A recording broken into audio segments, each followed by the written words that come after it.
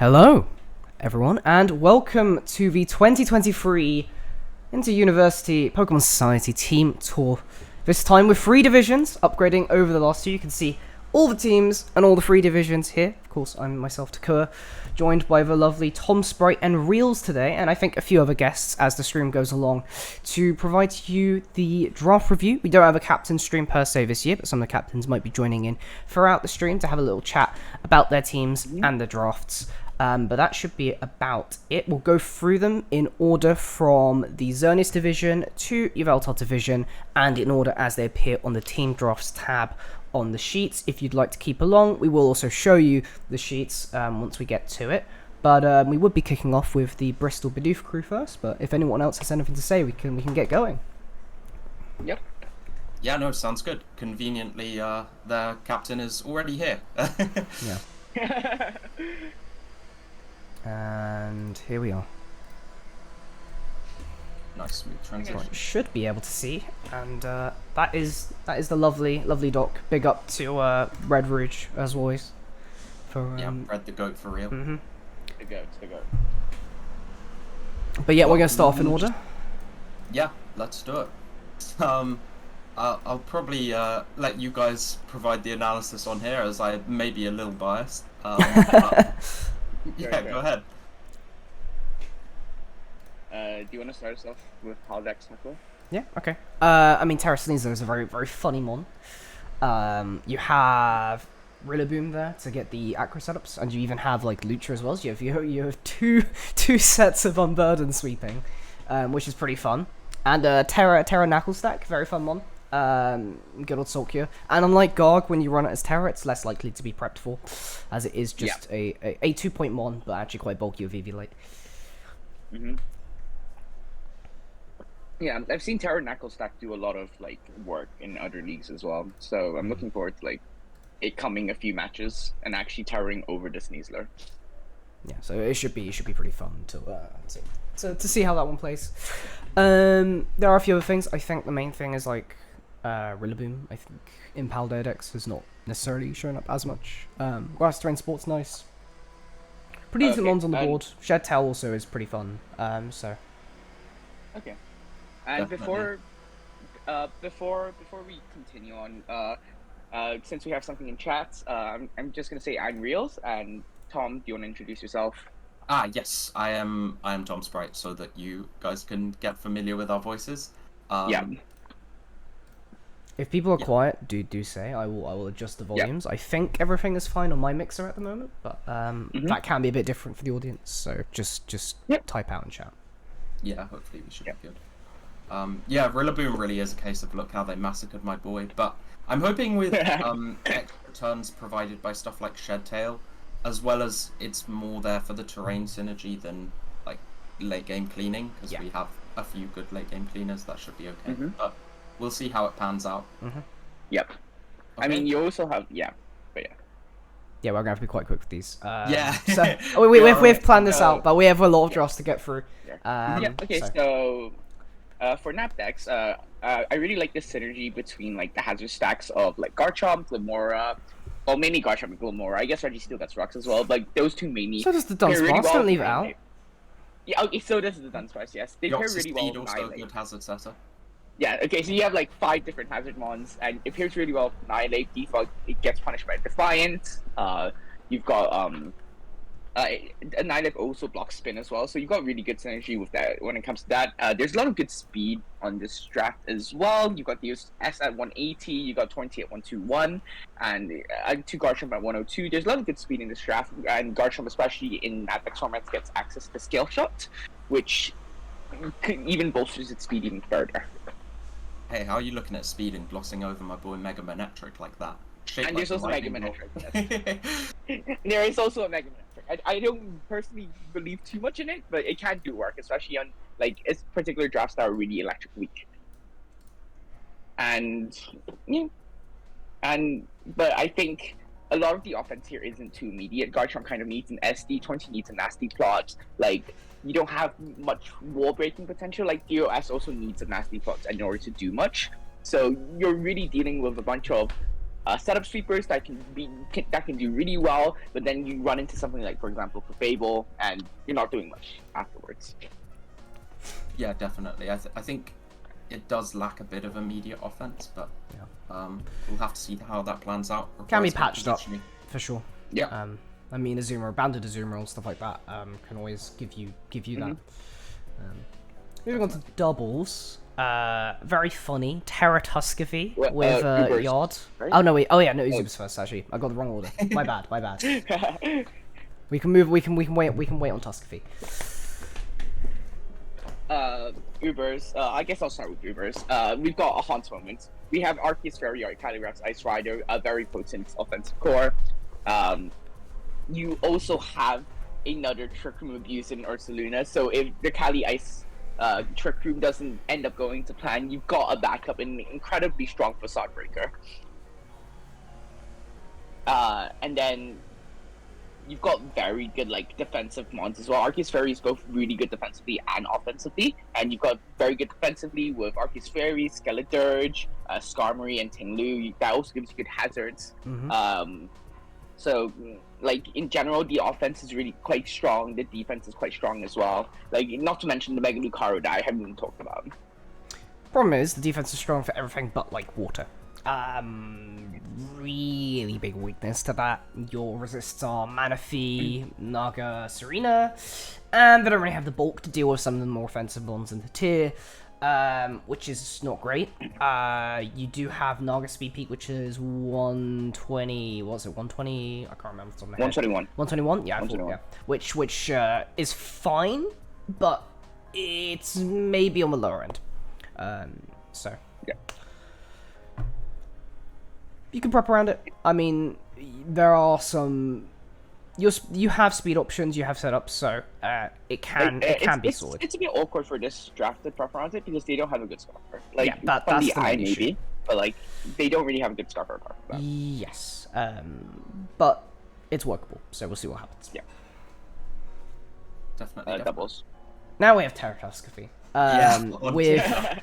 With Yard Walking Wake, which is very, very strong offensive top 3, that will punch through a lot of teams just on their own, and the bulk is actually decent between Walking Wake and Tusk. Even Zardwa isn't that frail, it's just got the quad rock weakness, but it's covered for relatively well. You have pretty good support, Rabombi, Hisui Coolfish Sableye, alone. I mean, even Hisui Electrode can do a few little things with its 150 speed, foul play, etc. But no, Sableye is actually a really big one for this team. Gives you Prankster, Screens, Fake Out, Quash, Speed Control. Yeah. And Prankster Sunny Day to sort of fix the issues if they try to prep into the weather. What I will say, team is a little bit over reliant on Sun to function, and your sort of damage output is coming from 4 mons. These 3 plus Venu, so it could be easy to prep. It's going to be relatively targeted to prep into. That's just put it that way. Definitely. I think Sableye's probably going to have to pull its weight with some, emergency Prankster Sunny Days and that kind of thing. But definitely, I think if I was prepping against it, just, those, 4 offensive threats alone, I'd be pretty scared by. Oh, it's scary. It's the case of, you know what's coming, but it will probably still be quite overwhelming to deal with. The issue is that it's very broadcast. So. Yeah. Absolutely. Moving on to my draft. Go ahead, guys. Rip it to shreds. Rip it to shreds? Okay, I mean, given that you were 10th pick, you just didn't get the chance to draft the top tiers, but I think despite that, it's quite decent. You've got a good amount of offensive pieces. I think Scraggy, Chincho. Scraggy's obviously the best DD threat in the game. Then you've got Chincho, Taillow, Trapinch, which are all, very potent and are able to cover for each other a lot of the time. So I think offensively your draft is quite set. You've got a good amount of speed. You've got Taillow, you've got Magby, you've got Chincho. You've got a good amount of speed. Chincho's an amazing Scarfer as well in LC. So you've got a good amount of speed to cover a lot of different things. But I'd say right now you are quite weak to hazards, especially given that Taillow is your main. You've got Bramlin to spin, but Bramlin can't come every matchup. That leaves Taillow as being your main defogger.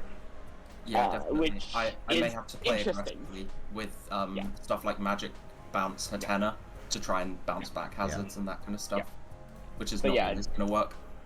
But like, I guess it's always the fact that you just want to set up rocks, and your rocker is Cupid, which is okay, I guess. And then I guess you always want to avoid rock setting up, but it's not too bad for your team, especially given you don't have sturdy mons, or you don't have like Trap Solo's inch, not gonna trap come in inch more helps. than, like, being able to trap trap inch. down particular mons here.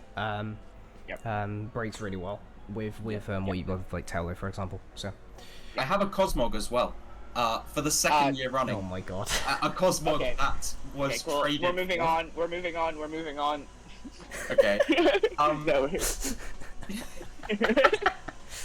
Base No Cosmo. Cosmo. We like Cosmo. Base Cosmo. Base Cosmo. Base Cosmo. You know, eventually Cosmo grows up into Solgaleo Lunala, so don't forget that. Yeah. That is very true. Yeah. Yeah, it's a legendary Pokemon. It must be broken, right? Yeah. It totally doesn't get teleport and splash only, but you know, we ignore that. Yeah, I'm excited to see how Bristol Bit of Crew do this year. We have, I believe, 3 of the same players as last year. We have Blazing Lava on Ubers, Pablo on doubles, and then me on Little Cup. And then we've also brought in Prof Chipboard in Natdex, who has been a sub in previous years, and I think has subbed in for 2 games. And won both of them, so 100% win record, you know. Yep, yeah, if you know, you know. Yeah, and then Ninja in Paldea decks, because, well, we've seen a lot of growth in Draft League in Bristol this year. We had our own Bristol Draft League, and so, yeah, hopefully we'll, we may surprise people, because it would be nice to, third time's the charm. Hopefully we'll, you know, make playoffs, and... There is a second team later, so... There is a second team indeed. Basically, Tom is saying he's going to get carried this year. That's all he's saying right now. Well, it couldn't possibly go worse than last year, so Truly. the only way is up. Be careful who you okay. call ugly. True. We'll wait and see. We will indeed. Alright, Cambridge. Okay. Yeah. Cambridge time. Cambridge Let 1, me- this is the Camerons. We will move Tom, on do you to the wanna start us Cordons off? later. Yeah. Do you want to start with politics, Tom? Yeah, sure, by all means. So, yeah, I think the Terra options here are really, really strong. Iron Moth, I think, is a fantastic Terra user, both defensively and offensively. And Ursaring as well as a low tier Terra Pokemon. It can, you know, it can Terra into a variety of types. You can go like Ghost, you can go Fairy. There are other options, but like bulk up sets with Eviolite now, thanks to its evolution Ursaluna, Yep. are really, really strong. Rest Talk is funny with and- guts. Yeah, definitely. Rest Talk is really funny with guts. And I think in general, this draft has like some nice momentum options.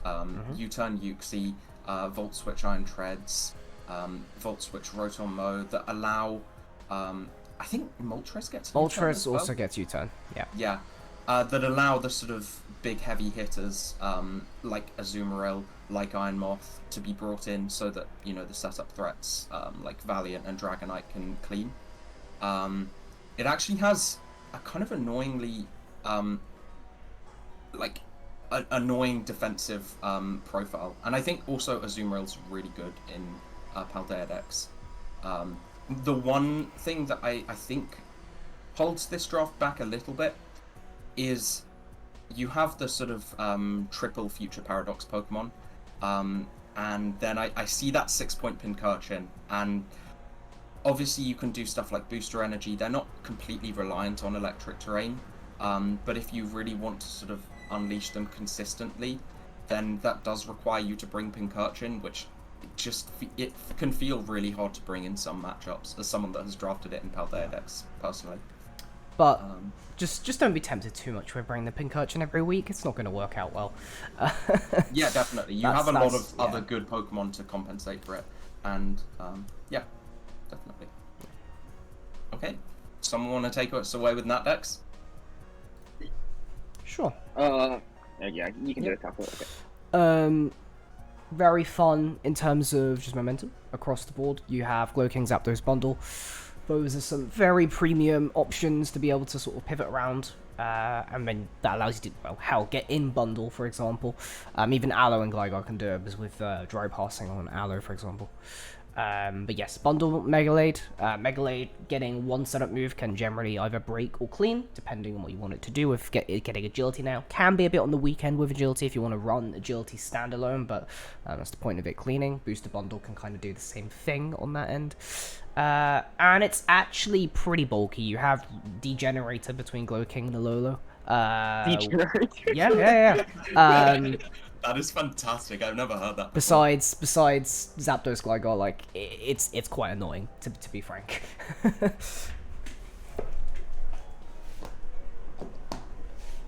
Okay. Yeah, definitely bulky. Yeah, I think the one thing would be, is that you may become reliant on King Gambit for checking offensive dragon types, because Rabombi is not really a fairy type defensively, and Carbink can feel really hard to bring in some matchups, which isn't necessarily a bad thing, because King Gambit's a fantastic Pokemon, and especially in Nat decks with access to knockoff, pursuit, you know, it's fully unleashed. But that is just something to keep in mind. You can probably sort of outbulk stuff like that with Galarian Slowking and Alomomola. I mean, to that end, you need to consider. Your hazards are also Gligar. King Gambit can run rocks, but it doesn't really want to a lot of the time. A little bit better in that decks, but again, like it's taking a move slot away from a mon that doesn't always want to use up that move slot. It's Gligar. I think Whiscash and Dunsparce both get it, as well as Carbink, but like you're going to these tiers, which is not exactly what you want to do. Yeah. Yeah. Definitely. But a solid draft overall that will probably be annoying to play around. And yeah, moving on to Ubers then, I guess. I'll take over Ubers then. Yeah. Give me a sec. Yes. So Ubers. So yeah, we've got the very mini size spam core of Mewtwo, Tapu Lele. Tapu Lele really helps. The psychic terrain itself really helps Mewtwo break things that it shouldn't Side Strike. And Tapu Lele itself is obviously actually still a very decent wall breaker, even in the Ubers format. Yeah. There's also like you also have stuff like Umbreon and Hisuian Zoroark, both which will still issue someone. Like Zoroark, especially when you disguise Zoroark as the Umbreon, you will bait in a fighting type that, you know, probably will land straight into the Umbreon and realize it did no damage, which is very funny. Yeah. You've got Arc Electric, and Arc Electric in this draft also works quite well because you have like Kyogre, which really nukes the ground types that threaten Arc Electric itself. There are multiple like Mega Ments also kind of switches into ground types, although it will fear the Stone Edge. But you've got quite a few good options in dealing with these ground types. I mean, well. you have Lando So- Buzzwole. You have Lando Buzzwole as well. Yeah. So Arc Electric actually has a lot of support here, which actually could turn it into a very potent offensive threat versus a lot of different teams, especially if your only way to deal with Arc Electric is to send in your ground type and pray. Yeah. The issue is the bulk. And yeah. So, you have some fairly bulky mons, but it's not really like enough across the board to handle everything in the tier. Some matchups it's gonna feel a little bit overwhelmed to deal with. Umbreon's really nice to have, but it's gonna get pressured. So keeping Umbreon healthy is gonna be a bit of an ordeal, I think, in a good portion of matchups. Okay, so should we move on to doubles then? Mm-hmm. Yeah, well, we've got Lilycole, plus a Trick Room mode with like Melmetal and Cresselia, Amoonguss for just general annoyance, Tapu Fini for terrain support, and also just because it's a really good Pokemon. Yeah. And yeah, so this has some super powerful modes, like with and without Trick Room. As a Trick Room draft, it also benefits from the fact that on average the bulk is going to be super high, and the bulky Pokemon like Melmetal, like Torkoal, like Hariyama, can put out some good damage as well. So in general, sort of the Trick Room mode is really powerful here. The issue is it's like your speed control options are super broadcast. Like, if you see Torkoal, Lilligant on lead, you know exactly what's happening. Cresselia is the only Trick Room setter on this team. Illumise is also very obvious as your Pranks the Tailwind user. And having your Soul TR setter as Cress in a team that really does actually kind of want Trick Room to be up is very awkward. Because Cresselia, whilst very good as a Mon, isn't strictly the best TR setter as just TR setting goes. It does a lot outside of that, which is why it's good. But it's not a Hatterene. It's not an Oranguru, for example. It's not got an ability or some sort of trait that helps it stop a lot of counterplay from TR. So prep is actually somewhat easy to deal with speed control, and if you can deal with the speed control, it's going to be a little bit easier to deal with the rest of the team. And to add on to that, Trick Room setter would be quite useful here, I think. To add on to that, you do want a Trick Room setter that is not weak to fake out, so you're not worried about having to run Covert Cloak on the Cresselia. Yeah, absolutely. But yeah, now we're transitioning into LC. I think Abra plus Corvania just forms such a potent, like, offensive core that's really, really hard to deal with. Because there are things that threaten Jobar, for example, your rock punching fighting types, which Abra just completely demolishes, even with its really bad biz dash. So, yeah, like, Abra Corvania itself just forms this solid defensive core that really can't be beat. And then you've got, like, really good hazard setters here, hazard control here as well. You've got, like, Jobar to spin, you've got Kotsumi to defog, you've got Rock and Rollers rock as well, Jobar gets rocked itself. There's very good, a lot of different good options here to actually control the hazards. Yeah, definitely. I think I'd like to see a fighting type here, preferably something with a little bit of bulk, because although Carvana and Cockney both resist the dark type moves that Abra is going to be baiting, neither of them particularly feel like they have the bulk to sort of stave them off for long. And so if the opponent positions their dark type well, or they have a good offensive dark, I could see this team getting a little overrun. But otherwise, I mean, Abra's just such a fantastic Pokemon in Little Cup. And it is pretty well supported here, barring the really solid dark type switching. But yeah, should we move on to Dadarum Dudunsparcers? What a name. Which is a fantastic team name. Fantastic name. Yeah, mega shout outs for this name. And if I'm not mistaken, I believe we have our first captain in the call. Hello. Hello. Welcome. Well, we had Tom earlier, but Yeah, That okay. is true. True. I'm wrong. But you know, Tom's also a mod, so. Yeah. I guess actually well that applies in this case as well. I'll give credit to Epic Darkrai for the name idea. That was pretty much perfect. Yeah, no, that is brilliant. But yeah, would you like to introduce yourself first? Yeah, so I'm Lucat, the captain of the Dudunsparcers. It's primarily the same team that was the Umbreons last year. We had enough people apply to be able to put in two teams, so we decided that we would branch off and make a new team and leave Dan with the logo that he was a big part in making in the for the other team. So we split into two teams that hopefully can both do really, really well. Fantastic.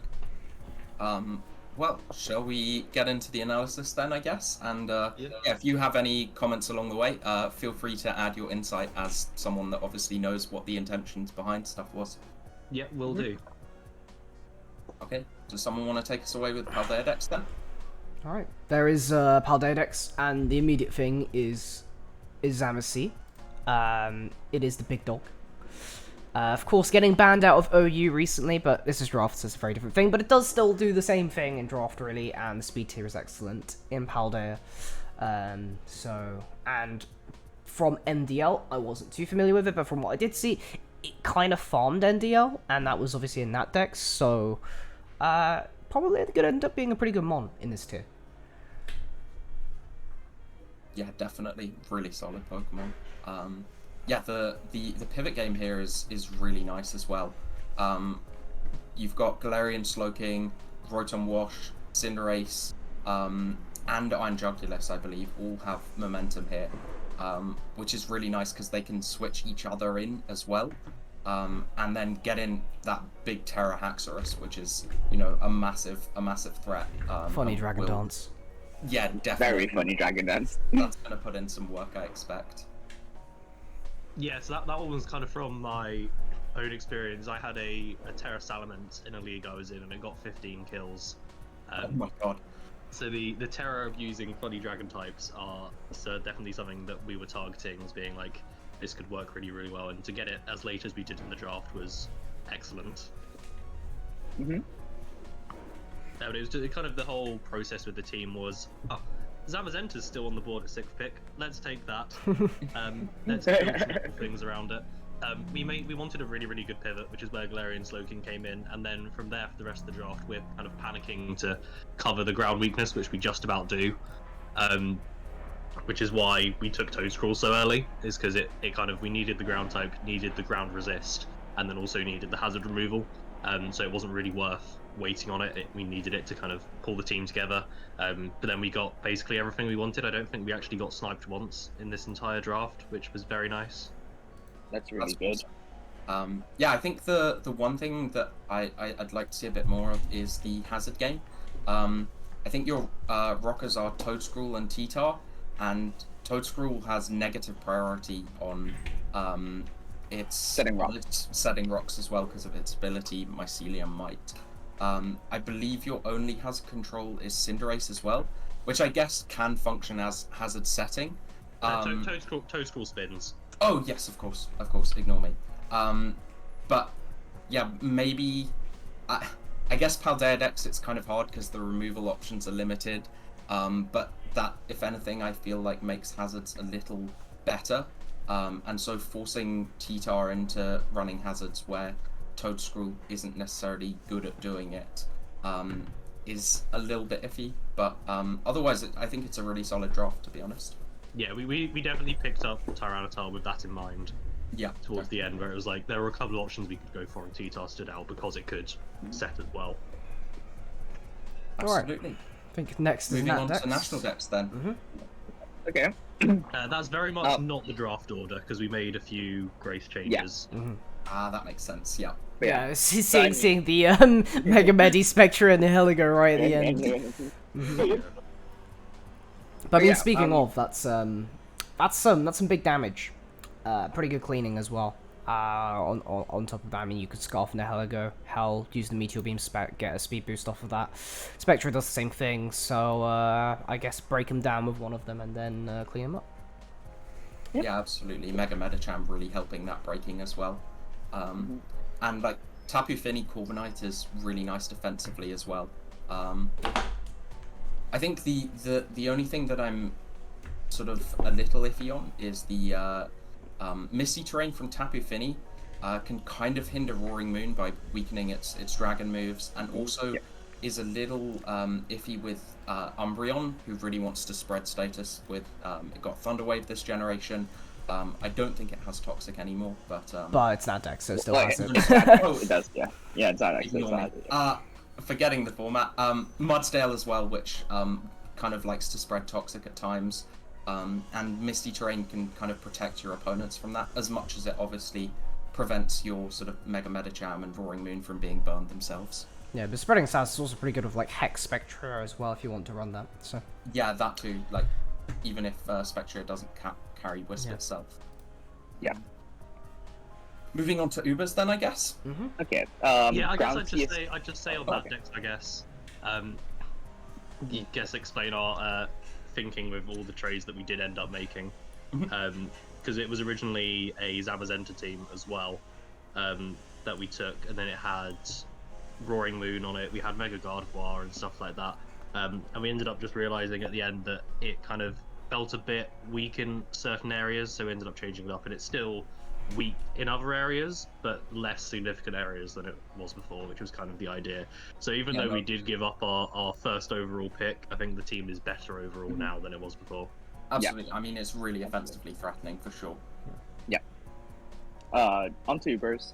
Ground CS and MMX is really painful for anyone to prep for.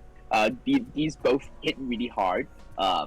Though I do think both kind of need setup. Arceus Ground needs Dragon Dance, and I think MMX does need a Nasty Plot usually to actually do the damage that it needs to do. But if you get the setup turn, it's gonna hit extremely hard.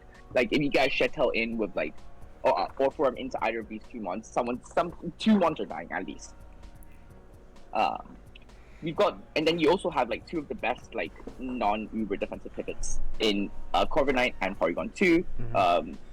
Obviously that kind of runs into like a fighting issue, but then like when it comes to these 2 mons, but then you do have other mons to kind of cover for it. Like you got Milotic, you've got Rillaboom, you got Milotic, which is quite defensively bulky, especially with Marvel Scale, and you've got Rillaboom to kind of pressure a lot of different other mons as well.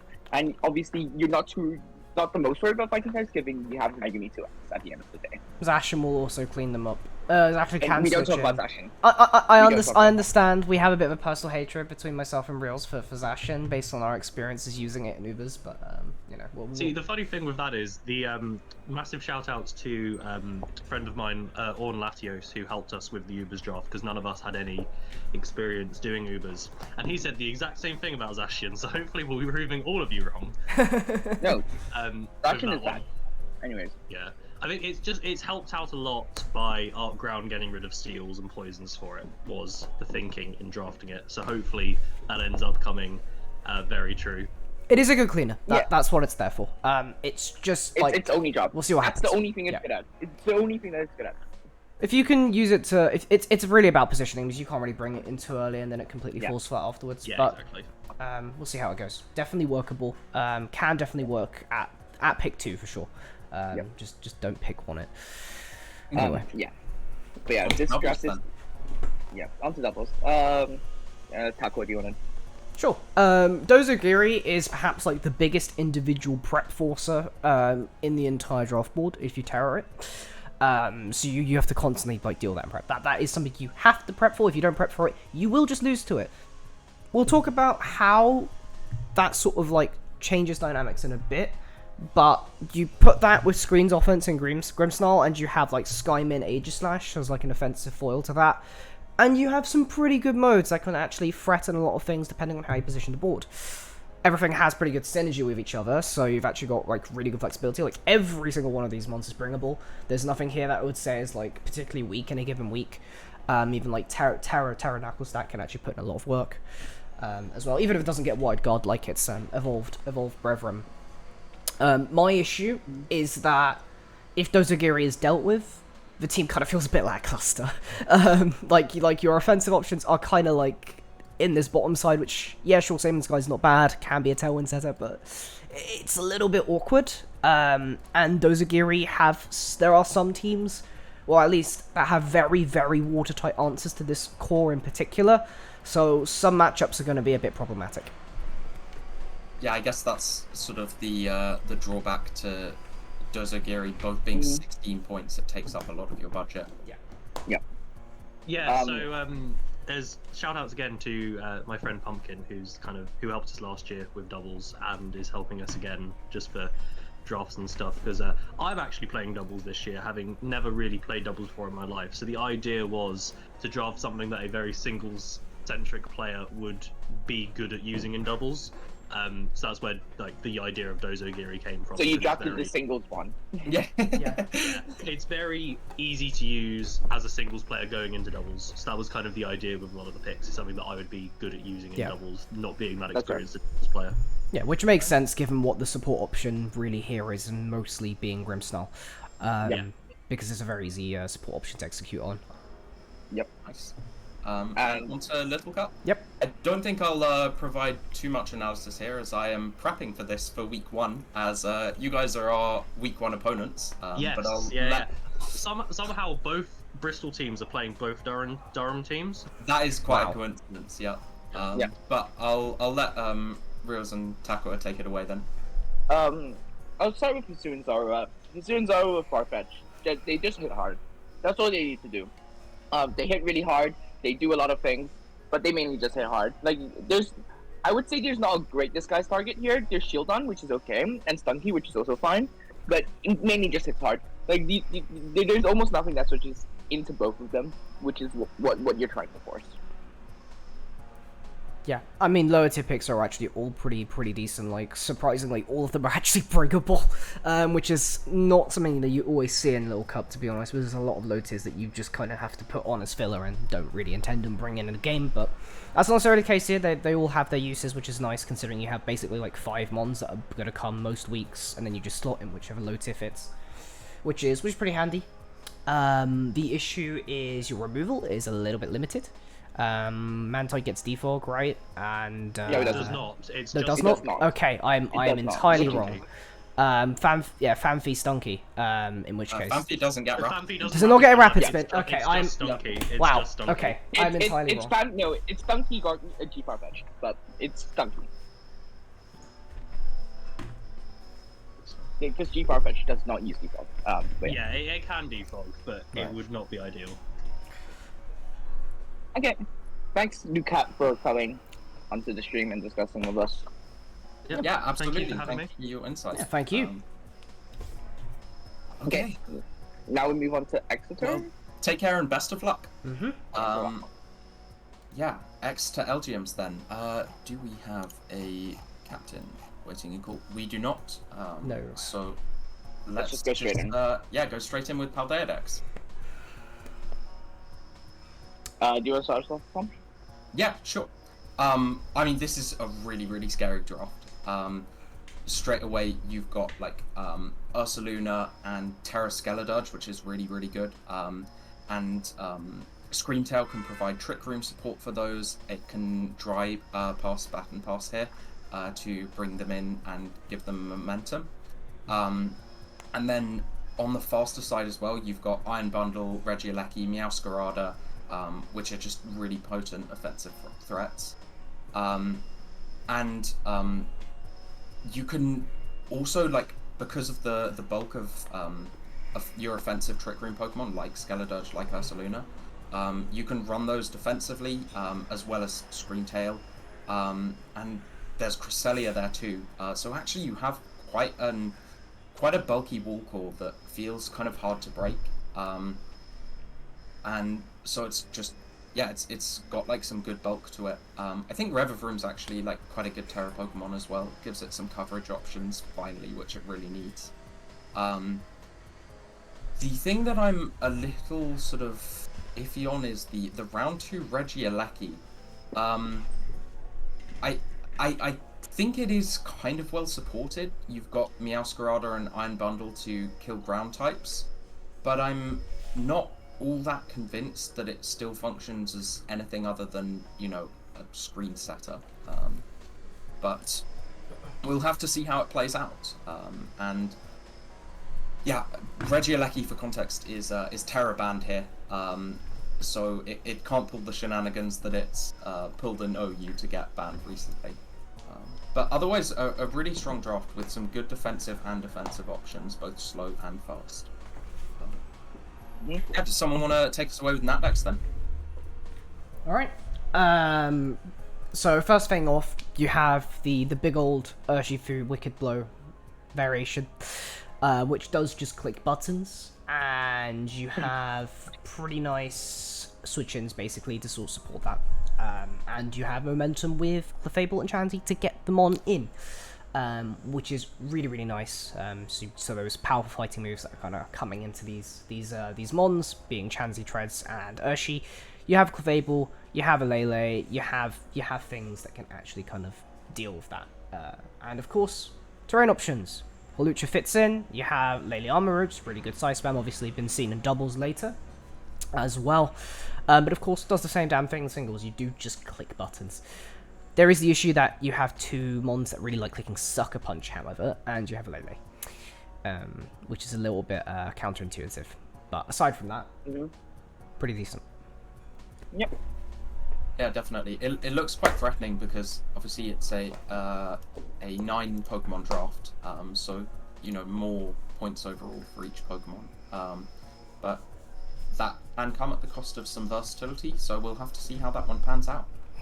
Okay, Ubers.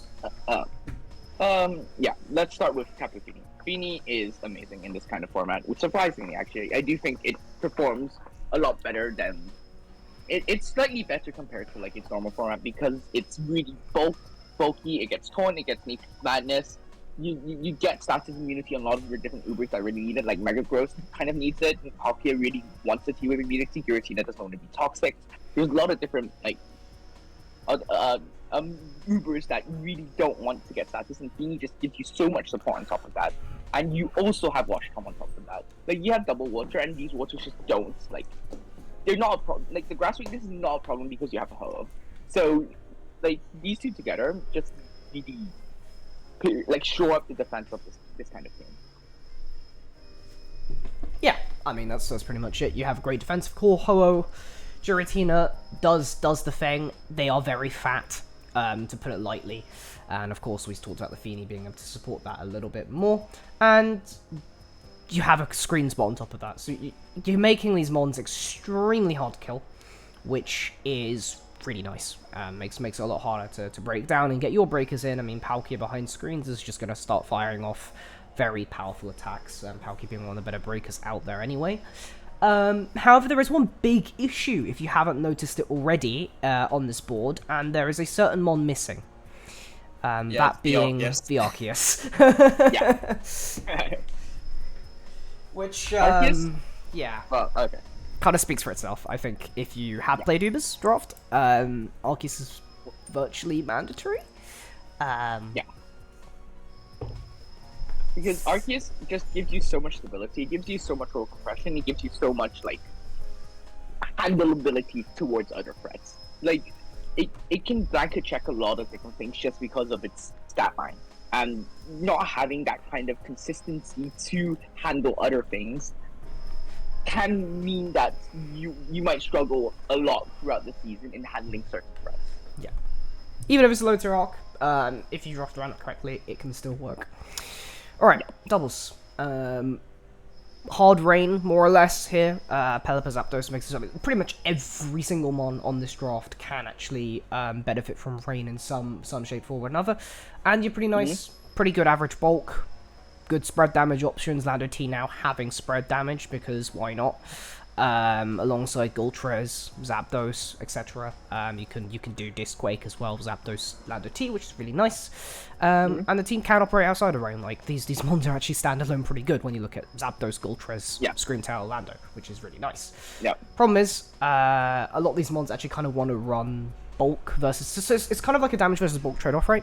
So a lot of these mons actually kind of want to run bulk, but your damage is also contingent on these mons. I mean, you look at Lando, you look at Megasis, you look at Zapdos, you look at Goltrez. Yeah, they're all damage threats, but at the same time, like they actually want to be able to run this, and having all of your mons kind of like this can make it a little bit awkward in team building, and also playing the game.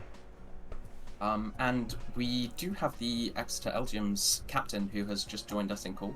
Hello, welcome to the call. Would you like to briefly introduce yourself? Hello, am I audible now? Yes, it edible?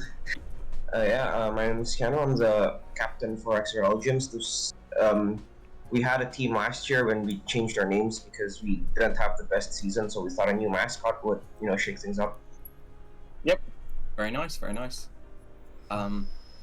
Yeah, I mean, if you want to add anything to what we've said, feel free to. Otherwise, I'll take it away with the Little Cup analysis. And this is sort of full dedication to Sun, which is a really powerful archetype in Little Cup.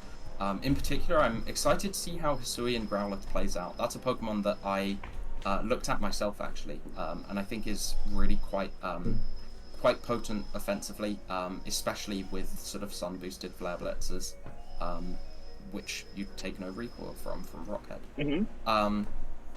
I really like Natu in this draft. I think it's actually kind of holding it together, because I don't think you have any hazard removal on this draft.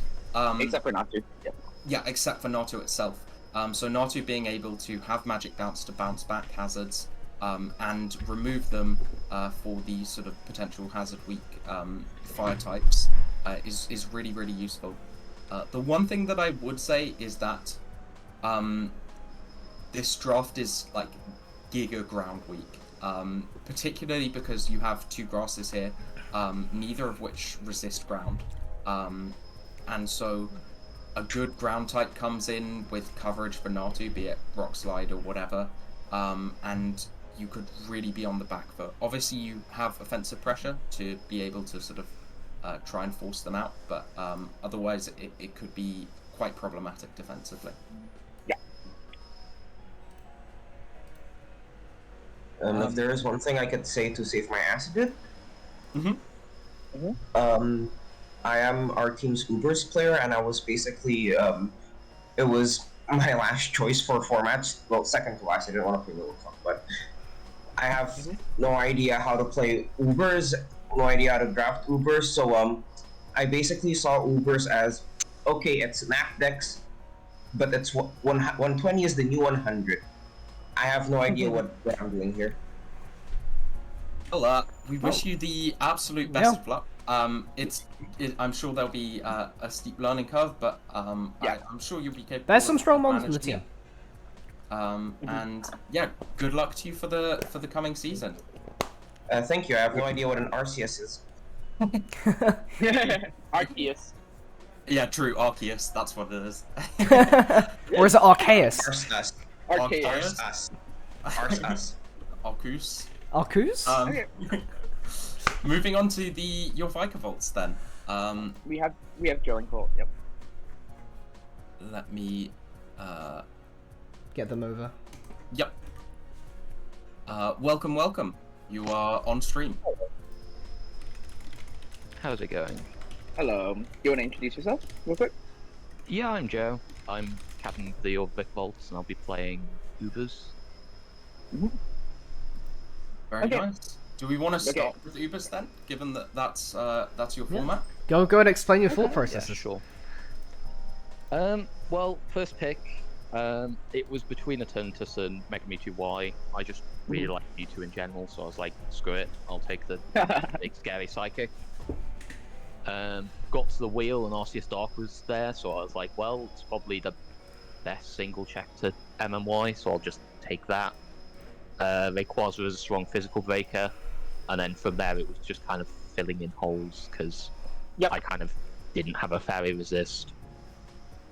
Not that Genesect really counts, but I mean, Glow King does. Fairy and Slowking. Definitely does.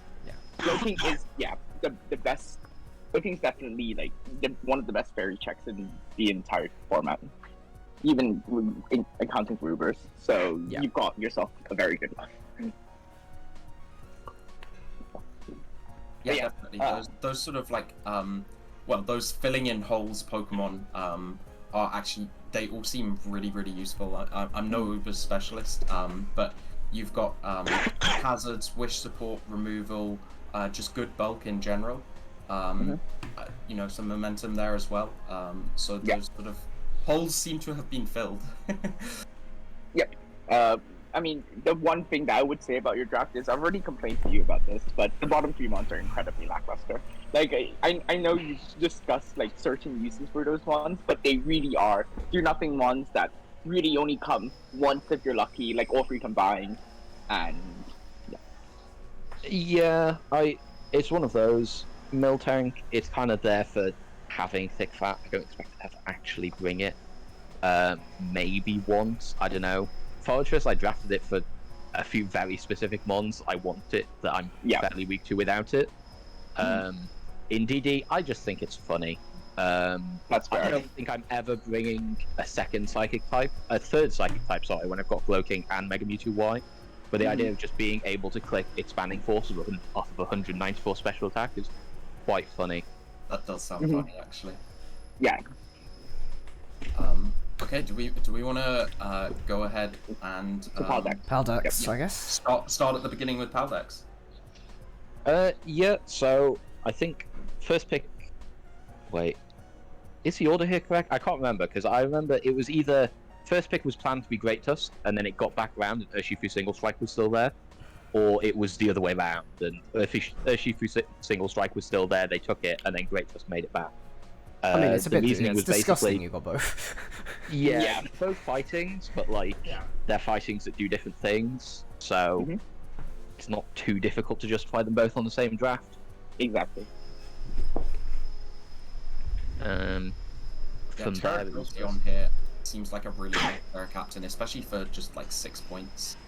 yeah, it's a thing of just like 130 speed, especially in the like regional dex formats. Mhm. That kind of speed's really nice, and just being able to have the coverage that Jolteon doesn't usually have to just nuke random stuff. Indeed. Yeah. Like, it's not quite Regieleki where it's like, KOing everything that's neutral with the T-Bolt, but like it's good enough. Yeah, absolutely. And then, of course, the Regenerator Core, which is always a bit of a to prep for if you struggle to break through those types of things with a Moongus Slowbro. Yeah, Slowbro is a fair bit worse, but like it's still a Slowbro. It It's is. still taking every physical hit you need it to. Yeah, absolutely. And you can do stuff like Carmine and stuff as well. Yeah. It is still a Slowbro. It functioned before teleport. I'm sure it can function now that it doesn't have teleport. Yeah, I mean it's still a regen core part, defensive mod. It's fine. Does its job. Yep. On to Nat decks, I guess. Yeah. Coco Moth, that's the first thing. Coco Moth, Iron Leaves, Iron Jugulus, Iron Hands. Yeah. So wait, so Joe, are you replicating your Snowball draft? No, fortunately I have better advice than trying to suggest drafting Iron Thorns in that decks with no terror. What it was, our NetDex player is my housemate, and I was having a conversation with him about like his priorities because he was, I think, 3rd pick, and he was talking about like not wanting to use stuff he's used before, so like the Dragapult and I think my Blade.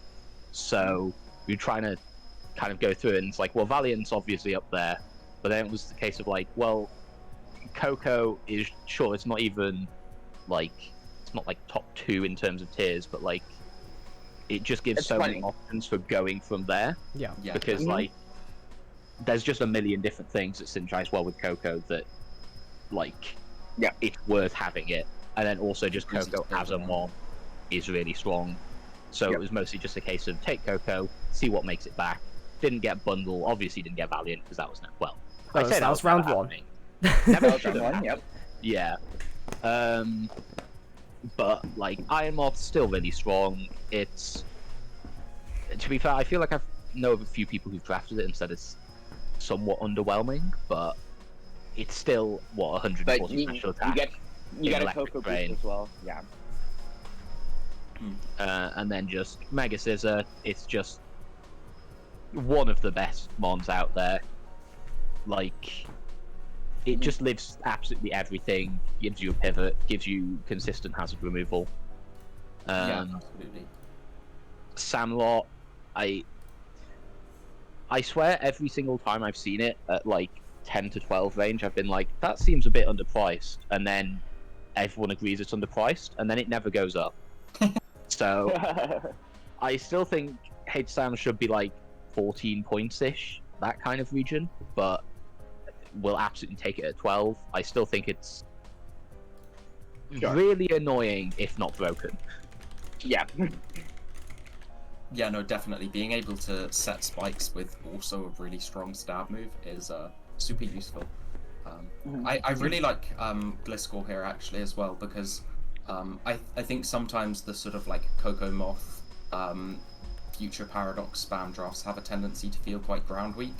And so Gliscor patching that up, Iron Leaves obviously resisting, Iron Jugulus again being ground immune, kind of means that you've managed to avoid the worst of the sort of ground weak trope of Future Paradox spam. 3 ground weaknesses instead of ending up with like 5, 3 of them being 4 times weaknesses. Yep. Yeah. But onto doubles. Yep. You have 2 really big high power offense options in Terra Palace and Landawai. And those are just really frustrating mons to deal with, especially Landowine now being supported with Rain, with its 100% accurate Sandsteer Storm, because that's cool. Along with a Life Orb and Sheer Force, it really nukes as far as spread move goes. Yeah. You have Tailwind on Killer Watch, or you have Redirection. It's there. You've got the support to be able to benefit that. And the Rain Core ramps things higher. Pretty much everything has some sort of benefit from them, and doesn't really depend on an either. Like the team can actually function semi decently without the rain, so it's not a team that's actually contingent on having it up, which is really good. Overquill's even got the fun aspect of having both Intimidate and Swift Swim, so if you need it to Swift Swim, you can do that with it. Problem I have is you have, if you look at your damage, it's virtually contingent on those top 2 mons. So if they get shut down or slowed down somehow, it's going to get a little bit more difficult to play the game. Yeah, for sure. I'd add to that, History and Gudra actually does decent damage, but you do have to get an Iron Defense up in order to start body pressing things. So you've got... It's one of those mons that will sit around, it can do damage, but it also has the issue of, like, having, you know, sort of speed and not... Yeah, that pretty much. Yeah. All my friends have that syndrome, so... Yep. Absolutely. Okay, and onto Little Cup, lastly. This is actually, like, it's got some good bulk for a Little Cup draft. And, I mean, obviously Rufflet, super powerful offensive threat. It can, you know, do Scarf, it can break with Hustle, but also it's a really good setup threat as well. Mudbray, really good Pokemon. Roly-Coly has fantastic roll compression for 5 points. And Webs is the big thing here. Webs is, I think, the best part and the worst part of this draft. It's a bit of a double-edged sword in that Webs supports this draft fantastically. But that also means I think that it could struggle a bit if Webs can't stay up. Given that it doesn't really have any... Well, in fact, I don't think it has any Pokemon over 17 speed, which is the sort of... For context, in Little Cup, 17 speed is the base 100 of Little Cup, or for Ubers, the base 120 of, you know, Little Cup. So you really kind of want to have at least something over base 17 speed. But as I say, Webs can somewhat compensate for that. So and Dewpider is a pretty good setter. So Dewpider is a fantastic setter. Absolutely. Great. Well, thank you for joining us on call, Joe, and providing a bit of insight. Good luck to your team for the season. Look forward to seeing how you guys do. Hey. Thank you. Good luck with the rest of the stream. Thank you. Cheers. Thank you. Okay. So let's start with we have Lopunny School of Economics as captain here. Yes, you want to say hello? This is a brilliant name and logo. So I mean, if you weren't here for the captain stream last year, I will not say the actual name on stream, but there was another team name that we were considering. If you know, you know. And this year we decided to bring the Lopunny theming in over the EVs. So yeah, you know, gotta actually like release our inner selves as LSC. That's what it came down to. But yeah, I mean, talking about disgusting, right? We start off with your Polydex draft. The Terra captains are absolutely disgusting. You've got Guard, which is basically, you know, the ultimate like wall with Terra. Nothing like if you Terra correctly, there's nothing stopping it. And then you've got Poltegeist. Again, defensively Terra, extremely potent. Offensively Terra Blast, Scout Smash, kill things. Poltegeist feels insanely underpriced here for being allowed to Terra, to be honest. Definitely really, really good. It was so last minute as well. We did that in Grace. Awful when Poltegeist was in Grace, when we realized we didn't need the trapping. I was like, hold on, we could get a cheap win just by shed tailing into Poltegeist. Yeah, that's hilarious. And amazing hazards here. You've got Clodsire, Garganackle, Samurott, which are all just like really, really good setters. You've got like a good defogger, actually 2 good defoggers in both Noiva and Ancizor, I think, can run defog. Yeah, there's a magic bounce as well. Yeah, magic bounce too, and you have Annihilate to deny or like to profit off opponents defogging, which is really nice in conjunction with like Hisui and Samurott.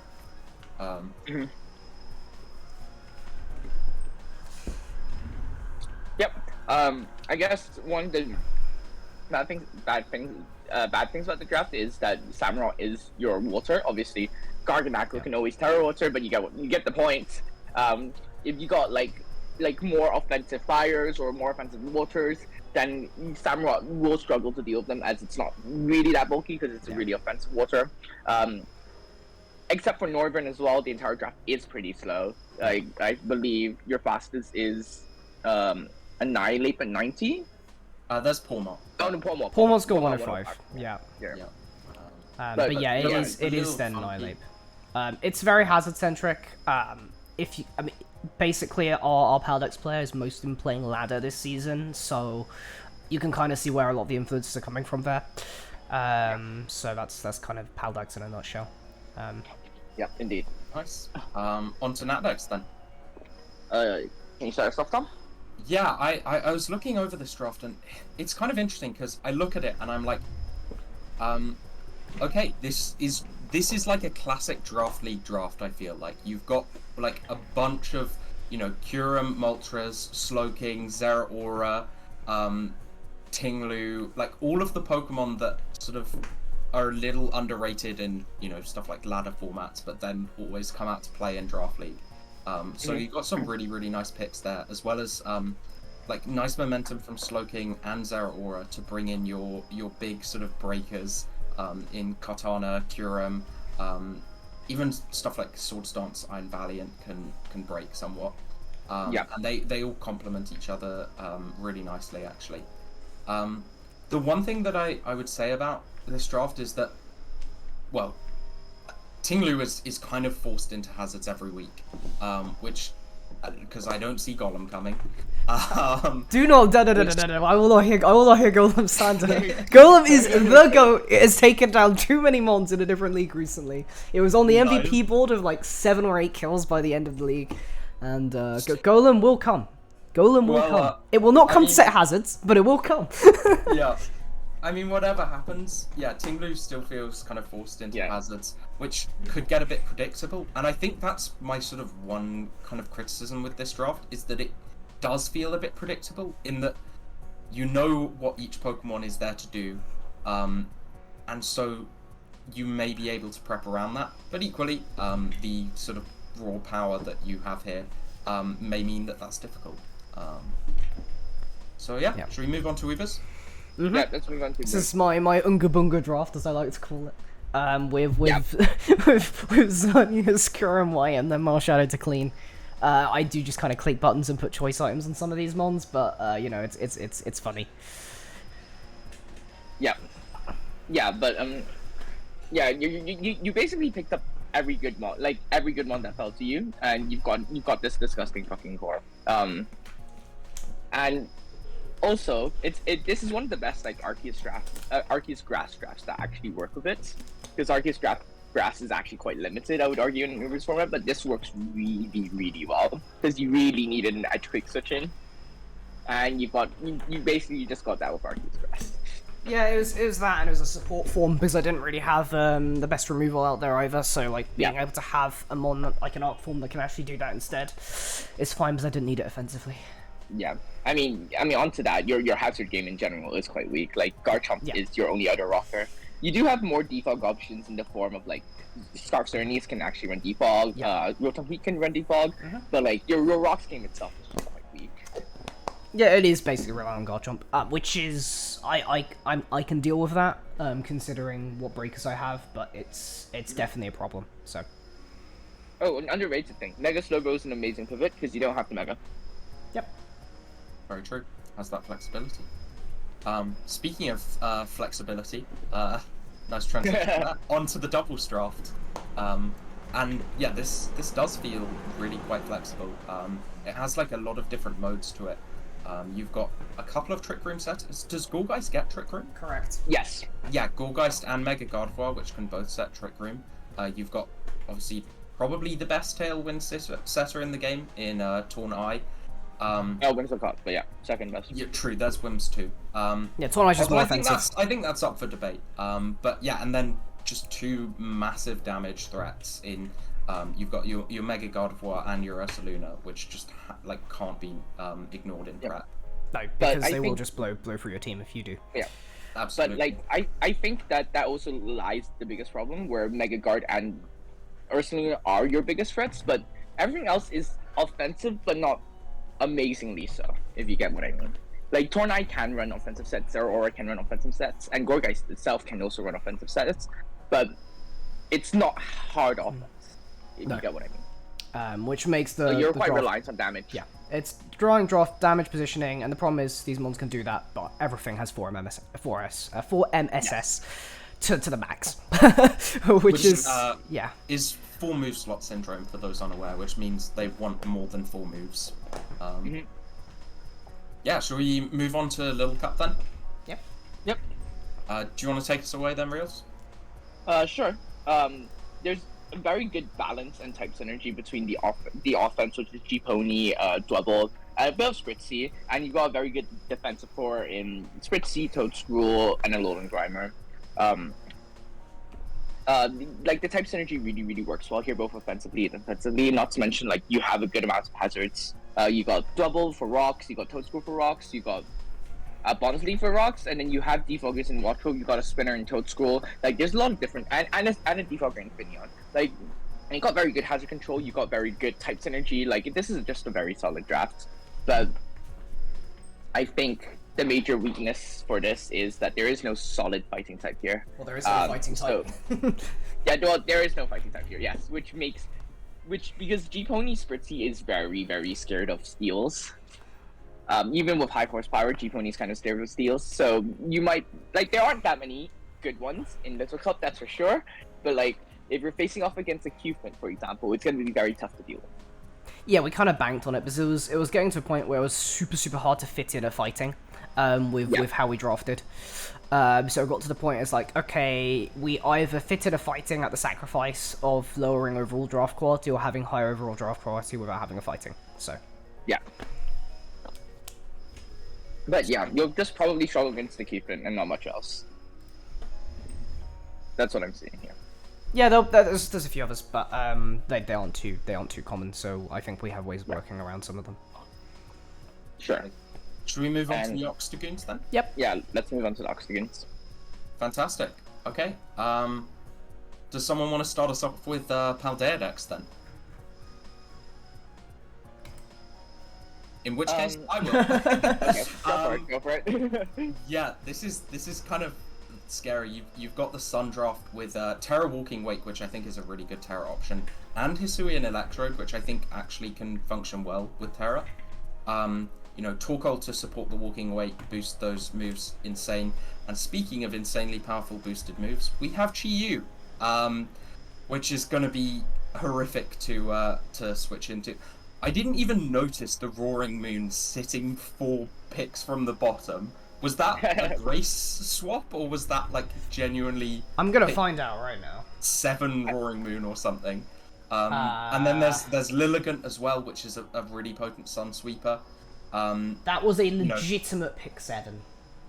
That's hilarious. But this is just gonna be like, this is gonna give so many headaches during prep for sure. And Gastrodon is really nice here too to support the weaknesses in the draft. It's, you know, a secondary water and has hazards this gen finally too, which is fantastic. So it can take on that role. So yeah, it's definitely going to be big for this team. The one thing is, if Sun goes down or you get people running Rain Dance, I think this draft kind of falls apart a bit. Yeah. Don't get me wrong, you know, Pokemon like Chi-Yu, Walking Wake, Corv, Roaring Moon are good Pokemon in their own right. But they'll probably be speccing into Sun and wanting to spec into Sun. And so if Sun goes down, things could get a bit more difficult. But yeah, on to national decks. Very balanced draft. You got a lot of things across the board that you can kind of work around with. Good amount on bulk that really helps with like Bulu's grassy terrain, like being able to provide extra recovery to Heatran, to Pex, to Tusk. Heatran and Tusk especially being 2 mons that don't have access to some sort of reliable recovery, which is really nice. And of course you're denying that Earthquake weakness off of Heatran or Form. Well, actually no, Form has Earth Eater, so I take that back. Heatran, Toxapex even. Which is really nice. On that front, Hazard Game's really good. Tusk for spinning, one of the best spinners in the game. You have You have rocks on that, rocks on Heatran, Orphalum gets spikes, T-Spike from Pex. Even Aleki has a really fast spinner if you need it, so very, very strong off the back of that. Comfey can even default. Pretty much Eagle has the game completely covered on this draft, which is really, really nice. Problem is the immediate power. I think if you want to elaborate on that. Sure. The immediate power here is quite lacking. A lot of the times you will need. I guess there is stuff like Choice Band Sneasler is probably your strongest breaker here, but otherwise, like Choice Band Heatran is okay, but quite slow. So you're running into problems like Great Test kind of needs to set up, like Latias kind of needs to set up, like because Specs Latias isn't really that good. Mega Gyarados kind of needs a DD to do anything. Like you're running into a lot of scenarios where you need to immediately power through something and you're unable to do so because either your breakers are too slow or they're not strong. Still, I think a very balanced draft that's gonna be quite tough to prep for. Yeah. Because breaking it is probably gonna be fairly hard, and so you may get worn down by hazards in the meantime. But onto Ubers then. Yep. Zekrom. Zekrom is good. You got Tapu Koko on top of that. Zekrom with Bolt Strike with Tapu Koko's electric terrain is basically unblockable for a non-ground type. And especially given the fact that you don't just have to quick Volt Strike, you can just Volt Switch out of there into like Iron Bundle or Shifu. Like you just got so many options. Arceus Steel itself is also really, really good because I think it kind of holds the draft together because I think it really needs the defensive presence of Arceus Steel, not to mention the utility that Arceus Steel gives here. So, especially comboing with Lugia, you cover a lot of Lugia's weaknesses, and obviously Lugia covers a lot of your weaknesses. So you've just got a very strong duo here that just kind of it's really annoying to deal with. I think is the best way to put it. Yeah, I mean the speeds are also another thing on this draft. Actually, quite fast for Ubers. We're with Coco Bundle, Mega Man, all on their own, so that's something to consider. Moving on, we have Doubles, which is a Side Spam and Trick Room team. Does also have a Tailwind mode with Talonflame, but it has 3 modes really. Based on just straight up hard offense Side Spam with Megazam and DD. You have Trick Room, Stack Attacker, being one of your Terra options in Marowak. Being an extremely strong mon on the Trick Room with the Fit Club, and doubling its attack stat, which is really cool. Support options are really solid across the board. You have stuff off of T-Flame, not just being able to provide Tailwind, but also Will-O-Wisp and Quick Guard. Gravio, General Pranks, the Shenanigans, and even Jigglypuff can provide some support to some extent. Yeah, no, there are things it can do for that matter, but yeah, the general support options are really, really nice. My issue is it's extremely, extremely broadcast what this team is going to do. You see 2 mons in, it's really obvious what's going to happen on the enemy turn. So if you have good prep and you read the leads right, could actually be really easy to counterplay on the opponent's part. Yeah. Okay, and on to Little Cup then, where we see a really sort of fast offensive core. You've got Ponyta and Wingull, which are super, super threatening. Definitely really strong ones in their own right that help each other with each other's weaknesses. The low tiers are actually quite good here. Bronzor, Blitzel, and even Nidoran has some usage. Honestly, just sort of Blitzel for being a fairly fast Volt Switcher is enough utility in itself. The only thing that I would say is it's with your sort of top 2 Pokemon being quite hazard weak and heavy duty boots not really existing in Little Cup, you're quite reliant on Sandshrew to remove hazards. But if you can sort of play offensively with your strong picks to try and deny hazards getting set up, then that might not prove a problem. Yeah, but we can move on to the St. Andrews Annihilates, and we have their captain Flora, who will be joining us in call. Hello Flora. Welcome to the voice call. Hello. Hello. Hello. Do you want to introduce yourself real quick? I think you've already done Yeah. it for me, but yeah. So, Anyway, yeah, I'm the captain of one of those gremlin teams that hasn't figured out whether 2 equals 2. Hello, nice to meet you all. What the perfect introduction. Yeah. Yeah. Do you want to talk about your drafting process a bit, and we'll go over. The So the process for drafting was largely our draft prep largely revolved around the fact that we finish our exams stupidly early compared to everybody else. Most of the people on our teams were done by like the end of the first week in May. My lord. Yeah, because well, the reasons why are not really on the topic of this stream, but regardless, we just barely managed to slot in 5 weeks to do practice speed drafts for every format so that people could get to grips with as much as they wanted. And then yeah, we basically just turned that into the 2 teams' plans on a Sunday night for those who were available. And a lot of what we drafted was kind of, at least a few teams kind of spun off of that a fair bit with our plans. Some things we were surprised with how much we got away with. Other things, I'll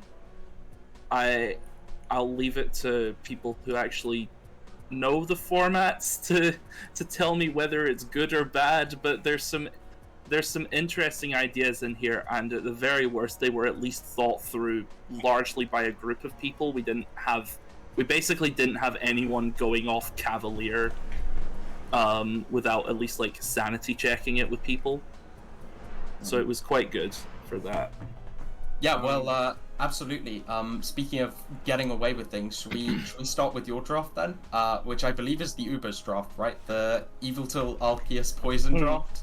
Yeah, so that happened in pick 7, and what I did with the top 10 in Ubers, the 29 to 30 points, because I asked a couple of people how to draft this format, and they basically said, yeah, 29 to 30 is the Kingmakers. If you're not drafting one of them, you're throwing, and if you're not drafting an Arceus, you're throwing. So from that, I basically went through the top 10 and said, okay, I'm going to order these 1 to 7, cut the bottom 3, and whichever is the highest of my 7 that's left by the time it gets to me, I'll take that, accept my lot, go and grab one of the 28-point arcs if I can get away with it, round 2. Yveltal was my second choice after Eternatus. I was flabbergasted it hadn't gone by pick 4. And then by that point, I was like, okay, Arc Poison is the obvious pick here. I'm not expecting to get it. I was kind of expecting maybe Arc Water to make it back round, but somehow I got Arc Poison. I don't know how it happened, and then I just sort of forgot to draft good Pokemon at some point, but yeah, it's definitely a top-heavy draft, which you've got 3 Pokemon for 5 points there, but I said I wasn't going to do it, and then I did it anyway. Unfortunately, Ubers does kind of lean towards that, so it's just kind of by nature of the format.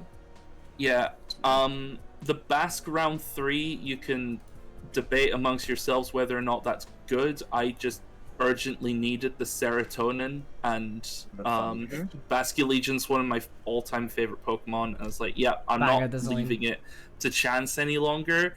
And if I'm gonna have top heavy with 3 weird fucking goobers who don't function, then they might as well die gloriously in the name of last respect, Petrol. So there is always that.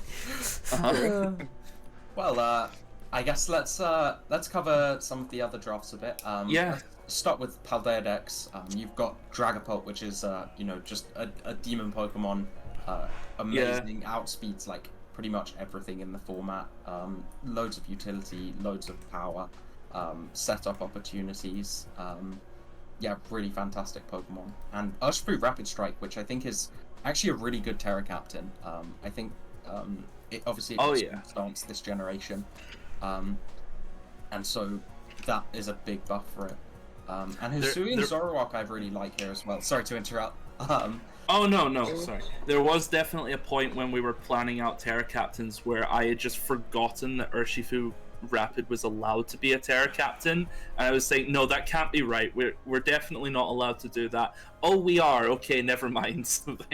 But Yeah. I think Yeah. the only well, I think the one weakness is as much as I hate to say it, what do an opponent have for a well played Beartic? A lot, always, even with Terra. I think it's just not that much of a Pokemon, but when it's 3 points, I guess it's your Terra Captain slot, but I guess it remains to be seen how it will do. I mean, it's the guy who makes the 16-point Terra Captain work. I don't know what else to tell you. Absolutely. People keep telling us 2 = 2, and we needed something to make that happen. I don't know how much Sam wants to use Beartic, but it's very much manifesting the destiny of Urshifu R here more than it is its own Pokemon. Yeah. Big up Urshifu. It's going to carry the offensive side of things for sure. Yeah, definitely. Really, really potent here. Speaking of potent, Palafin, what a good Pokemon. Niffalap. Onto the What a Natdex good Pokemon. draft. Yeah, so the Natdex draft is my brother's draft, and when he was getting more into competitive Pokemon again fairly recently, just kind of doing Pokesock stuff with us, and he's something of a Volturn addict, which you might be able to sense in the subtle messaging behind about half of the picks here. 1, 2, 3, 4, 5, 6, 7, 7. Yep, I count 7. Yeah. Volturners. I adore momentum drafts myself as well, so Yeah, I fully respect that. Yeah, it's a momentum draft featuring sanity checks where we said, okay, now we need to remember to force progress rather than just move. But I think we've created something pretty terrifying as a result. I think the hazard game here really helps that as well. You have Oh, really good definitely. hazards. You know, Rocks Lando, T-Spikes and Spikes Meowscarada, T-Spike Gengar, Rocks and Spikes Gastro, Fortress, obviously the hazard monster A1. So that'll help with that. I think the one thing that I'd like to see is maybe a secondary flying resist outside of Rotom Heat, because I think in cases where like Lando T can't check a good flying type, like I don't know, something like Galarian Zapdos kind of just spreads through this with a Brave Bird, and Rotom not having, I don't think it has Pain Split, does it? This is Natdex, so we don't really care. Ignore me. But even then, it doesn't have that reliable recovery, so I think it could be liable to get overwhelmed. Yeah. But otherwise, a really scary draft that I really like the style of personally. It looks like something I would definitely draft. Doubles then, where you've got the mascot pick with Annihilate. Yeah, that was somebody had to do it, and Lana was happy to oblige. We went for I think the fairly standard mouse ape, if we could get away with it, was always a big idea in people's minds, and then just kind of draft other Pokemon that can either support Annihilate or abuse Mousehold's Mousehold's love and care. So the little happy family. I sure hope nothing happens to any of the smaller mice. Oh, follow me. There's no such thing as population problem. No, it's the support options are really good. To support Mouse Ape, very Mouse Ape centric draft, I will say, which is I think the key issue with it. But the draft does work around the Mouse Ape core pretty well, so it's just gonna be how that ends up getting piloted. I think also if you tunnel vision on Mouse Ape, then you know there are other threats like Thunderous T, Frostmoth, Terra, which could potentially, you know, sort of overwhelm you. Even like an offensive Glamora. Yeah, no. I guess one of the things that amused all of us when this draft was getting planned out was, in keeping with our inability to count to the number 2, this draft wasn't actually legal until the last pick, because we had no other way of getting Terra captains on the board. In fact, no, we could have gone per Aromatisse, actually. I guess we weren't going to... We shouldn't have, but we weren't quite going to jail for gamer crimes. Still. That would have been very fun. I'm not sure what I would have said if we saw that as the 2 Terra captains, but... Yeah, it's just kind of, we ran out of good ideas. No, but Terra Frostmoth and Annihilape are generally 2 very good Terra captains, so... Frostmoth being the world's most almost good Pokemon with a fatal allergy to steals is gonna be an interesting Terra by default, and the monkey is the monkey. Yeah. Speaking of monkeys and crimes, you guys stole the draft that I was hoping to draft with Gricky Woobat. So yeah, not salty at all.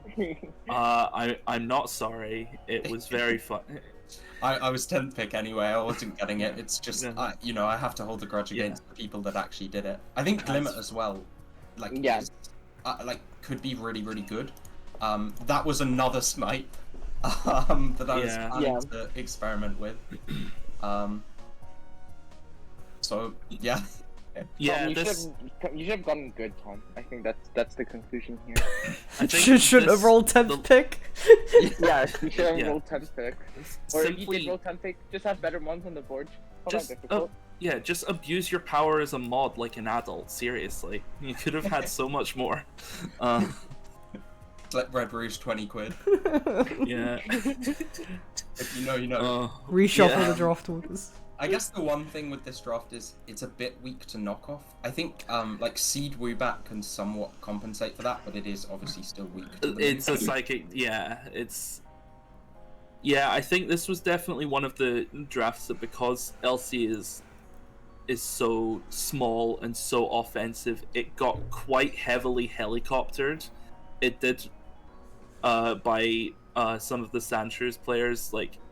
It was definitely something that needed a bit more of a collaborative input, because the most experienced Little Cup players are on the other side of our team setup, and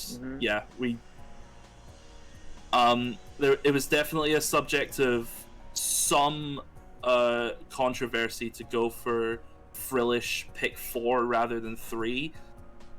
We ended up putting our feet down and saying Crabrawler's the serotonin pick. We're getting it now because the good fighting types aren't gonna stick around until late round 4, no matter what happens to the Frillish. But somehow Frillish did make it back, so never punished. Never punished. Yeah, no, Crabrawler's a really good Pokemon. But yeah, thank you very much, Flora, for coming on stream and for providing some insight into your team. Yeah, thanks. Sorry I'm a bit too long-winded with all of this. No, it's all good. No, Best of luck with the season. Yeah, and have fun with the rest of the stream. Right. Thank you. And moving on to the amazing team, which is very amusing. Logo's so good. I love it. Let's go. This is a hilarious team name. I like this a lot. Yeah. I remember helping them think of it, or they just came up with it. It's just like, okay, well, that works out really well. Yeah. It's Unga Bunga. Like, the Claude side is just Unga Bunga. I love Claude. Do we want to start with Paldeadex then? I mean, talking about Unga Bunga Claude, we got sniped round 3 on Claude. It was really sad. But yeah, no worries. That was on our end. yeah. No, we got Tinglu. It's fine. Tinglu's no, we have Unga Bunga. Like, this is literally an Unga Bunga draft. Like, we've got good screens in Klefki, we've got good hazard pressure in Tinglu, Klefki, Azelf.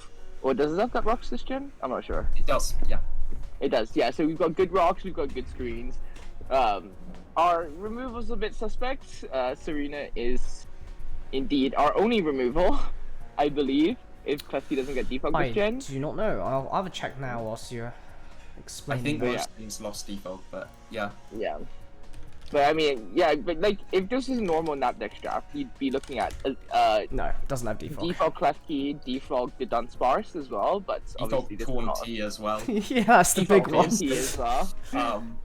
Still, I like Terra Taunty because I think in Paldex, Taunty pivots away from, ironically, a pivot Pokemon with utility moves, and more To towards a strong offensive board breaker. Exactly. It's like set up with plot, and you hit things with strong moves, and sometimes you run wide lens because you're a pussy and you want to just hit. No, you run fuck it, we hurricane. That's all you run. I mean, Bleak Windstorm if you want the extra 10 accuracy for minus 10 power. So. Yeah, You run usually Air I do Slash. Yes. I would never run Air Slash on my Taunty. I miss it anyways. That's what you do. Yeah, on to Natdex then. Where this is... Right, Dragapult Mega Diancie is something I've drafted myself, but I'm almost more concerned about the fact that Mega Diancie made it to round 3. Like, am I missing something here? You know. I don't know what to say. But yeah, this is your classic Unga Bunga. Let's pivot. Oh shit, there's a Lando Eye. Okay, we can't pivot. Oh shit, there's a Lando Eye. Okay, something's dying. That's basically what this draft is. Yeah, Like, absolutely. Breaker with Dragapult has always been a very strong combo. You've already seen like Dragapult Mega Medi. Lando Eye is definitely a good example of a breaker. I'm seeing some information from chat that Mega Diancie didn't even get taken in Eviltal Natdex, which Interesting. IUPS hates Mega Diancie, I guess. It's a Mega conspiracy Diancie is theory. better than Mega Gallade. Mega Diancie is better than Mega Gallade. I don't care. I mean, we've got some really good hazards here. I think Overquill has spikes. Blissey has rocks. Overquill gets spikes. Yep. Incarnate has rocks. Gets rocks. Mega Diancie has rocks It has itself rocks. and Magic Bounce, and then Lando Yep. Eye also has rocks. Yeah. Rocks. Um, Yep. Your defoggers are limited to basically Rotom Wash because Lando Eye is never running the move, but you do have like bouncing on Mega Diancie. It's like you've got good options. Yeah, It's like running defog on Rotom Wash is not a bad thing by any means. Yeah, I think also T-Spike from Overquill is really nice for facilitating like Hex Dragapult for the increased power. But I think also this is quite top heavy. You know, with the 1 and 2 point Paldean Wooper and Wobbuffet, which you know is sort of accommodating the really high cost, high tier, or sort of like early round picks. And there's a bit of a water weakness here because Pulp doesn't really like switching. Rotom is kind of liable to get pressured. This is the big one, but And Lando Eye and Diancie are both baiting water moves, so that is maybe something to look at and address. See if you can get like a secondary water resist in there to support Rotom Wash. But onto Ubers then, I guess. Yep. Etern Groudon Arc Water. Like you've got the Groudon Flutter Mega Blaziken Suncore. Incredibly potent, incredibly aggressive. Nothing really wants to take. Nothing Specs. switches into it well. Let's just put it that way. Yeah, nothing wants to takes a Specs booster Flutter Main. Nothing wants to take Mega Blaziken Flare Blitzes at +2. And then on top of that, you have Etern Orcus Water. Yeah, I mean, I think you can add Ferrothorn to that as well, and that's a really Ferrothorn, nice sort of like defensive backbone. Yeah.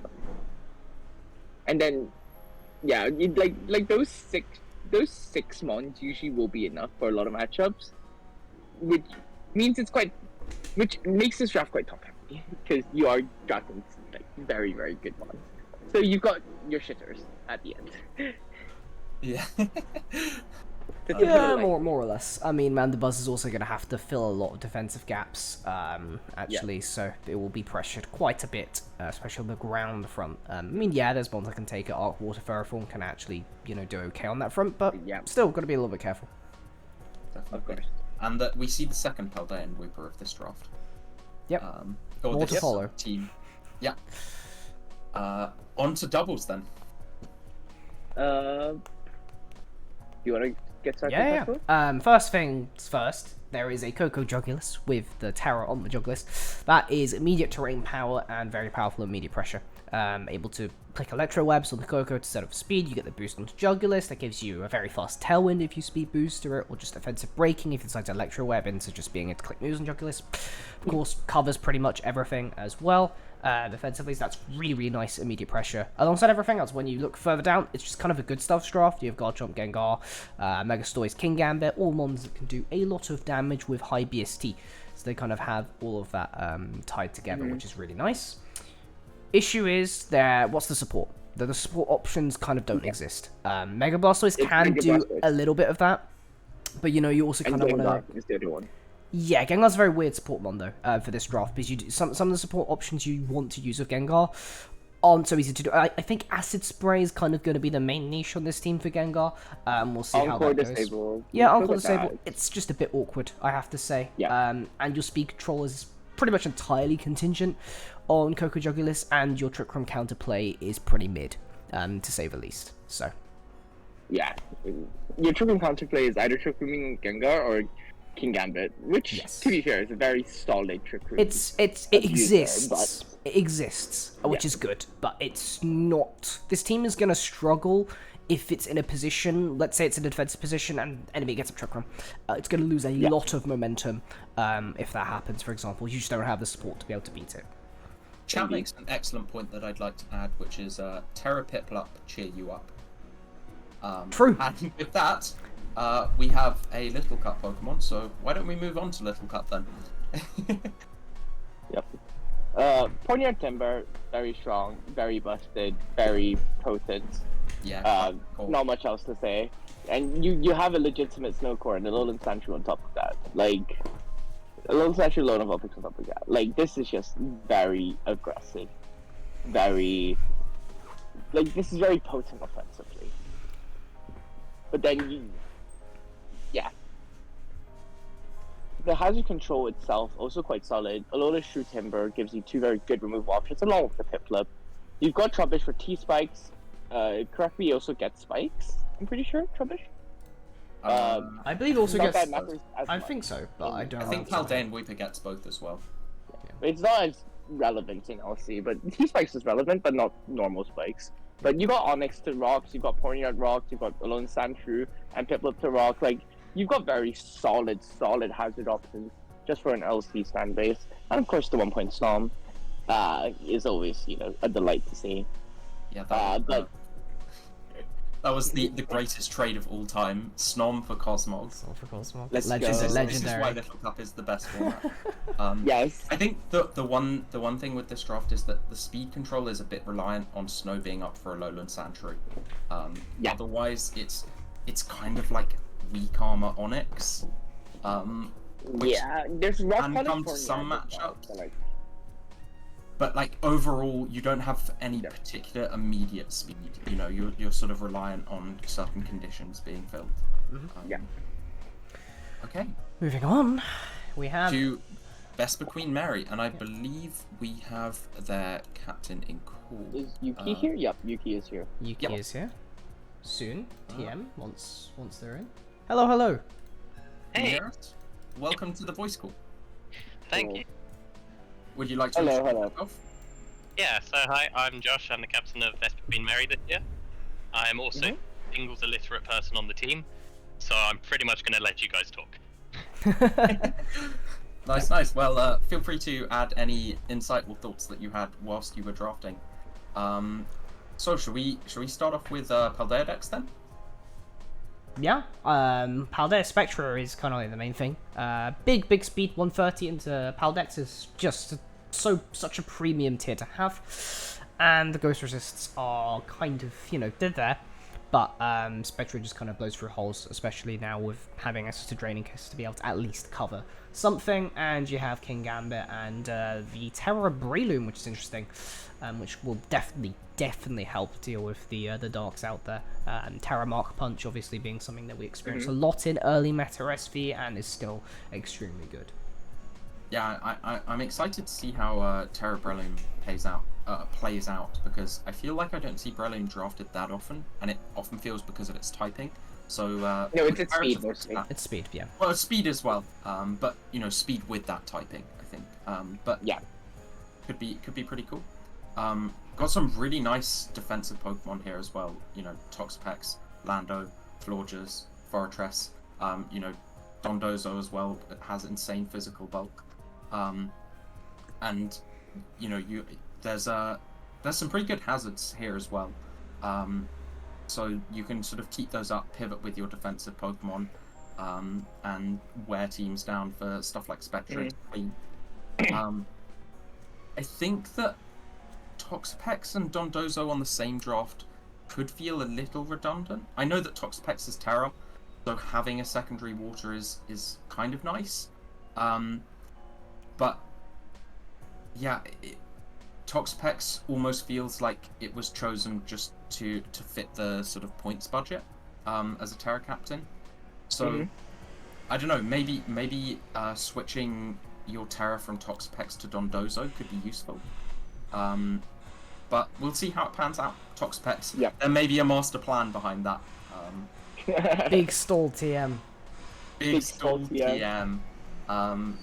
Anyway, on to Natdex. Toxapex can one-shot a King Gambit with fighting Terra Boss. It's fine. Ah, yes, the King Gambit that is on their team. Yes! But yeah, National Dex, and we have another Sun draft in National Dex this time, with the familiar friends of Chiyu, Walking Wake, Hisui, and Lilligant. Yeah, definitely sort of potent offensive threats. And Chiyu, I think, is that's gonna nuke things. Really scary. Just simple as that. Like, if you can position it on the board when you have the sun up, there are no switch-ins. They just aren't. Absolutely. Indeed. Speaking of switch-ins, though, this team actually does have a nice defensive backbone as well, which is kind of, I think, a bit more uncommon for sort of Sun drafts generally. They generally spec more towards offense. But I think this is nice here. You've got sort of Screamtail, Clodsire, Golden Go for some nice bulk and good typing. And then there's Rillaboom with Grassy Terrain, which sort of patches up the slight ground weakness here. So, yeah, it works quite nicely, actually. Yeah. And obviously the Grassy Terrain's going to be boosting the power of Hisui and Lilligant's moves as well. Yeah. But on that note, this draft is quite slow. Like, Hisui and Lilligant is... No, Walking Wake is your fastest Pokemon. No, it's not. 109, I think. It's Tornai and Screamtail are both 111. No, 111, yep. But you're really concentrated around that 100. You've got Tornai at 111, Walking Wake at 109, Hisui and Lilligant at 105. Then you got... Oh, was it Hisui and Lilligant at 110? I forgot. I believe it's 105. But then you got everything that's concentrated in that 100 to 110 range, which is number one, very awkward for your lower speed tiers, because anything lower like Tapu Lily is just gonna run max HP, max attack, and not give a shit. Yeah. And then you've got like, then you've got like the faster mons, like for example, your Torntees, your Cenderaces even will just be able to outspeed your entire team outside of Sun. Yeah, so Sun pretty contingent on that to be able to provide the speeds, so definitely workable, but you know, if you don't have that up, or if Torkoal gets somehow neutered, I'm gonna have some issues. But moving on, we have Ubers, which was the infamous pick one Magina team. But outside of that, there is pretty great synergy between Lunala and Glim. So Lunala being one of those amazing Hex spammers, and then Glim being able to provide the toxic debris for spikes. You just click Hex a lot with that. So, especially given the fact that the ground poisons that can actually take Glim's T-Spikes get nuked by Lunala's psychic moves, except for Glow King, obviously, but apart from that. Arc Poison doesn't want to switch into a Lunala psychic move. There's a lot of mods that just don't want to deal with that. There is still one other thing, I guess, which is Magina Mega Blast. Pretty fun there to be able to just set up and potentially snowball wins, which is really nice with screen support. It means R2 actually being a fairly somewhat decent budget mod in Ubers, being able to provide magic bounce screens and teleport, even if it is extremely frail in this tier. But yet again, this is the second draft we've seen without an Arceus, and yeah, that's kind of the big issue. Yeah, Arceus just offers so much stability, so many options. Not having Arceus is actively shooting yourself in the foot. Especially with the speeds. Their speeds, yeah, you got Zamazenta Torntea to outrun it, but Torntea's number one isn't great in Ubers. Zama's better, but it's also not amazing. Then, like, if you run into, like, an Arc Fairy or something, there's really going to be some Arc forms you're going to struggle with, without having an Arceus to be able to match. Yeah. Go to doubles, where Yuki, you obviously drafted it. Do you want to provide some insights on how your thought process went? Yeah, Absolutely, your so- time is now. I sort of wanted to draft very similarly to how I did in LDL. So Mega Kangaskhan, grassy terrain, big fuck off fire. Mm-hmm. Yeah. So last season I ended up with Bulu, Volcanion, Khan, and Tail Room options. You can see a lot of that in here. Early Firewater Grass with the Moth, Rilla, and Azu. Mm-hmm. And then Bronzong became a really natural pick for us to sort of patch up a couple ground weaknesses that we were going to have in Moth and Bellybolt. Mm-hmm. And Drifloon just synergizes so well with Rillaboom. Yeah. Indeed. Mr. Mime has been criminally underpriced again, so we definitely wanted to exploit that. Uh-huh. This thing for 4 just does way too much. Can I that's- ask that's what true. it does? So Fake up on it. Mime is my 3rd fake out on the team, which is Right, okay. a really privileged position to have. It's a redirector with Follow Me and pretty decent bulk. It It has does have filter, doesn't it? It does have Yes. filter. It Yeah. also has some speed control options in Icy Wind and Trick Room, and then it also has Wide Guard and a couple other support options. Mm-hmm. Interesting. It's a, yeah. I mean, it's just funny nowadays to put it in 4 more than Like, anything. every To be draft honest, is I wanted to see it really low. used because it hadn't really been drafted beforehand very much, surprisingly. So seeing it drafted is a good sight, alongside with that 1 point Sunflora, which I also, when I was hearing this, I actually almost put Sunflora in 2, but I was sat there like, you know what, it's not amazing enough as it is to the point where I just want to see someone use it. I'm really happy you put it in 1. We went over a few ones, but yeah, Sunflora just easily the best for this team. Yeah, I think actually Bellybolt's quite an interesting Terra Captain as well. Yeah, that you was can actually planned. Give it some coverage. That was planned really, really early on into the draft. Hmm. What Terra Captains we wanted, because we knew we wanted Iron Moth. Because that 4x ground weakness needs to be covered somehow. Yeah, for Mhm. sure. And giving that the Terra just makes a lot of sense. So we're looking Yep. around 4-5 for our other Terra Captain, and Bellybolt just seems to do quite a lot of things. It's Yeah. got both physical and special sets. You can do some really interesting Terra stuff. Electromorphosis is one of the dumbest abilities It's in the funny. gen. Yeah. It's Yeah. such a cool ability, yeah. It's such a cool ability. Yeah.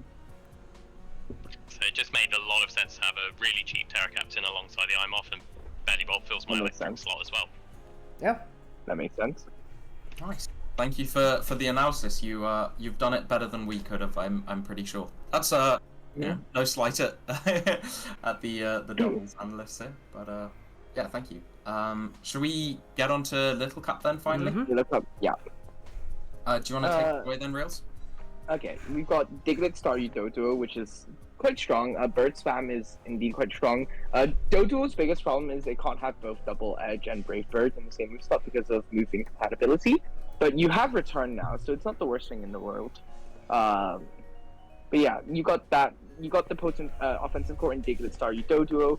You've got Staryu itself can also be very defensive alongside the Fungus and the Larvesta, which actually form quite a good, solid defensive core as well if you ever need the Staryu to be defensive.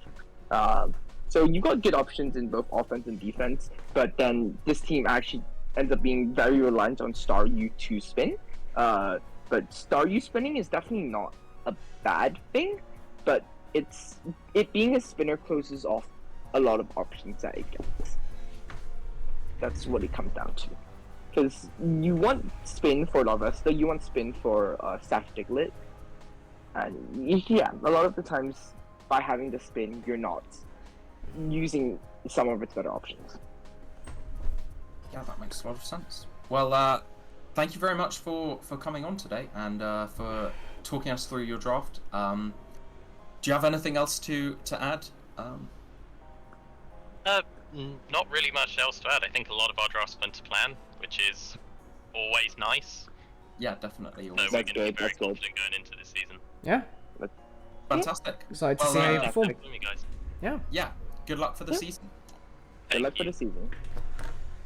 And I believe that That concludes concludes Zarnia. Xerneas. Yeah, that is it for this doc, and which means now moving on. To Evil To Tal. Evil which starts off with the Cambridge Hawthorns, the second Cambridge team. We went through the camera-ups earlier in Xerneas. Now we have this one, which, when we had the Pick 7 Roaring Moon in the Xerneas division, obviously not non-Cambridge's draft, we have the Pick 1 Roaring Moon in this division. In this division, yeah. Absolutely. And we've seen an Iron Moth picked without a Pincurchin or Coco, which is nice to see. I don't think Terra Captains, have they been assigned yet? Let's have a look. They should have been assigned. They Might should. be a doc updating issue. Evil Turtle, Pearl Data Dex. It seems like I don't see them actually. Oh no, there they I think are. it's No, Thunderous there they are. Tea and Chestnut. Yeah. So Which that's I think are these two. solid Terra Captains. Thunderous Therian, in particular, is really nice. Just allowing it to, because it has odd coverage where you just want like a slight bit more coverage. So Terra for that is nice. I think Chestnut's quite interesting too. Now that it has sort of Trailblaze belly drum sets, being able to like Terra Steel or something and get off a belly drum could be quite interesting. As well as the, I don't know if Iron Defense Body Press was new to it this generation, but I think it can do that still. Chestnut definitely can. That's one of the better sets for it to run. Of course, Spike's support is like a very big thing for why you want to draft Chestnut in the first place. That's kind of like the main sort of calling for them on, which is really nice to have because you have another Spiker and Fortress as well. So pretty good hazards actually, for that matter, alongside Goldengo, with the webs if you want to run that as well. Hatterene, like, it's gonna be really hard to remove hazards against this team between Hatterene and Goldengo. Yeah. Yeah, definitely. Yeah, no, that'll be quite interesting. I think actually defensively it looks pretty solid as well. I think potentially if Thunderous is going to be terroring, then Goldengo becomes the like sole flying check, and so you do become a little weak to, again, those sort of powerful flying types. Goldengo is having to do so much on this team. It's having to support there to work defensively with recover. It kind of wants to take offensive roles. It wants to be spin blocking. Like, it wants to do so much that it's going to be working overtime, and I think that's going to be a big issue. Yeah, definitely. I think it could be tough, but equally, hey, I believe in Goldengo. Goldengo's Great mom. fantastic. Yeah. All right, Nat Dex Yeah, Nat Dex it is. is there's a very scary top 2 in terms of single strike. Single strike maybe gotten a little bit worse this gen in terms of like what it matches up into, but it does also get tools to help it in terms of Swords Dance and Trailblaze, making it still an extremely scary mon to deal with sometimes. But yeah, you got the speed to cover with Pulp. And with Dragapult and Slowking and even stuff like Treads and Mandibuzz to be able to bring it in, you can bring it in on mons that it matches up well against. So you can try and kind of negate that issue a bit, which is always useful. Yeah, you've got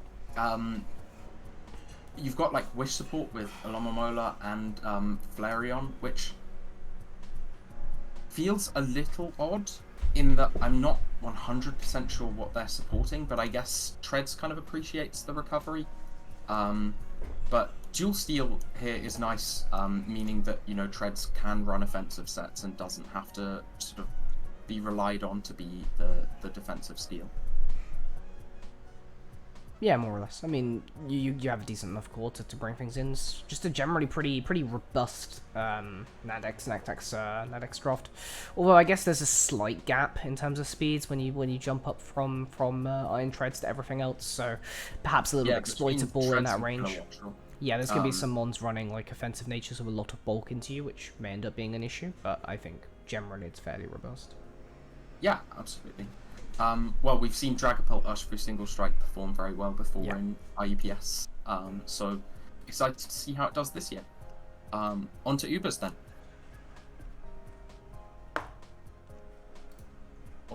Is our resident specialist at Ubers Reels here? Oh, he's away just for a second. Oh, hello.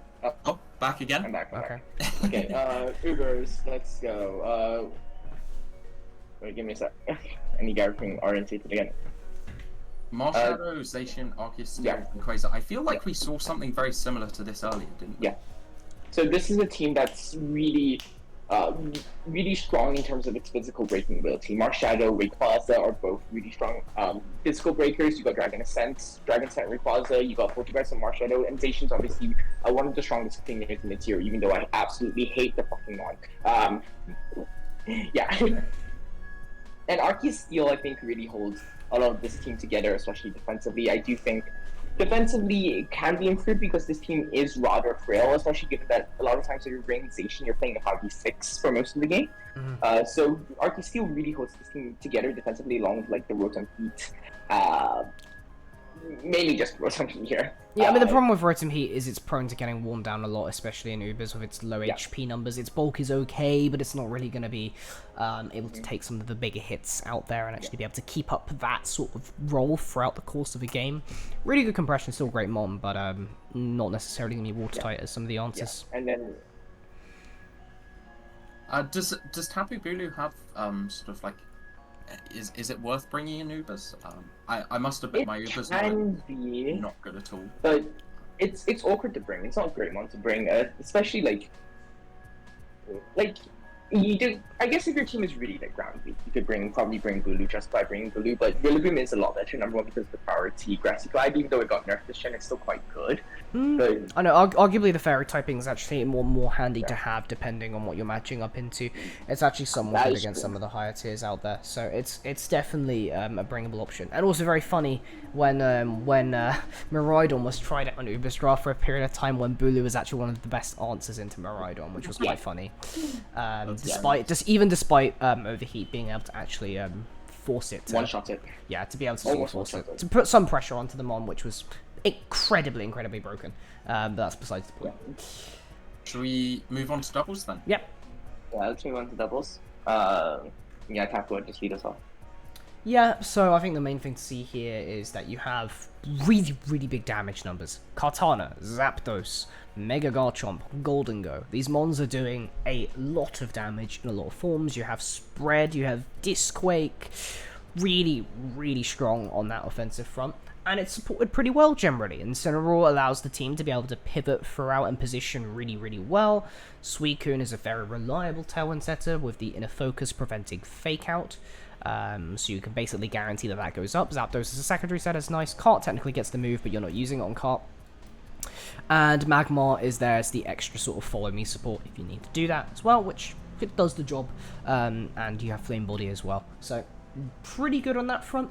I think my issue here is that you have like a really middling speed. Your speed peak is Kartana, which is 109, which is a bit awkward. Which sure, yeah, you have good tailwind support, but you also don't really have the low end covered. You don't really have anything super slow to be able to sort of deal with Trick Room teams. If Trick Room goes up, and you don't even have any Trick Room stopping really whatsoever, which means that if Trick Room does go up, this team is going to be in big trouble. Like, there's no setter, so you just can't like reset it. You have to prevent it from going up or stall it out. Yep. And then before we go on to Little Cup, one of our moderators mentioned that Graphia is very based in reverse, even though I don't know why. But just something to mention. I believe it has Prankster Encore. Prankster Encore, Prankster Parting Shot. Prankster Parting Shot, yeah. Also, we did one see of those the bundle. annoying Pokemon. Also, to reply to chat, we did see the bundle in that dex, but like, there's a lot more other things to talk about. My bundle maybe not, always misses Hydro Pump, so it's fine. Yeah, my maybe not so scorching take is that I actually think Iron Bundle's a bit overrated, but we'll see how it does. Maybe it will absolutely destroy this. Worth 18 points, 80% of the time. True. That is true. Yeah, on to Little Cup then. Do you want to take us away, Reels? Okay, yeah. Grookey Woobat, yet again, I believe this is the second time we've seen Grookey Woobat. Grookey Woobat speaks for itself. It's one of the strongest cores in Gen 8 LC for a good reason, and here it continues to become really strong. It forces a lot of prep. And I think that's the most important part, because you've got also more offense in the option of like Hisuian Voltorb, you got some options in Double, you got ACOM as well that applies fast defensive pressure. Like, do you have enough resources to deal with all of those threats plus the Grookey Woobats? Yeah, I'm interested to see how Hisuian Voltorb does as well, because obviously fast Volt Switch is nice in Little Cup, but also having the grass coverage to be able to kind of Hit deal grounds. with ground somewhat, Yeah. is really valuable. And particularly in this where you can you have that Volt turn core with Grookey and Voltorb, could be quite nice here. And unlike in that dex, the Electrode or Voltorb in this case isn't quite as comparatively weak. Maybe not the best defensive mon out there, but the stats are a lot better comparative to everything else in LC. Absolutely. So I guess next we have the Durham Dumbreons, with a rather amusing logo, which I think is their same logo from last year. They remain correct, consistent. You can't improve on perfection. A classic. Definitely. So starting off with Paldea decks then, and initially what jumps out to me is two really nice Terra Captains here with Annihilate and Knuckle Stack. Both have good value with Terra, and both are likely to bring it. And so, you know, it's a bit of a guessing game. You've got Cyclozar, who can get off Shed Tails for really powerful threats. Like, I think Hooper Unbound is actually really good here. You know, behind a Shed Tail where it can get free turns. Palafin, obviously, just insanely strong Pokemon. And Landorus Incarnate, again, you know, really good wall breaker. Although it did lose access to speed boosting this generation, which is rather sad. I mean, something else is the Shed Tail in this team, actually. You get a Shed Tail behind Hooper U, Orlando I, and something... I mean, even Palafin. Things are taking, like, a lot. Hooper U being just a really good breaker, and Pal, that's the problem, is just the speed. Speed is a really big issue with that mon. But yes, that's something to consider. Yeah, definitely. I think the hazards are... the hazard game is quite interesting here. You've got obviously Clodsire, which is an amazing Clod covers setter. most Lando, things, which yeah. can do it. Knuckle Stack. Removal wise, you've got Kamala with Rapid Spin. Cyclozar with spin. Cyclozar with Spin as well, which is a good spinner, and Cinderace with Court Change. So I think the hazard game's really nice here. Yeah, definitely something which is kind of uncommon in Paldea decks, because hazards are quite I mean, difficult. the issue with this team is kind of the defensive element. Like, a lot of these mons want to go offensively, kind of, you know, aren't quite as watertight on the defensive front, so Clod's actually going to have to hold a lot of that up. Rotomo now not having access to Pain Split, or some of the other things it used to be able to get, makes it slightly worse defensively than it might have been in that dex. So that's kind of the main front on that. Yeah, definitely. I think also the draft is kind of weak to mono power, which is sort of mono stored power plus setup, because Hooper Unbound is the only dark type here, and whilst it's very threatening, if it goes down to a stray U-turn or something, you know, there's nothing else on the team which is really dealing with that. Yeah. On to national decks then. Yeah. We have the Doggo once Doggo. again. Zamazenta crowned. And Just come along Chi-Yu with- without Sun. Chi-Yu spec. So a lot of things you have to kind of consider late game when it comes to just raw damage. Or Chi-Yu just to break things to get Zamacy and Spectre in to be able to clean. Or if one cleaner goes down, you have a second one. Or you can just Spectre or whatever, depending on the matchup, to be able to break. And of course, Zamacy is that mon that helps be able to allow Spectre to work by threatening those dark types. And normal types that Spectre wants to remove. So that really works well between the two of them. Also covers speeds with Zama and Spectre's speed tiers, which is really good. And you even have a Gothitelle to potentially trap annoying Pokemon, although I guess that doesn't necessarily apply to the dark types here. Yeah, I'm interested to see what Gothitelle kind of does for this team, and what it will be sort of trapping to allow the other Pokemon to do their thing. It almost feels a little bit out of place. Yeah, but just slightly. Yeah, I guess we'll just have to see. Rocks are just Blissey Gligar, which is another thing. Little awkward on that. Not having spikes is kind of sad for what Zamacy spec want to do, because you want to get mons into ranges, so would have appreciated slightly better hazard game here, because like whilst Blissy's not a bad setter, if you don't always want to run it on Blissey, sometimes you want to fit other moves in, and therefore you'd have to run it on Gligar, which is not always the best bring, so that leaves that bit a bit awkward, and then your damage is kind of contingent on the top 3, which is fine, but you have to position well, so. Yeah. Okay. Yeah, sorry, Tom? Yeah, I just had a message from chat saying, is Zamazenta and Serena being the only main physical attackers a concern? I think to a certain extent, but I don't think it's as big of a concern as, you know, Zamazenta Crown will pull plenty of weight as a physical attacker. Yeah. Yes. And the special offense itself is good enough, and they've taken Blissey already, so I think it should be okay. But yeah, maybe swapping Gothitelle out for a physical attacker or something could be a thought. On to Ubers then. Yep, we've got Kalizern. We've seen another Kalizern. Unlike the coward in Zygarde who didn't take Xerneas when he could have, Kalizern here is also very powerful. You cover up a lot of the dark types that Kali Ice really doesn't want to switch into with Xerneas, and Xerneas, while running Scarf every week, really appreciates like just poison types being removed as well. So Kali Ice Xerneas is a very potent core, and then you get Arc Water on top of that. I don't know how this happened, No, it's but getting kind of insane. Kali Ice Arc Water is also very strong. So Definitely feels threatening. yeah. I mean, Mega Luke actually helps pressure steals even more, which is really nice. Because Kali Ice, what's the common weak? What's the common problem? Steals. Yeah, you pressure them a lot if you repeatedly bash your moves into them. But having Mega Luke around to be able to click adaptability, close combats, or low kicks, whatever, can be run on special side, just to be able to pressure those a little bit more, which is really good. Even some pivoting existing to be able to help actually position a little bit. Blissey, Mandibuzz, and Polt being the main ones there, which is pretty solid. I feel like actually a lot of these sort of lower point or sort of midpoint Pokemon here feel still quite useful in Ubers, like Blissey, Mandibuzz, Clodsire, Yes. Go as well. Blissey, Mandy, Clod are all quite good. Ditto's fine. Gligar does nothing. Galvantula gives you webs, and that's all it gives you. So that's about the conclusion to the mid tiers. Because Blissey's bulk still translates really well. It's raw as the teleport pivot still really good. Yeah. So. Definitely. Well, on to doubles then.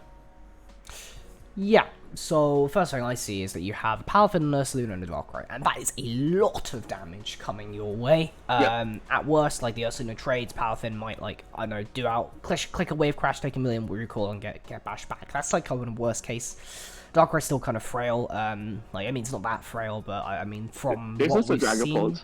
Polt's there, but I feel like it's less taking that role on this team. If you kind of get what I mean. No, I know what you mean. It can do damage for sure. I'm not denying that. But like compared to Palafin and Darkrai, it isn't really kind of the main damage threat of the team. Speaking of Polt, Fast Screen's Polt, really good to keep up with these mons that don't necessarily have great longevity. But like Palafin and Darkrai, they don't necessarily have that. You have Pollen Puff on Amoonguss, Redirection, Spore, Prankster Tailwind. Works really well to support these free mons, which is good. Issue is, yeah, you're seeing it too. Yeah, I mean yeah, I don't know. TR Setter is only Espeon. Which, when you have an Ursaluna, it's like, this mon works really well in Trick Room. The whole, like, 5 turns of Trick Room meme was, like, created because Ursaluna's been using it in doubles. In singles. And in singles. But your set is Espeon, but Cottony doesn't even get it yet. Gets it when it evolves. But, that's not great. Even Amoonguss in Trick Room is pretty useful. Yes, Amoonguss in Trick Room with 30 speed and support options is really good. That just feels really sad. Paladin 2 can sort of negate the speed issue with Priority Jet Punch, and it's really good bulk. Yeah, I think a secondary Trick Room setter that's perhaps a bit more reliable than Espeon could be really useful here. Yeah. For sure. Well, Little Cup then, the final one for this team. Hisuian, okay, let's start with Hisuian, Zora, Carvania, Timber.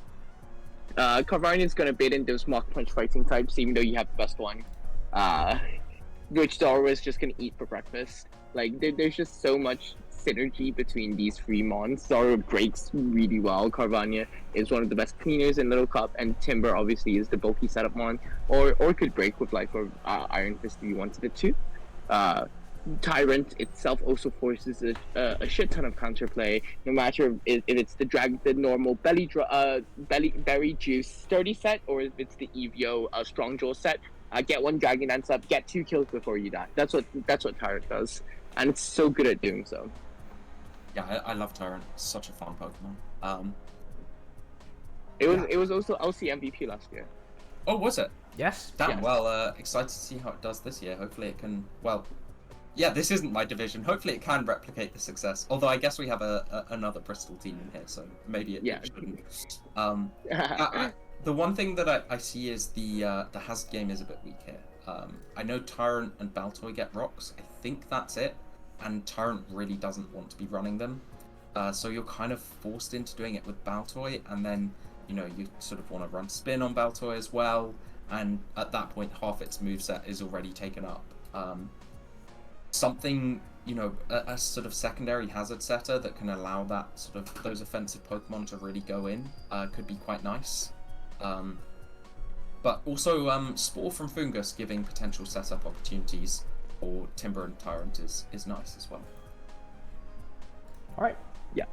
Moving on, we have the Imperial Clodsires as first of 2 ICL Imperial teams. teams. And we'll start off with Paldex, which has a Rain Wake team, which is interesting. I mean, of course, Wake getting benefit from both Sun and Rain might not be able to practice photosynthesis, but will still be able to provide a lot of damage, just being able to click the water stab off of that. Bundle Wake, big breaking power. He swings Zoroark's just kind of a funny mon, but I mean, Wake Floatzel with both Terra options is just going to break a lot of teams that don't have good answers. And even if you have a good answer, that's a lot of water type damage coming your way. So it's just that kind of like type overwhelm core. Yeah, definitely. And I think, despite the fact that I think all of us contributed to Paldex steering, maybe not, I definitely did. I think we just missed Floatzel entirely. Floatzel for free is very big value. Floatzel, now that it has Wave Crash, which is actually a sort of powerful stab, really, really good value here. And so 2 really good Terra Captains, I like that. Yeah. Of course, problem is, it is extremely reliant on, like, Rain. We've seen a lot of Rain teams so far across formats, but this is perhaps, like, the most weather-reliant team we've seen so far. So many water types. You're just going to have issues, like, in terms of, like, the weakness stacking, if people can kind of beat the offense that you have going on. So if they can take a hit and start removing some of your mons, you're going to be in trouble. Mm-hmm. Yeah.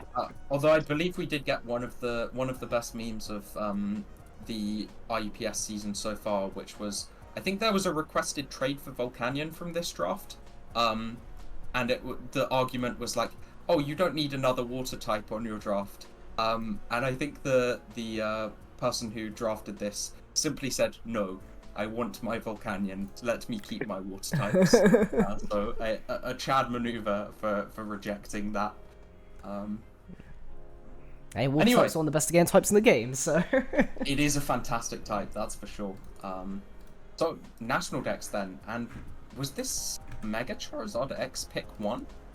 This was a Megazord X pick 1, Sure as hell seems it, yes. Certainly an interesting choice, but then, like, you look at this draft and you're like, okay, Mega Charizard X pick 1, but then you look down a few picks, and you get to pick 9 or whatever it is, and you see a Great Tusk just sat there. Makes no sense. So I'm kind of like, okay, well, if you put Great Tusk on top of this draft, and And followed the by Walking Wake. Walking Wake, then it suddenly makes a whole lot more sense. So I don't know if that was to do with sort of Grace transactions, or if this is just the order it was drafted in, but like, at first glance, you're sort of like, oh, interesting. And then you take a closer look and it's like, oh, Wait. interesting. Yeah, wait a second. What? Yeah. Yeah, and once again, we've got a Sun draft here, but again, with quite a nice defensive backbone as well. You know, you've got, admittedly, Venusaur and Amoonguss double up on types, but they're forming very different roles in this draft. You know, Hatterene, Garganackle in particular, and Great Tusk if it needs to, all have pretty good defensive profiles, and can cover weaknesses. One big issue, though, despite that, is there's one weakness that really isn't covered by this team, and that's ground. Everything is either weak or neutral to it, apart from Taunt Eye. And Taunt Eye and Sun is wild. What are you gonna run? Like 50% accurate Hurricane, Bleak Wind, I guess, if you want to do that. But like, Taunt Eye is also not an answer to ground types whatsoever because they click the Stone Energy and gets OHKO'd. so offensive ground types are gonna have a field day into this team. Yeah, I think. Yeah, but the thing is, it doesn't like it checks it offensively, but like defensively, it's gonna be really difficult. Is kind of the main point. Yeah, Great Tusk is gonna have to pull a lot of weight against against Edgequake here. Which admittedly it has the physical bulk to do so, but that could prove problematic. Well, I mean, if you face something like a Lando Eye, what are you gonna do? There are some exceptions. Yeah. Okay, on to Ubers then. Arceus Ground Kyurem White, very strong. You got Arceus Ground Kyurem White and Mega Salamence. And I guess Urshifu Single Strike as your Ubers, which is a solid combination. Arceus Ground is definitely the best ground type, best Arceus form that's legal.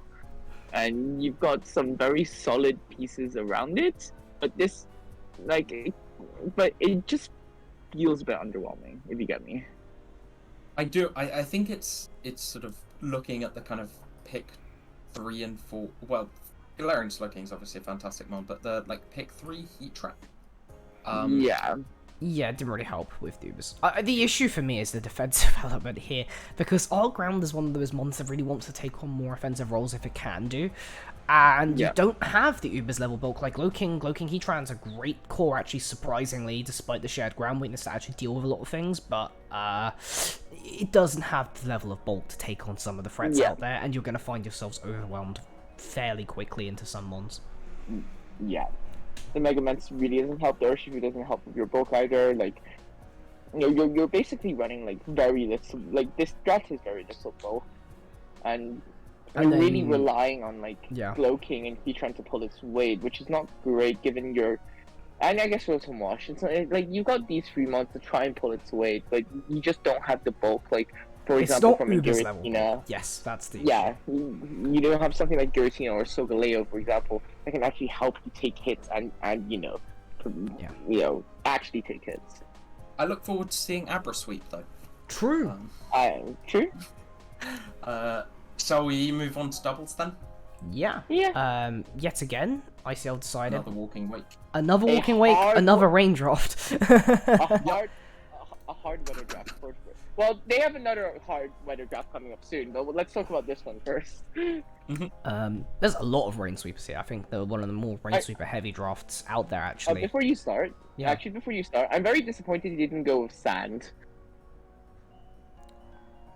Sand is the only weather I think that this team doesn't have. So. Yeah, that's true, actually. I'm very disappointed they didn't go with Sand. But let's continue. Definitely. You were saying though that there's a lot of really potent Rain Sweepers here, and that's sort of undeniable. You've got Walking Wake, Floatzel, Mega Swampert, which have a lot of water type offense here. And yeah, I think Melmetal also benefits from rain. Yes. Just neutralizing that fire weakness, generally sort of improving its defensive profile, and then Rillaboom there with grassy terrain to patch up the sort of Earthquake weakness, which admittedly is, I think, a little less prevalent in doubles, but obviously still there. Yeah, but the main thing with Rillaboom is the support options you're getting with Knockoff and Fake Out as well. Fake Out, you'd say Knockoff Taunt does pretty much everything you need for Rillaboom. It's be able to move around. It's kind of like, what a lot of the things Incineroar does as well, apart from Intimidate. Yeah. But you get Rashi Terrain and Grassy Glide on top of it, so that's the trade-off you make. I think though the strength is kind of a double-edged sword, right? We were all able to see quite early on, wow, there's a lot of powerful water offense here, and I think that's what people who are sort of prepping for this will be very going with the mindset of prep for water type offense. Maybe make sure you don't get sort of cleaned up by Grassy Glide, Rillaboom, but you're probably doing okay if you can manage the water types. Yep. LC. LC. So onto their fourth weather draft of their 5. I'm very disappointed they don't have sand, but at least we get snow here, and snow is obviously the best in LC. The second best weather in LC, but it's definitely, like, in terms of potency, one of the best in LC. But you have Alola, Shrew, Snover, Alola, Vulpix, but all 3 of which abuse snow really, really well. Vulpix, with Snover, Alola, and Vulpix, you have the option to run one of them as a Dale setter and the other as a setup sweeper, because a lot of the time when I was just running Vulpix, Alola, Vulpix, I would find myself just running the scarf button. But now with Snover, you can actually set screens, so that's nice. You got Growlithe to try and patch up things defensively. Zigzagoon obviously is a very Growlithe and Slowpoke to try and patch up things defensively. Zigzagoon's obviously a very good setup sweeper by its own merit, but this team is just weak to rocks. That's just what it comes down to. Which is not good in LC. Really bad. Your spinner's a little Sandshrew, and your Alola Sandshrew really wants to use its snow turns. Yeah. Let's put it that way. I do really like Slowpoke here though, actually, because a few of the sort of Pokémons here are kind of fighting weak, and so having Slowpoke to be able to switch into that, teleport out, bring in your offensive threats again, obviously with Regenerator, is quite a nice pick for this draft and complements it well. But yeah, some other removal would be good here, I think. Yeah, definitely useful for this team. Okay. KCL Kingdras, which is reigning champions. The reigning champions. One of the 2 winners that we have had of the IEPS Draft League so far. It'd be interesting to see how they do this year. Let me just check. Yeah, a slightly different roster overall compared to last year. Let's see exactly how that ends up panning out. Not too. I mean, we'll see basically, because there are a few changes. But draft-wise, we can start off with Paldex and Terra Gambit, Garchomp, Ivy. Wow. There's even a Bax and a Quaquaval lying around as well. So like this is just a slew of really good mons. We talked about the 6-point Jolteon and Paldex earlier, which is just criminal for the Terra Captain, honestly. Really fantastic Terra Captains here. Which is just overall very, very strong. Your removal's kind of fine. Quaquaval does the Quaquaval T-Flame, that will basically cover all bases on that front, to be honest. T-Flame actually being one of the best removal options in SVUU at the moment, and that just does continue on to draft as well. Yeah, definitely translates well. Yeah. This is like a very heavy like SVUU draft kind of, except for the fact that you have Valiant, you have Bax, so it's just this just really really strong offensively. The Vincardian I actually do like here because you don't have to bring it every week compared to the draft we reviewed in Xerneas. So it gives you a good option to have like some sort of booster on Valiant, whether that be attack, special attack, or speed. Yeah, Pocket Vincardian. I think, if anything, I would have liked slightly more momentum on this team. Yes, I was thinking the exact same thing. With setup threats to the draft, some sort of bulky momentum that you could sort of take a hit with, pivot out slowly, and then bring in your big setup threats. Momentum would be really nice here. There's the problem with T-Flame on momentum is if you're running Defog, it's really hard to fit U-turn, which is the thing. And Quaquaval isn't always the best spinner, so that's one problem. And then Jolteon, it has the issue of obviously its Volt Switch, and its fast momentum in both cases, so doesn't necessarily position your team quite as well as maybe you'd like. Absolutely, still a very threatening draft. And one that will not be fun to prep for. Indeed. Moving on, we have national decks here, and we see another King Gambit picked up. This time supported by the other Gallade, that being Mega Gallade rather than Iron Valley. Yes. And Tapu Fini here, which is quite nice, I think, to sort of avoid getting Will-O-Wisp on stuff like Mega Gallade, King Gambit, that sort of thing. obviously Hisui and Zoroark is quite nice baiting fighting moves from King Gambit. But I think also just provides a different sort of type of offense that that is useful in this draft because they're quite sort of physically oriented. So being able to have that immediate power of Hisui and Zoroark on the special side is useful. So I think Crobat's a nice utility pick personally, and It really helps with the speeds as well. Because this team is really slow without the Crobat. Gives you fast defog too if you need it, but I mean the main utility of Crobat is pivot Super Fang. That's kind of its big niche, to be honest, which is very obnoxious for some teams to deal with after having used Crobat for an entire season in that dex. I know how good that mon can actually be sometimes just by clicking Super Fang and U-turn.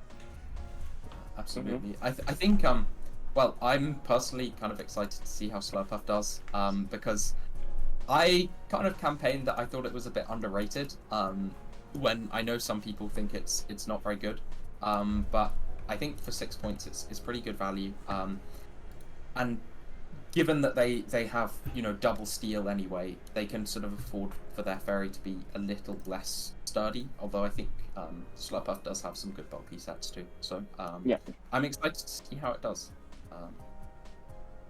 On to Ubers then. We ran into round 2 Magearna. They've already admitted that round 2 Magearna was a panic pick, but this mon really should not be going round 2. But other than that, we've got Magearna Mega Blastoise yet again for some reason. Again, However, Unga Bunga Special Sweeper. This time, the Mega Blastoise is a Tapu Koko, and there's a Curran Black that also benefits from the Tapu Koko. So a little bit more cohesive on that front. Mega Blastoise Koko being really good for the sake of Koko set screens, pivot around, and more importantly, the electric terrain gives you electric type terrain pulse, which helps beat a lot of the problems that Mega Blastoise might run into when it's trying to set up a sweep. Exactly. Nice synergy there. And Karen back, obviously, DD Fusion Bolt off the... Obviously, it's not as strong as the Zekrom Bolt Strike, but TD Fusion Bolt off the Tapu Koko Electric Terrain is going to hit hard. Even though it won't hit as hard as you want it to, honestly, still.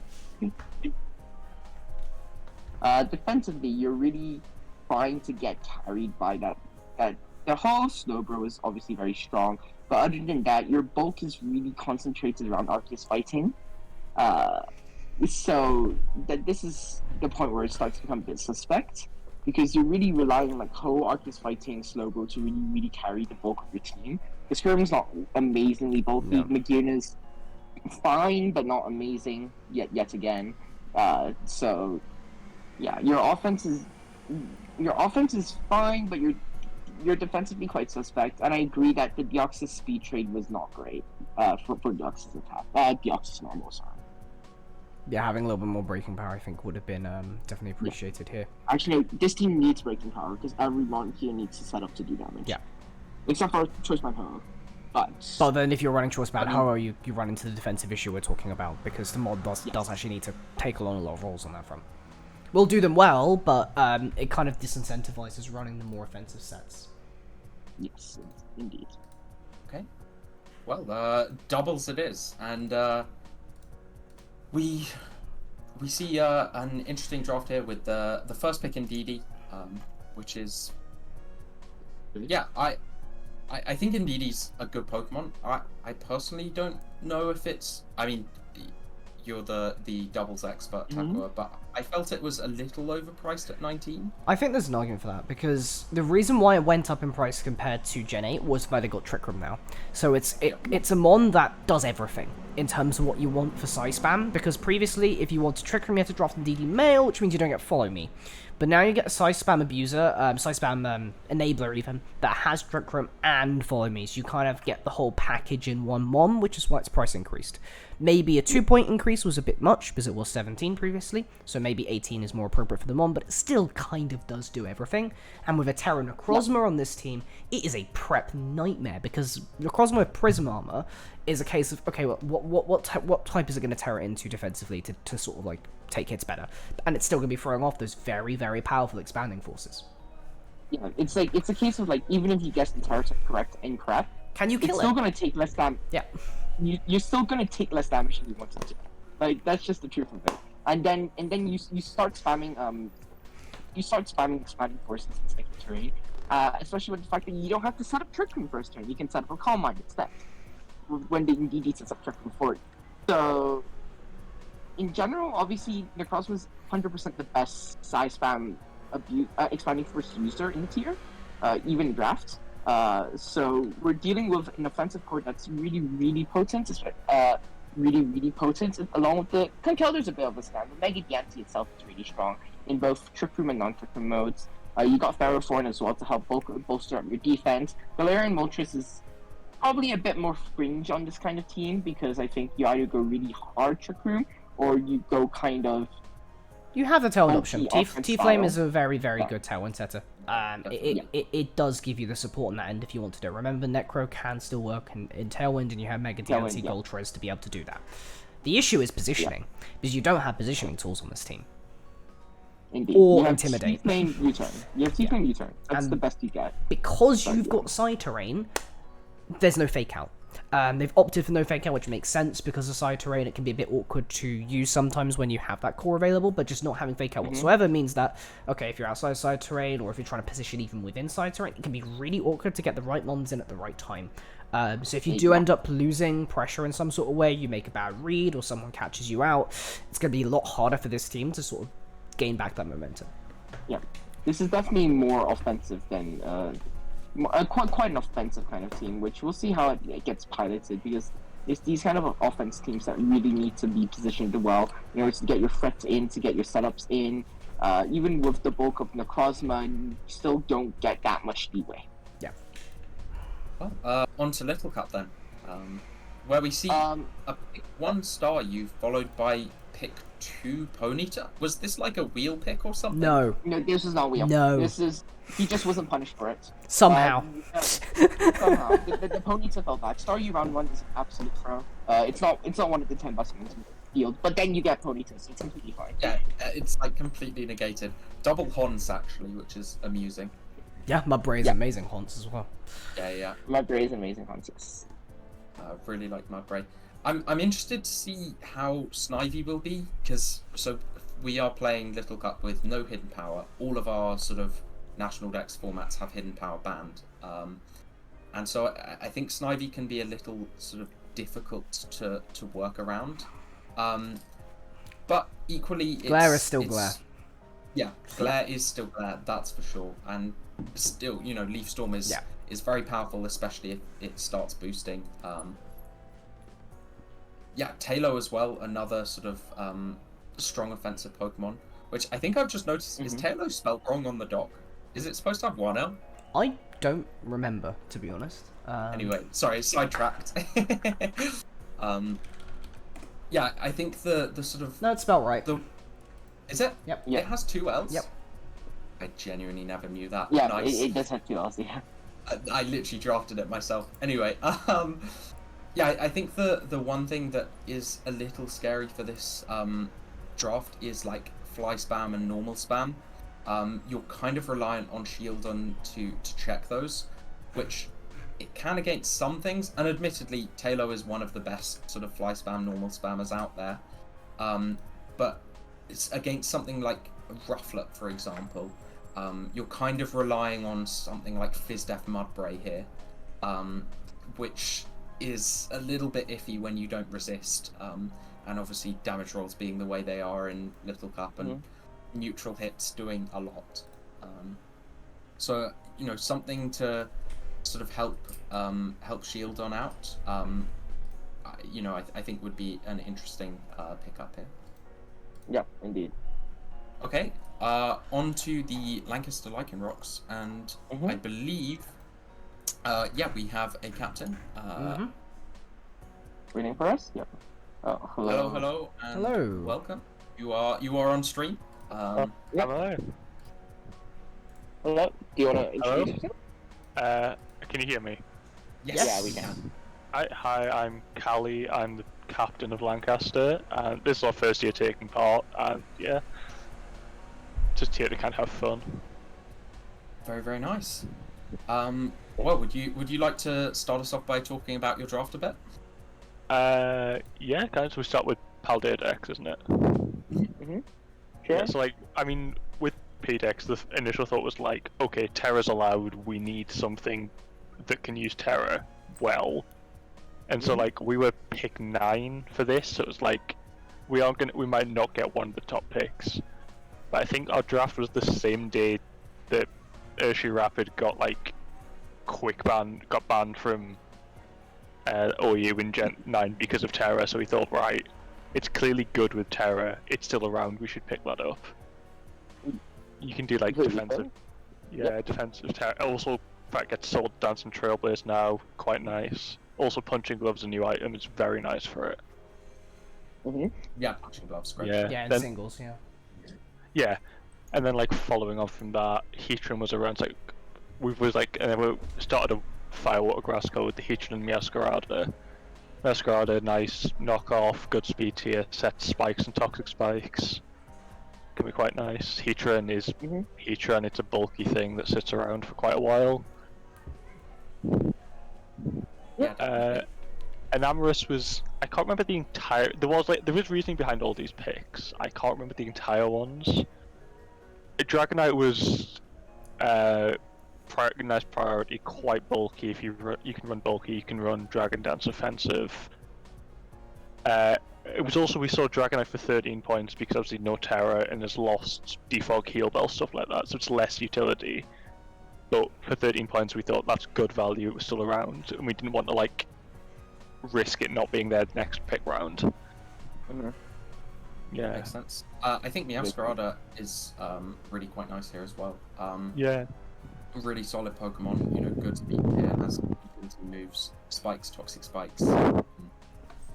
Yeah, really solid. Yeah, it's a good lead with like dual hazards and then just U-turns out there afterwards.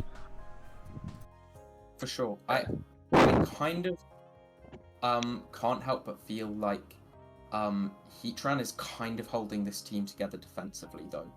Like there's a few sort of shared weaknesses between Pokemon. And Heatran's just out here like, yeah, I'll tank all the hits, which without recovery might become a bit of a problem. That is why we picked up the Umbreon as Wish Pass. That makes a lot of sense, Umbreon was like really bulky dark type.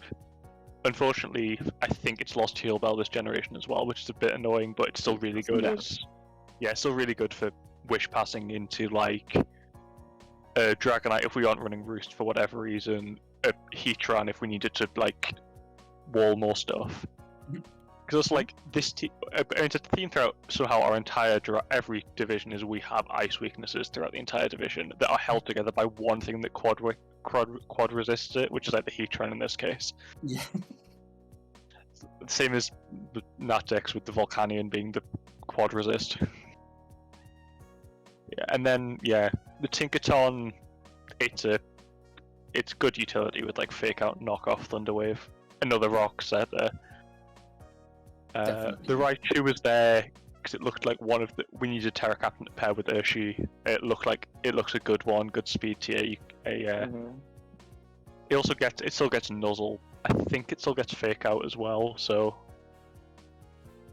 it can be a bit annoying. And then I remember we mentioned in the server was that we had the Hippowdon, which had weird synergy with Dragonite, and we did realise that, which is why we've now taken Donphan instead.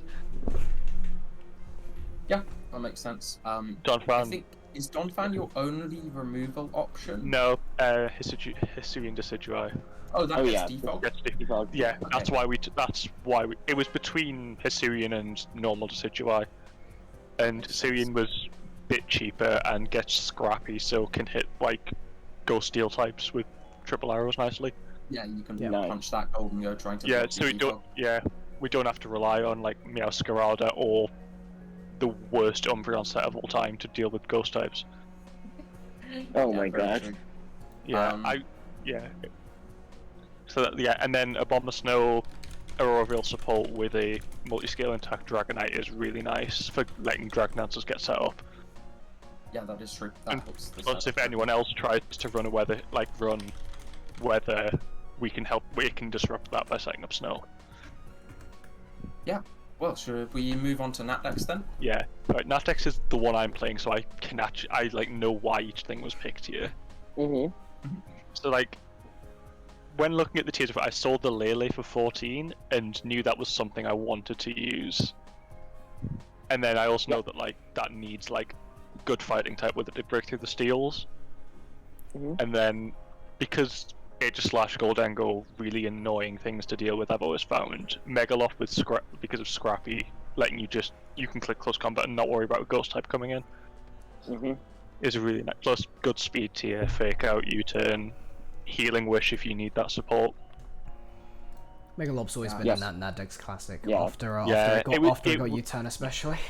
Yeah, and it was between Megalop and Urshi Dark for my first pick because I didn't expect Darker Food to be around, but I just thought Megalop with this speed tier without having to be like choiced or something. Yeah, Sure. and then Zapdos Swampert, really nice defensive pivots that work very nicely together. Yeah, I think I would like to see a little more hazard setting on this draft to help Megalopony. Swampert is obviously an amazing rocker, but outside of that, there's like Bombardier, T-Spike. That's why Bombardier is. Yeah, we realised that this thing this draft. It's because I often don't play with setting up hazards very often. So like sense. when I was like drafting, I didn't take hazards into consideration until like a lot later when it was like a Bombardier pick. Yeah, Bombardier does seem like an emergency. Oh no, I have to grab. It was an emergency. Oh shit! I don't have a dark type and another hazard setter, so I don't have to run like Rocks Swampert every week. Although Swampert will probably happily run Rocks every week. I have won a league with Swampert only running Rocks every week. Yeah. Yeah, I mean, Swampert, it's Rocks, flip turn, Scold, and then like, Scold, Toxic, just be an annoying bulky thing. Speaking of annoying bulky things, I love Celesteela so much. But to be fair, like, my preferred Celesteela set is like offensive or Tossamides, but its defensive set is also just really good. It's like, the flexibility I offer from like that pick is like something I really like. I do see what you mean about the sort of ice weakness running through, and particularly Bolt Beam here, because the electric can, slam the Volcanion, which is the only ice resist on this draft, if I'm not mistaken. Yeah, it's the only ice resist on the draft. Slightly scary. Like, I'm against the Iron Bundle week 1, so we're already trying to work out how I don't just get 6-0'd by it. We have some ideas, but I'm not saying anything on stream. Of course. Yeah, like, I think the good thing is that some of the stuff that like is neutral to ice is like Swampert, Celesteela, they can take a couple of hits, especially if there's like Bundle. Not from Bundle, I mean. Yeah. Okay, yeah. Like, from like anything that isn't the cracked penguin. The penguin. Yeah. Okay, can we move on to Ubers then? Yeah. So Ubers. You go. Yeah, I don't know that much about the Ubers tier, and I know I've got who is on the stream who does know about Ubers. We'll be able to like explain some of the picks as well.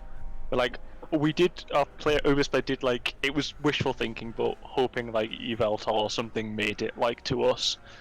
What pick were you? 5. Okay. So like, it was unlikely, Possible. but you never know. I mean, I think in Xerneas it made it like pick 7 or something somehow. Yeah.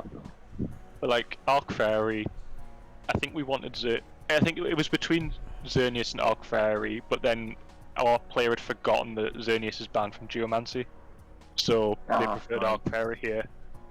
Yeah. Also, it gives you nice Arceus. Yeah, important to get your it can be important to get your Arceus from hand, but I would argue that I think Zorin is slightly better in that spot. But... Yeah, I don't know if I think it was gotten more for like a bulky fairy rather than like the pure offensive power of the like fairy type. That's fair, but Xerneas can definitely take hits. But I mean, come on, you aren't a true Xerneas user if you're not scarfing it. Yeah, I know. Yeah, and then Primal Kyogre is just a very good mon, to be fair. Obviously, is, item locked is a bit annoying on it, but I think you can still do a job as like a bulky one. You drafted it too early. That's my opinion on it. Yeah, I can't remember the reasoning behind the because I think obviously I had like a plan going into this, which I don't remember seeing like all of it. I know that like the Pramakoga was something they wanted, so they picked it because they thought it was still free. And then Melmetal was something our players used a lot before when I've seen him do drafts, and he's always done very well with it, so we were all happy for him to pick. Obviously Anubis, it's not probably as good as it is in like It's OU not and stuff. round 3 worthy, but yeah. Yeah, it's not like in OU where it lives everything and runs through everything. Yeah. But it's still a very nice good deal type. It's a nice deal type. It can be surprisingly bulky with like Assault Vest or just specially defensive invested. Mewtwo was not something I think we expected to still be around that long. And Mewtwo complements it quite well, I think. It complements it very well. That Mewtwo was pick 5, not pick 4. Pick 4 was Zapdos, which we then traded for Lugia because it was a 50-50. But it was oh wait, no. I think Mewtwo was pick 6. There was a Reshiram in there somewhere as well. Damn, that is a late pick, Mewtwo. Yeah, that was why we really special. It was like pick 6. Yeah, it was a 50-50 between Lugia and Zapdos for which one we picked. They're both free at the time. We picked Zapdos at the time. I can't remember if Lugia got picked like one turn before or something, but then it was traded away during the grace period, so we went back and took it. I see. Nice. Well, yeah. Should we go on to doubles? Yeah, doubles. Yeah, we need to pick the doubles. Yeah. Yeah. I mean, Doubles was like, yeah, it's similar to Paldedex. Urshifu Rapper as a Terra Captain is something we like all agreed is like a really strong thing. So that was like first pick, and then it was following it up with like just nice support things before they get taken with like Prankster Torn, Arcanine with Intimidate, Snarl and everything. Yeah, and Riolu is because Phil, who is our doubles player, loves the Riolu Lucario line, so was always looking at picking Riolu up. And when he saw it was a 4-point mon, straight in. That was like one of the first things he planned, just left it later on because of how cheap it was. Yeah, nice. Gothitelle is Gothitelle was, I think we originally had a plan for like Perish Trap. I don't think we went through on that, but Gothitelle's a fake out trap mon is still quite a nice mon. yeah, I mean, just having a Shifu plus the Tornai alone is actually will break a lot of teams with Terra. It's actually something that we were looking at for LSE, but decided to opt against when the Mega Guard route instead after Tornai. But the Mamoswine was taken. I think it consolidated a lot of like what we were a bit weak to in like Thick Fat Mammo or Oblivious to block Intimidate, stuff like that. Zero or a nice fast pivot again gets utility and knockoff and stuff. I think the team does feel a little weak to Trick Room, particularly something like Psy Spam Trick Room. It was really quite strong against this draft. So potentially thinking about something that could be brought in to match that up a bit could be useful. Yeah, there's some counterplay. There's ways of preventing it. It's just if it does go up. Yeah, we have sort of considered like. I know Phil was aware of Trick Room and was definitely like he will have ways around it that I will not see because I don't know how to play doubles. Yeah.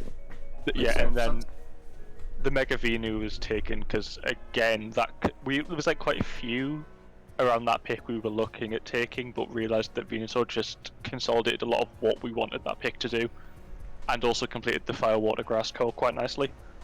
So it was just like it just turned out to be like the best pick at that possible time. Cool. Yeah. Well, should we finish up with Little Cup then? Yeah. So we were pick 1, and this is our Little Cup player's first like competitive thing that he's ever done. So it was a lot like what stuff they're comfortable with using before, and like how we can build around that. So like we were round 1, and Diglett round 1 pick is just nice. It's nice, yeah. And then somehow on the wheel we got Vulpix and Bulbasaur. That is insane. We to did me. not. We didn't expect there. Our thing was like, okay, Grookey and stuff like that. They can be annoying, especially with Diglett.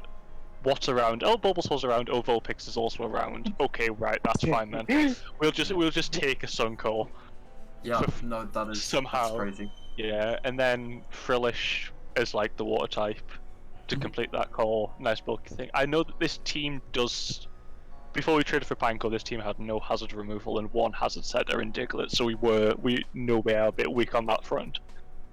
Yeah, absolutely. I think that's. Yeah, there was a something. thought. There was a thought of trading Frillish for Quaxley, but and I quote from our look-up player: "I don't want to take the twink. This is a team of lesbians." This is the theming behind. This is the theming behind the draft, and I don't know. God. Yeah, and then sort of like That's stuff. respect. Yeah, Stuffle is the fighting type. I think it was between Stuffle and Crabrawler in that point, and Stuffle being like slightly cheaper made the rest of the draft a bit easier to fill out. Because Little Cup, you don't want like too many cheap mons because they're just not very good. Yeah. Kilioptile, another thing that works nicely in Sun with solar power. Yeah.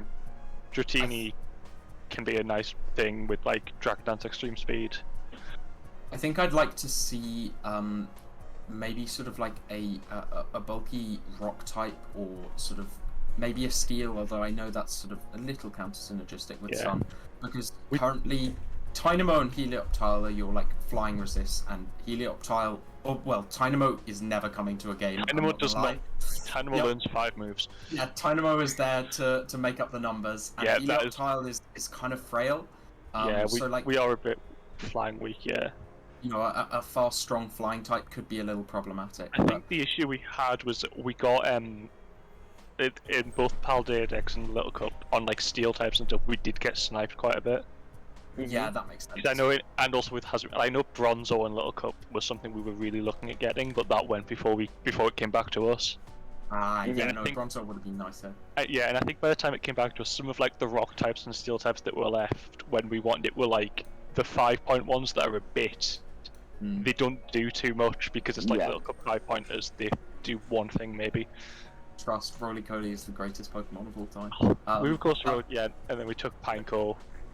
It's it's like a hazard setter that isn't a Diglett, and also Rapid Spin.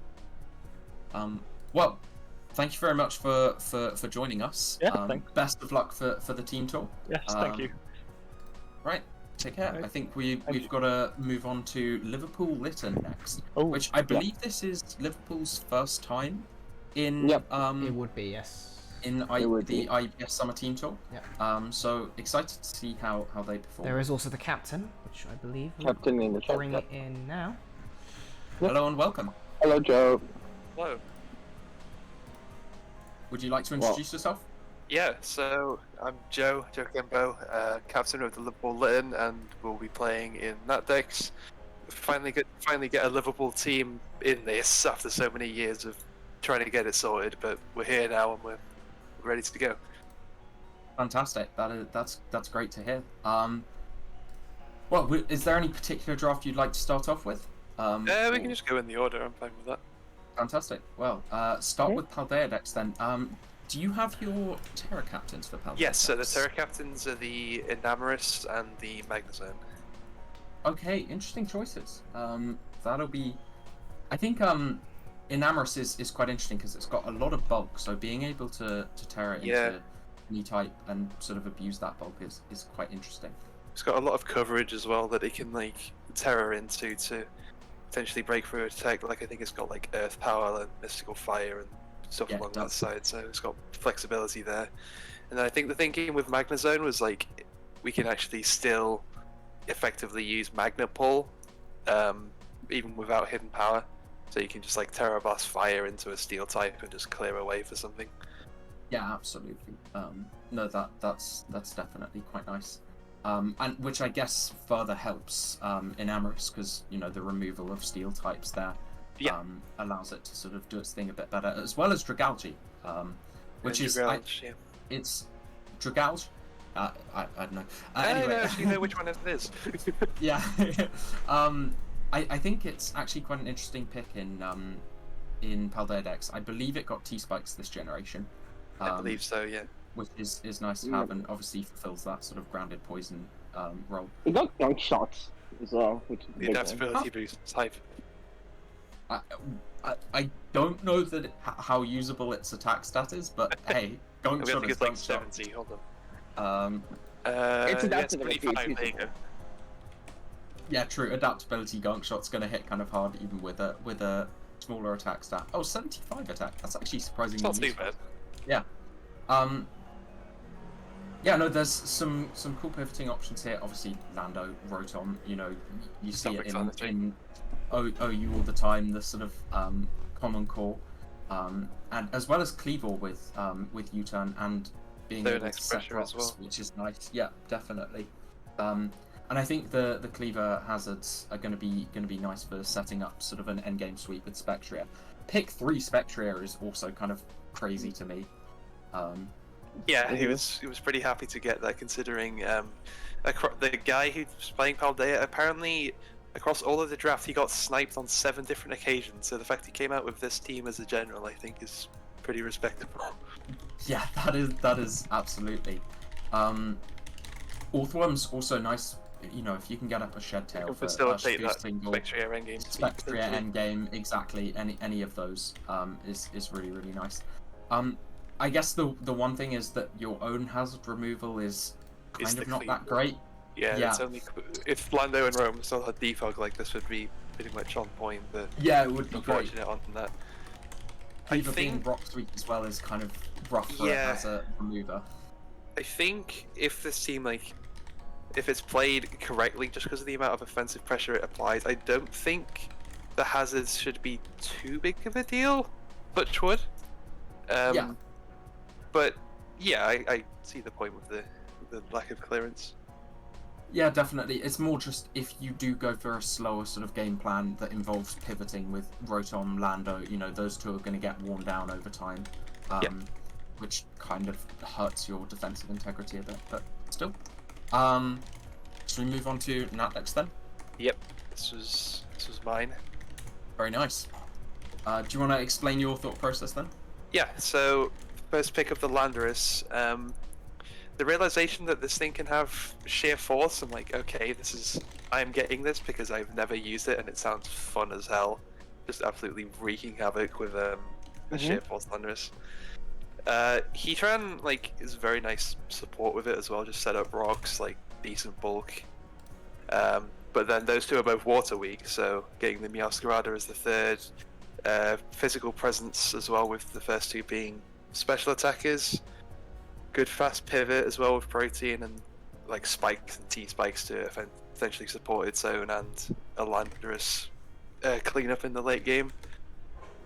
And then just like the top 4, I put them all into a dock, and apparently they have no major combined weakness across the entire type chart. So when I got those 4, I'm like, right, okay, I can just pretty much draft around these and make it work.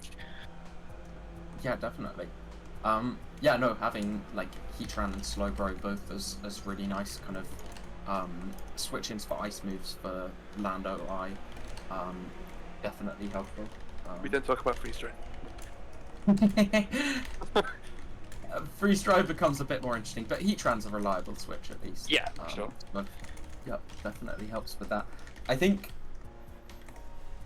I'm kind of reluctant to say that you're Edgequake weak when you do have like 2 flying types, a Latias, but I do think it's like something to consider a bit in That's that.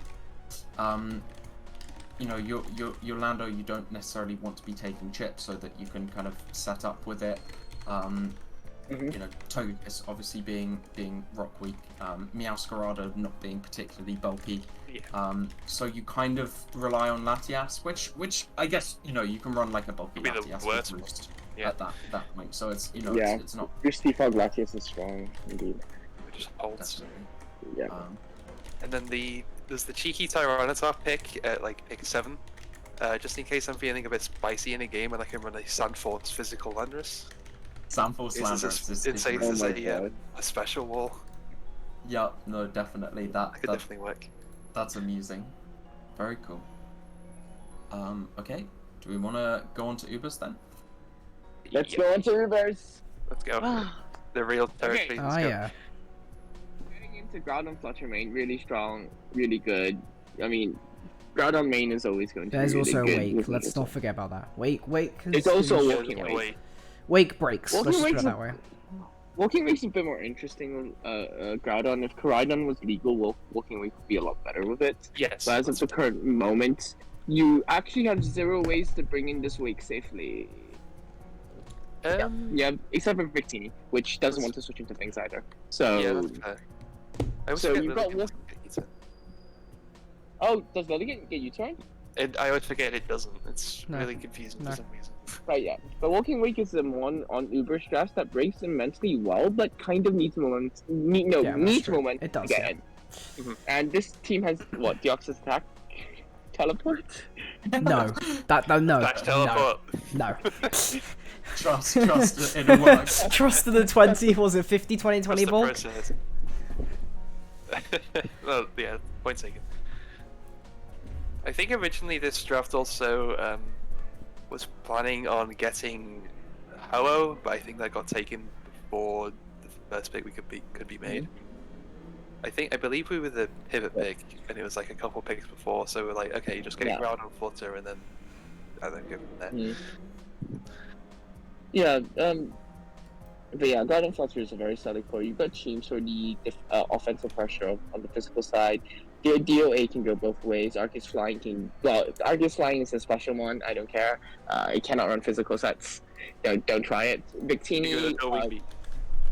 Victini is basically what was it? Oh, it's kind of Chiyu at home. Like That's fair. like It's an you- absolute nuke. it's absolute nuke in Sun, but only in Sun, and it's kind of because of the amount of high-powered dragons in the format. Victini itself without Sun is not going to do a whole lot of damage. That's fair. Although, yeah. counterpoint to that, we do have the Flutter main and Chien power for any dragons that go out of hand. That is true. Flutter main Chien power is very good for the dragons that come about as well. Yes. So you got, and obviously the 135 base speed outruns most of the relevant things. Yeah. But yeah, offensively you've got quite potent. I think you are a bit defensively suspect though. Groudon is good defensively. Arceus Flying will put in his job, and so will Celesteela. But this is about it when it comes to, and Toxapex. There is a Pegs, yeah, I was about to say. There's a Pegs. But yeah, but these 4 months will carry up your defensive backbone here, which is fine. Like Pex does a good job in Ubers. Arceus Flying is decent defensively. Celesteela, it's a bit more tragic in an Ubers format. It's still usable, but there's a reason why it's only 15 points. Yeah, that's fair. So, yeah, this is what we're looking at. And your only Fogger is Arceus Flying. That's the bigger problem here, I would say. And That is Lilligant the middle default rough. Pipers. Wait, what does Lilligant get, sorry? I think Lilligant gets defog. Lilligant gets defog. Yeah, so Or- your only or Fogger is Phil Arceus defog, there you Flying. So your only Fogger is Arceus Flying. Okay. Yeah, fair. Yeah, I do think the hazard removal options are a little bit rough, especially because, you know, if you want to be running stuff like, I don't know, Bandage, Yen Power or something, then you are going to be taking that Rocks trip because Yeah. you don't have a particularly reliable way to remove it. Same with Arceus Flying, can't run Boots. Yes. Yeah. So yeah, maybe sort of a look into seeing what hazard removal options there are left. But obviously, if you're happy with the draft, then we'll see how it does, and hopefully it does well. Yeah. Definitely take those points into consideration there for sure. So should we take a look at doubles then? Doubles. Yep. Yeah. I think the main thing here is the Terra captains are very interesting. I do wonder a little bit about where the Terra captains are coming from, but I'd like to see what comes from having for Giraffe and Pachirisu. Definitely a little bit off meta on that. But I think the big thing is very high bulk across the board. Like all these mons are actually able to tank hits. Yeah, this is a chunky. Very chunky team, which kind of gives you pretty consistent damage and setup. And for Giraffe actually really helps Cress out for having the anti-priority on the Trick Room. So Cress obviously having the issue of, okay, do I decide about running a Mental Herb or Covert? great mon overall, but doesn't Yeah. necessarily strictly be the best at setting Trick Room. But you pair that with Fridgerath, suddenly you have that option, or Fridgerath can do it itself. And it can actually Yeah, for Terra sure. Ghost if you wanted to. No, Terra Ghost for the Fake Out, no. So you would still have to run Mental Hub on it if you want to prevent Taunt. But nevertheless, that's something you have. And the support options are there to match. You have Anti-Pride to TR, of course, as we mentioned, and you have Pranks to Tailwind with Murkrow and Follow Me and Pachirisu. You kind of got everything there. And then there's also the sneaky little win condition of the Hippo Houndstone. Yes, which is a lot better in Potentially could 6v6. work. Yeah. Yes, for sure. Yeah. Compared to BGC. And Houndstone can actually do But it's- support itself. Yeah. Like fast support Hamstone is quite good. Sand Rush. Yeah. You got your fast little wisp. You got that's disable, I guess, as well. But... yeah. You have some moves to work with. Yeah. Okay, and finally Little Cup then. Little Cup. Yeah. Little Cup. Let's see. I once again Yeah. think that Drifloon has been underpriced. I swear every single year I like see Drifloon and I like come to it in prep and I see how it performs and it does annoying stuff does. with like Berry Juice Recycle and Acrobatics and Will-O-Wisp and Sub, and every year I'm like, this Pokemon has been underpriced again. Literally. And if I So- know, I was Un- fighting with Ray Until it actually plays games. I guess. Because- I feel like it performs well in matches as well.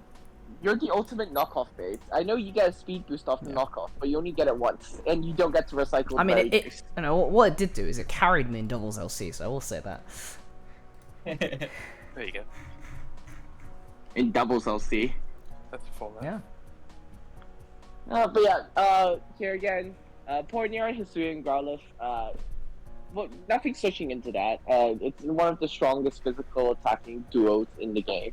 With that setup, yeah, you just run the Choice Band Flare Blitz. Choice Band's a viable item on Growlithe just because you only need to run one move a lot of the time. So you just run the Choice Band Flare Blitz, kill things. Yeah. Then you've got some decent, like, special compliments. You got Limit, very decent special attacker in Let's Look Up. Just do, can go I was either so way. surprised at how much special attack that thing actually has. Yeah, Limit's really strong. It's what, base 105? Correct. 105, yeah. Same with It's, Slotus and Abra. Yep, there you go. strong. Yeah, Limit's one of the best special breakers in the game. And you got Drifloon, decent special or physical threat, depending on how you want to go about it. And, I mean, Electric's actually a very decent one at 6. It is. Straight up. Always has been. Yeah. Electric. Yeah, just the sort of Speedy Volt switch to pivot around and, you know, be Well, a speed bit is a annoying. such, but like, yeah. You know, okay, fine, moderate speed Volt switch. It's. I feel like it should be faster, but it's like, you know, what are you gonna do? So I think one thing Yeah. that's kind of nice is Pawniard here can like, it's not really pursuing psychic types with Limit, but at least sort of from an offensive perspective, you know, you're not so worried about bringing Limit in when you can pursue the sort of strong psychic types with Pawniard. Yeah, for sure. Yeah. Okay. Well, thank you for joining us on stream. Yeah, I thanks think for having me on. I think we'll move on to Oxford Oxtillery next. But yeah, best of luck with the season and your debut season. I Yeah, hope it goes well. Yep. Oxford Octillery's captain, are they in chat? They are not in chat. Okay, so no, I we just- believe they are. No. Yeah. Let me just move is it? them in. Oh, it's SF. Yep, SF. Sam. Yep, SF. Yep. They may be muted for the time being, but we'll see if he unmutes eventually. But for now, why don't we start off with Paldedex? Yep, Paldex. And immediately we see another. Oh, hello. Oh, hello. Hello. Want to introduce yourself? Hi, I'm Sam. I'm the captain of the Oxford Artillery. It's nice to be here. Welcome. Good to have you. Good to have you. Yeah, we're just starting off with the Paldedex draft, and you know immediately you've got that sort of the Sun team with Great Tusk, Chi-Yu, you know the powerful Pokemon that will all benefit from Sun. Definitely some threatening top picks, and obviously And then you have Slowking. Slowpoke. to And bring then you them have in. Postmark. Hey, hey, Yes, hey, and then have hey, swords, but yes. It still flinches things even outside the sun. Really True, good. and it's, Somehow got sniped, so I had to make do. I'm a yeah. huge Sterling fan. That doesn't translate to Soulspark. Do you want to take us through the thought process for this draft then? Yeah, so the original plan was I had 8 to pick, like, all the top tier stuff would go, have like Annihilate or something, and build like Annihilate Samurai or something cool like that. They got to me like, Great Tusk is still around. That solves all my hazard problems. Let's get that. They got Slowking way back, I thought decent synergy. Then go out to my third pick and I was like, oh wait, CU plus Torkoal is still around, and there's other good Sun Pokemon, and then, like, do I go Sun? I mean, my counterpart in the Octagoons was already planning Sun, and they were like, yes, do Sun. And so, yeah, I did Sun. Was not what I planned to do. It was an interesting journey of exploration as such. Yep. You know, there's a few awkward snipes here and there, but I think it ended up with the team I think feels decently well-rounded to me, I think. It's decently well-rounded, yeah. Yeah, I'm pretty happy. Yeah, definitely. And I mean the speed tiers are quite nice for Paldea decks.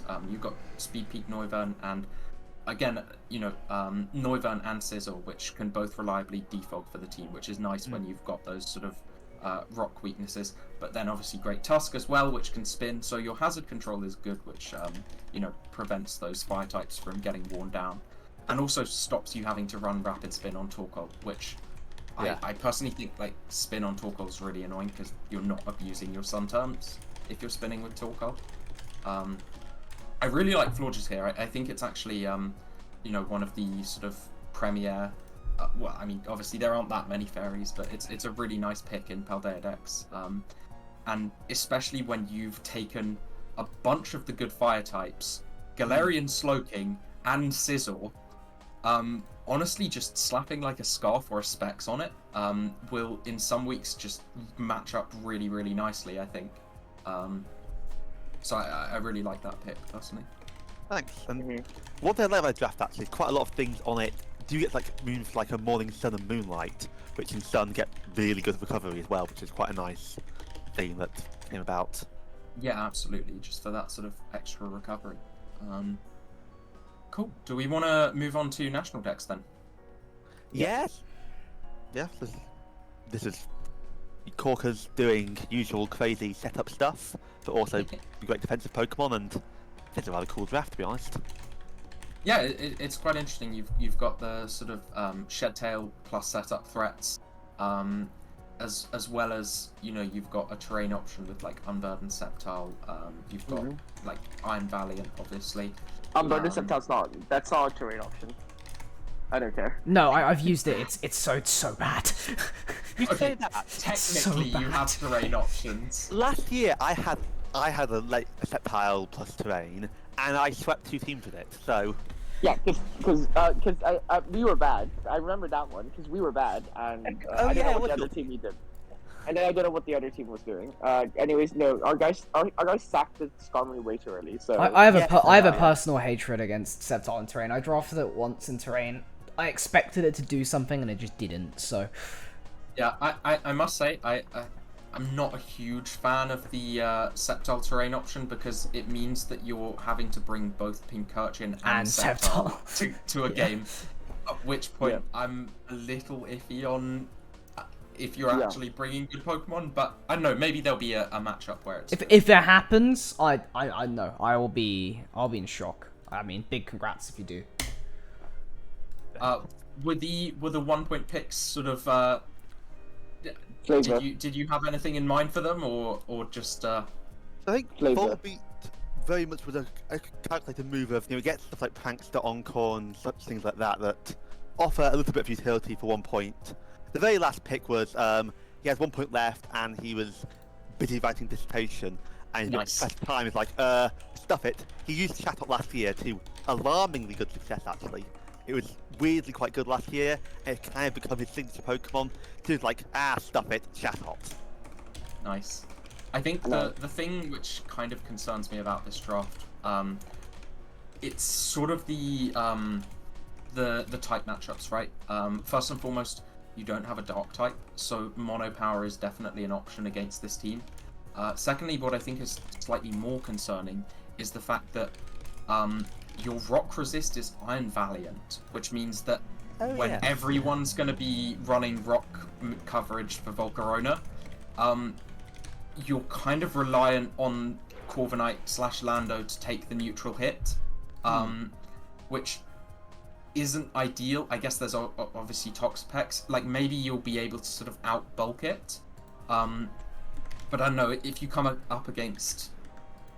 I can't think off the top of my head, but, you know, a strong offensive rock type, then you might be in a little bit of trouble. So perhaps that's something to consider. Maybe... I'm trying to think, like, what could sort of be done to solve that. Maybe like a fighting type or something. But I would also be looking at addressing the dark type issue as well, because you know, someone being able to run mono stored power against you is never a great feeling. Yeah. But yeah, should we move on to Ubers then? Yeah. Let's move on to Ubers. Yep. Yeah, Ubers. This It turned out fun. The reception plus Arct Assault. Yeah. Which can, I mean, despite its terrible speed, it can actually break some of the Ubers threats down, because of the prevalence of Dragon's Ice being one of the best defensive typings in Ubers that have access to. And with the average speed, despite Arceus having that 120, the average speed is like more around the 90 to 100 mark, so it works out fairly well if you can position it. Yeah. Hey, Arct Assault is the most broken Pokemon in Draft. Yeah. Good mon. What's your switch in to Bulk Beat plus Ice Crash? If your opponent think they are Big Brain and run Bright Powder, you run Gravity and win. Arct Assault has no switch-ins and should be going for 18 points or banned. That's all I'm saying. Okay, True. Anyways, Eternatus Arceus Dark, very strong, very potent. Your best switch-ins to turn. The best breakers for a turn, your MMYs, your Mewtwo's, they all get shut down by Arc Dark. Doesn't matter. That And was then you Omar, have a Lunala on top. So. that's what Omar kind of thought was having switch-ins to all the big threats, which, and that first three are gonna be hard to break. Yeah, but then you, the first three are hard to break, and then you grab Clefable. Yeah. Yeah. Okay. No, Clefable as in it. Fuck Clefable. It's not amazing. It's not good. But everything else is fine. Lando T is really good in Uber's format. Mega Scissor is good. Slowking's Bulk translates quite well as well. Corviknight translates quite well as well. Valiant does Valiant things. It helps break some of the dark types that you actually kind of struggle to deal with. Because Arc Dark doesn't check opposing dark types. Well, it checks opposing dark types, but it doesn't do much back to them. So having Valiant to actually break those dark types is quite good. It's nice for And then Lunala too, I guess. And then you grab the Clefable. It's on top. And then you grab the Clefable. So Clefable at most is a good deterrent to Dragon sparring against you, which is important, but it's still Clefable, and I don't like it. I just don't like it in Ubers. No one likes Clefable. I don't like Clefable in Ubers. I like it in Standard, but in Ubers it doesn't have the take stats. it That's well. the issue. It doesn't have the stats to do a lot. Yeah, that makes a lot of sense. Yeah.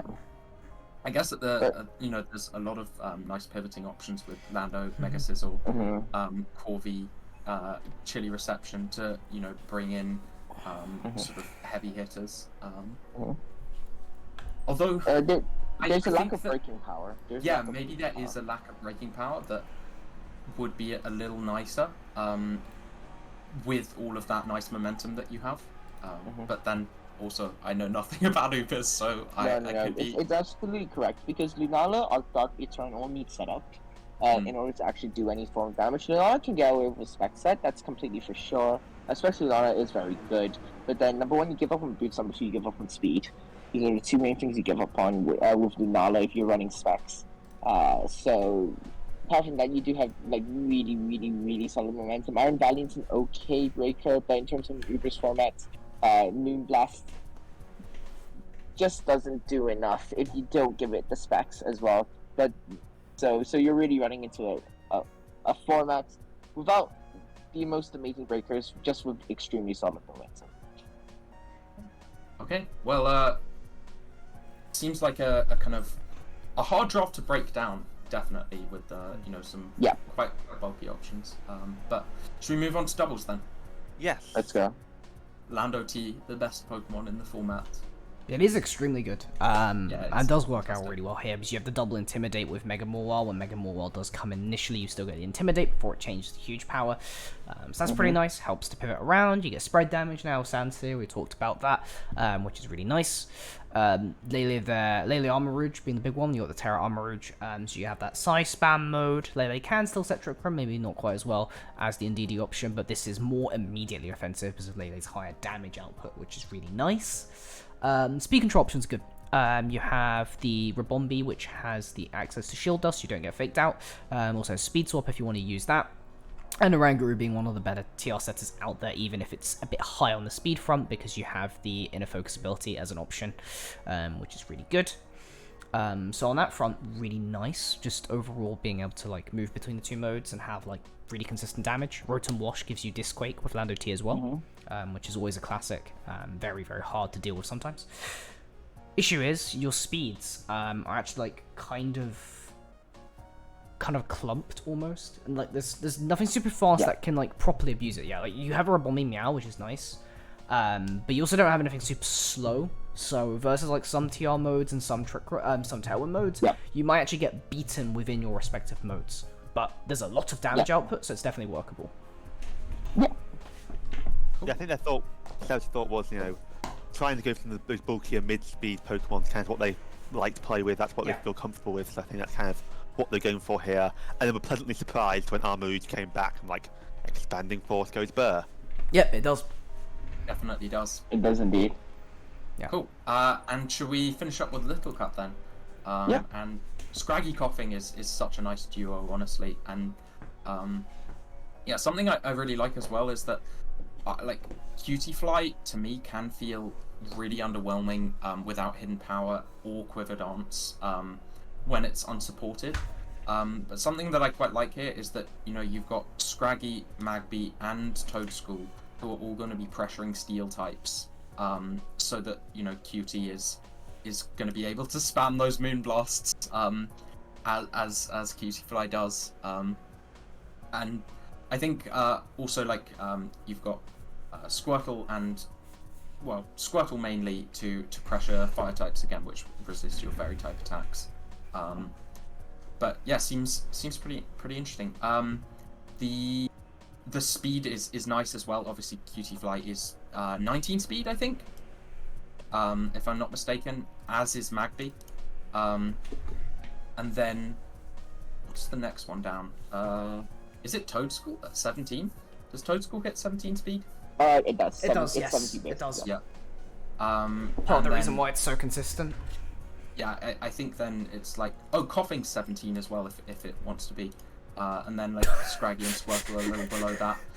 So really nice speed here. With a choice scarf, yeah. Yeah. Yeah, definitely seems interesting. And obviously the based mini Delele Whoop, unfortunately it does not get webs. But Cutie Fly does get webs, which is another interesting option. Yeah, the quickest hot was the consequence of having 1 point left over after doing some grace period trades to get Nose Pass and Cacnea. So trying to score against fires and waters. Yeah, that makes a lot of sense. Yeah, I do think I guess the one thing that I would say is that yeah, against the sort of flying and normal spam, you may find yourself wanting to bring Nose Pass just because Galarian Meowth isn't the bulkiest Pokemon. But I you know, Nose Pass has some things that it can do. Obviously it has access to Sturdy Juice, which is you know, something that it can do in Little Cup. Yeah, and your hazards your hazards are pretty good. Your hazard removal is really good. You know, Toadschool, a phenomenal rapid spinner. Squirtle can run it if it wants to. And you know, you can get up your webs and keep them up and maybe hope that the opponent defogs for you. So yeah, no, that seems really solid. Another thing to actually add on the Cutified point is that Nose Pass gets Magnet Pull. Right, yeah, I completely forgot about that. And it gets the coverage to kind of actually trap things. It gets Fire Punch and stuff like that. And Does Nose Earthquake, Pass so- get Body Press? I know Probobass got it. Don't actually know. No. I think if Nose Pass has Body Press, that's actually a really interesting pickup for 7 points then. And I think has a lot more value than I initially thought it might. But, yeah, no. Unfortunately, overall, it does not. Oh. That's Yeah. unfortunate. But, I mean, Fire Punch will help out in that regard, so. Yeah. Cool. Yes. Apparently, Ari said to me, their strategy. Can you please state my strategy was? I like Scraggy and Cacnea. They're shaped like friends. True. The best strategy. As a fellow Scraggy drafter, Scraggy is a friend indeed. We like Scraggy. Yeah, until DD suits your ass, but you know. Cacnea always felt a little prickly when I interacted with Yeah. it, but you know, if you're friends with it. Anyway, bad jokes aside, thank you very much for joining us on stream. It's been fun to chat through your Yeah. draft. Best of luck for the season. Thank you very much. Best of luck for this season. Okay. Well, next up, the Sussex Sharpedos. The Suspidos, as some people like to call them. Suspidos, as they have been known. Oh my fucking god. I don't believe we have a captain. No, we do not. So, does someone want to just take us away with Paldeodex then? Alright, another Garg Terror enjoyer I see. Of course, LC being the other one, drafted in Xerneas. But we've drawn Regidrago as well, which has actually shown itself to be a pretty good Terror user, actually. Being able to beat the fairies that it previously couldn't actually handle at all. Terror into maybe a different type actually works out really, really well for this mon, surprisingly. So, I mean, it still has the speed tier issue, but can actually dish out a large amount of damage. We'll be able to set up with Dragon Dance now behind the Terror, which is really nice. You get the spikes off of Samurott, which is pretty good as well. Although, I mean, it kind of offsets the hazard control issue, which we can get into in a bit, which I think is one of the problems with this draft. But other than that, damage is present as well. Ursaluna will always trade, I think, is like the general thing that's going for it in Paldex. Present elsewhere, you've got Gengar. Yeah, then you know you've got Gengar, which can either sort of go Specs or something, or it can sort of run Scarf, and you know it and Torn can all, like try and break/clean for each other.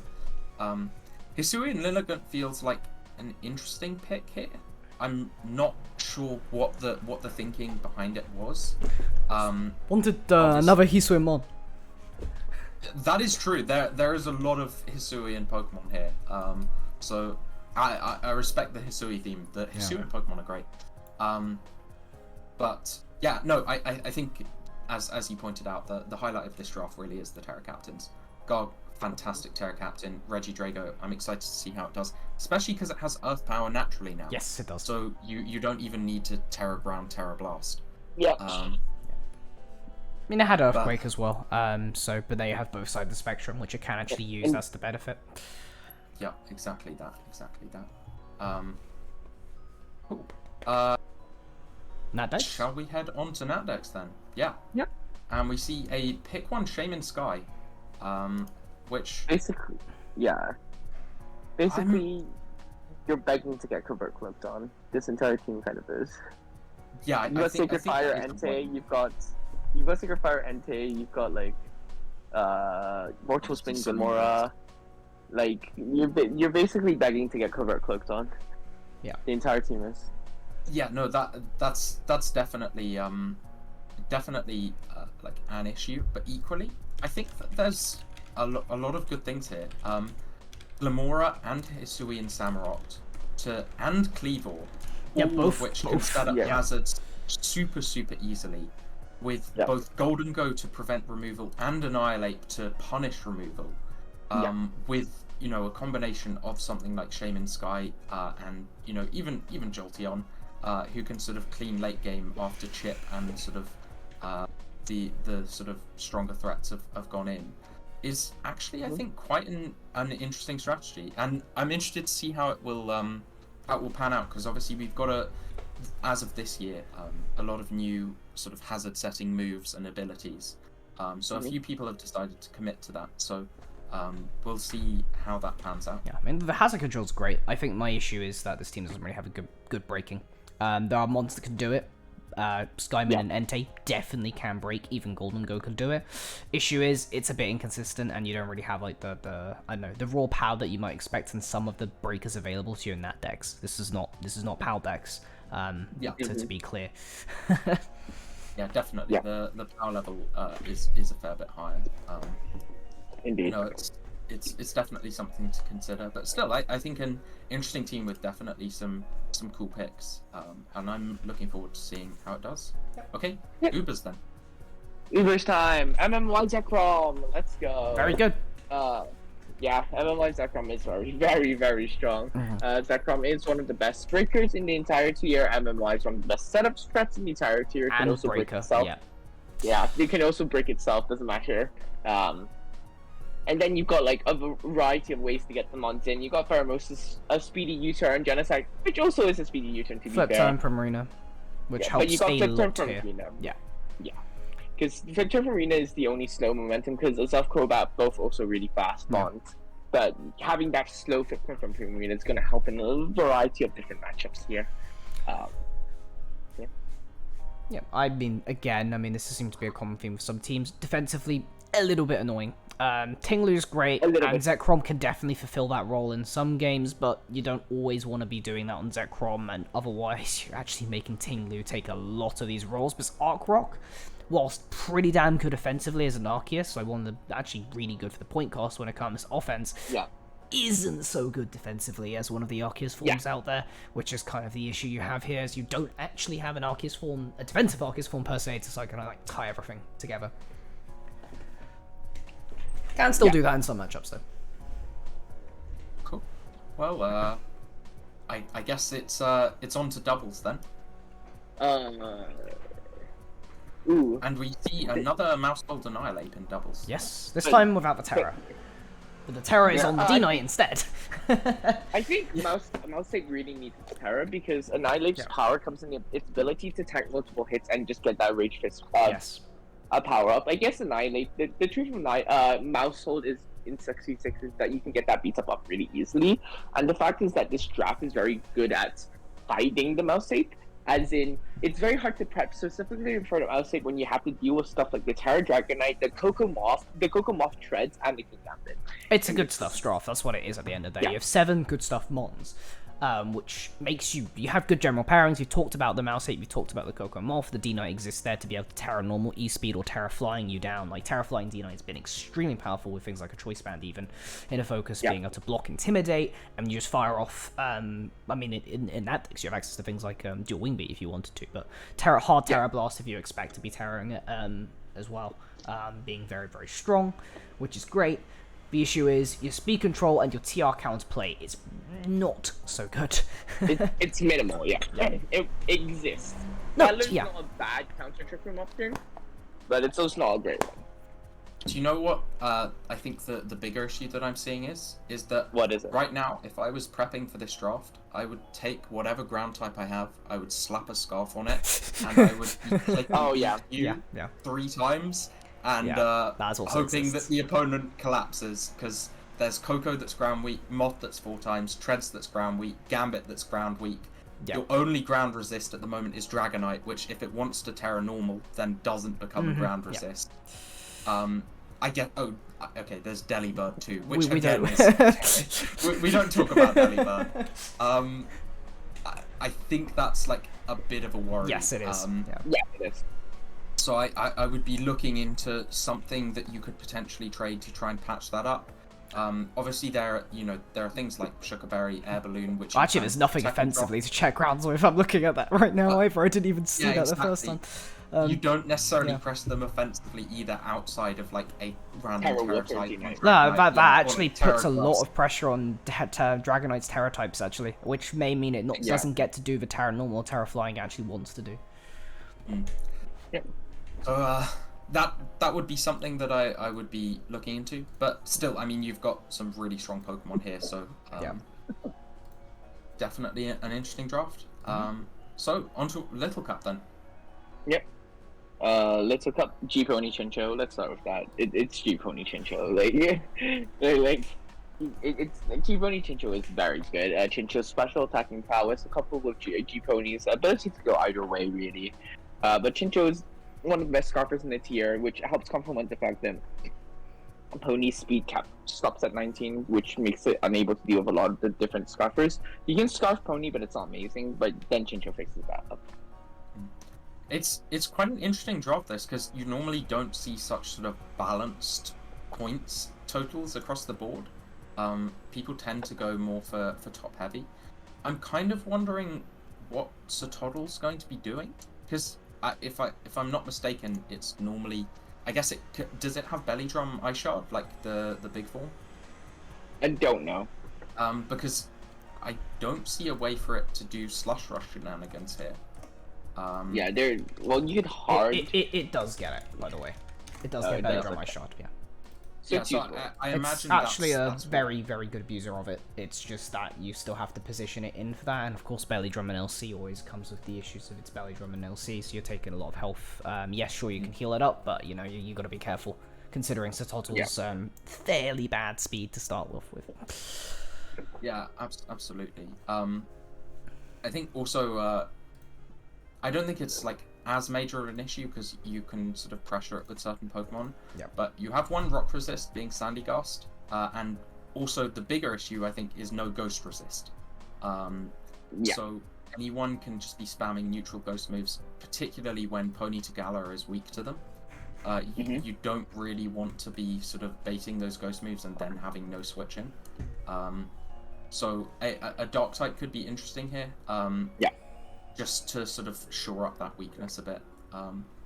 There's also no removal at all, and one stealth rocker with Sandygast. Oh, there is actually no removal, yeah. Yeah, so that's kind of something that you might want to look at. But still, I think like the Pokemon that have been picked are good Pokemon.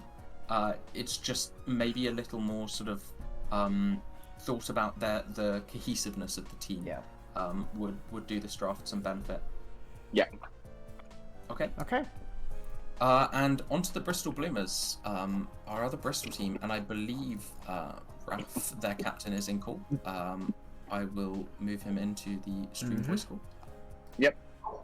Hello, Ralph. Hello. Can you hear us? Hello, can you hear us? Cool. Awesome.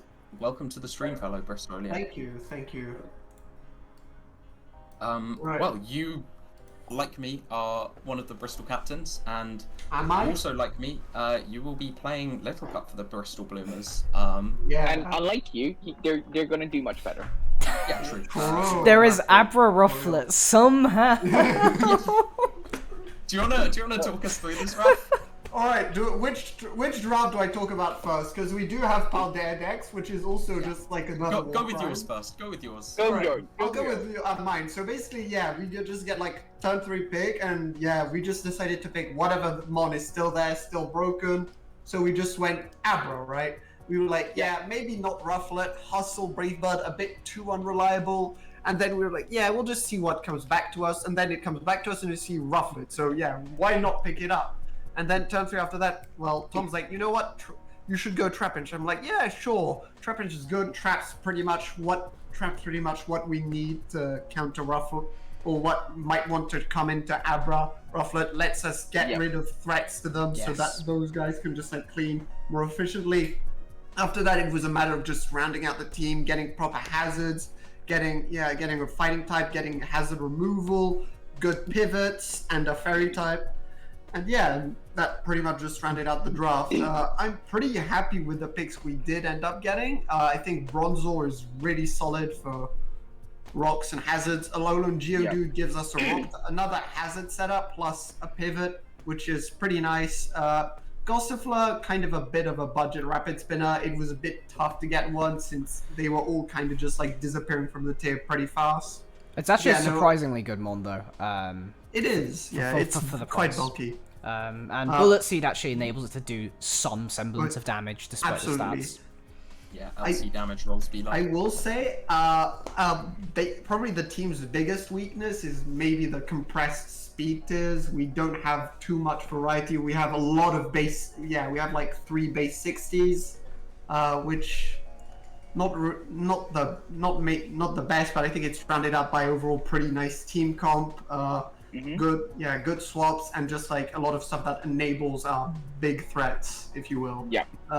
And yeah, so if we want to go over to Paldea decks next, you might notice Dragapult Zamazenta, which I think is kind of spooky. Kind of very spooky, in fact.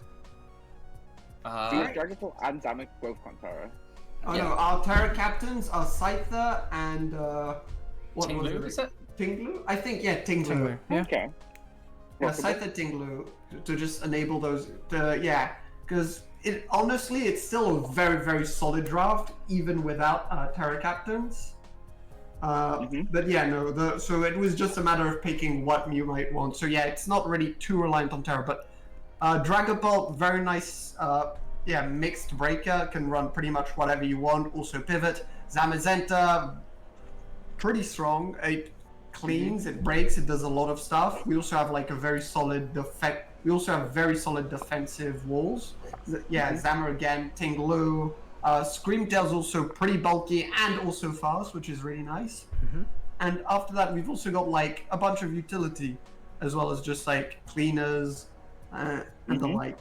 Volcarona is really nice pick. I feel like it rounds out a lot of drafts really nicely. Quiver Dance is always something you have to look out for, and you really have to respect them on. It can also just like resist stuff in a pinch. Like you can always swap into grass types or stuff it resists to try and get a flame body off. It still keeps Morning Sun this gen, so you can think about swapping it in and out if you can keep boots up and don't have to worry about hazards. Pex, I know like a lot of people don't really like Pex in draft, but I feel it's pretty nice. It's pretty nice. It's workable. It's workable. It's definitely workable. It's better in Paldea than it like gets credit for. Absolutely, yeah. And then we get Electros, which is probably one of my favorite electric type of all time. It's just got really nice coverage, not having to worry about ground types, plus being able to threaten them with Giga Drain, and also just having like mad coverage means the opponent doesn't necessarily have any very, very good answers that they do want to swap into it. I do think Electros is going to have to pull its weight here because it is the only flying resist outside of Terra. Oh yeah, absolutely. But yeah, you know, with admittedly, you know, we have Pokemon that can take hits. You know, there's a lot of good bulks to this draft. But typing wise, you know, it may necessitate something like a Terra from Tinglu, which I think Terra Tinglu is actually really, really nice because in some matchups it genuinely means you can turn into a type that just blanks basically the entire opponent's team. Pretty much. Such incredible bulk. Like Tinglu is just really, really hard to get rid of if you don't have the good tools for it. And being able to terror it, like you said, into a type that the opponent's team might not have coverage for, means that it's just going to stay around for a long time, get off a lot of chip or a lot of damage, be able to keep hazards up, and it's just going to apply a lot of defensive pressure that they don't necessarily deal with. I do think this team has to play quite slowly. Unlike most Paldea teams, it actually has really good hazards and hazard control, but it really needs them because there aren't really any massive breakers here. We are Dragapult weak is on a breakers. fantastic pivot. Zamazenta's a really good cleaner. Volcarona can set up and sweep stuff, but there aren't any sort of outside of like Mabostiff, not really any sort of massive heavy hitters. So I think in order for this to be successful, it'll need to be sort of piloted kind of slowly. Even then, I would say Mabostiff is a lot scary on paper than it is IRL, because it's some mods it really just won't hit it hard. You always need to be kind of running Choice Band. Even with Choice Scarf, it doesn't really apply enough pressure, and considering a lot of that people will be able to like play around it and know it's coming, it's it's playable around. Plus, it needs the swap in order to get the stakeout boost.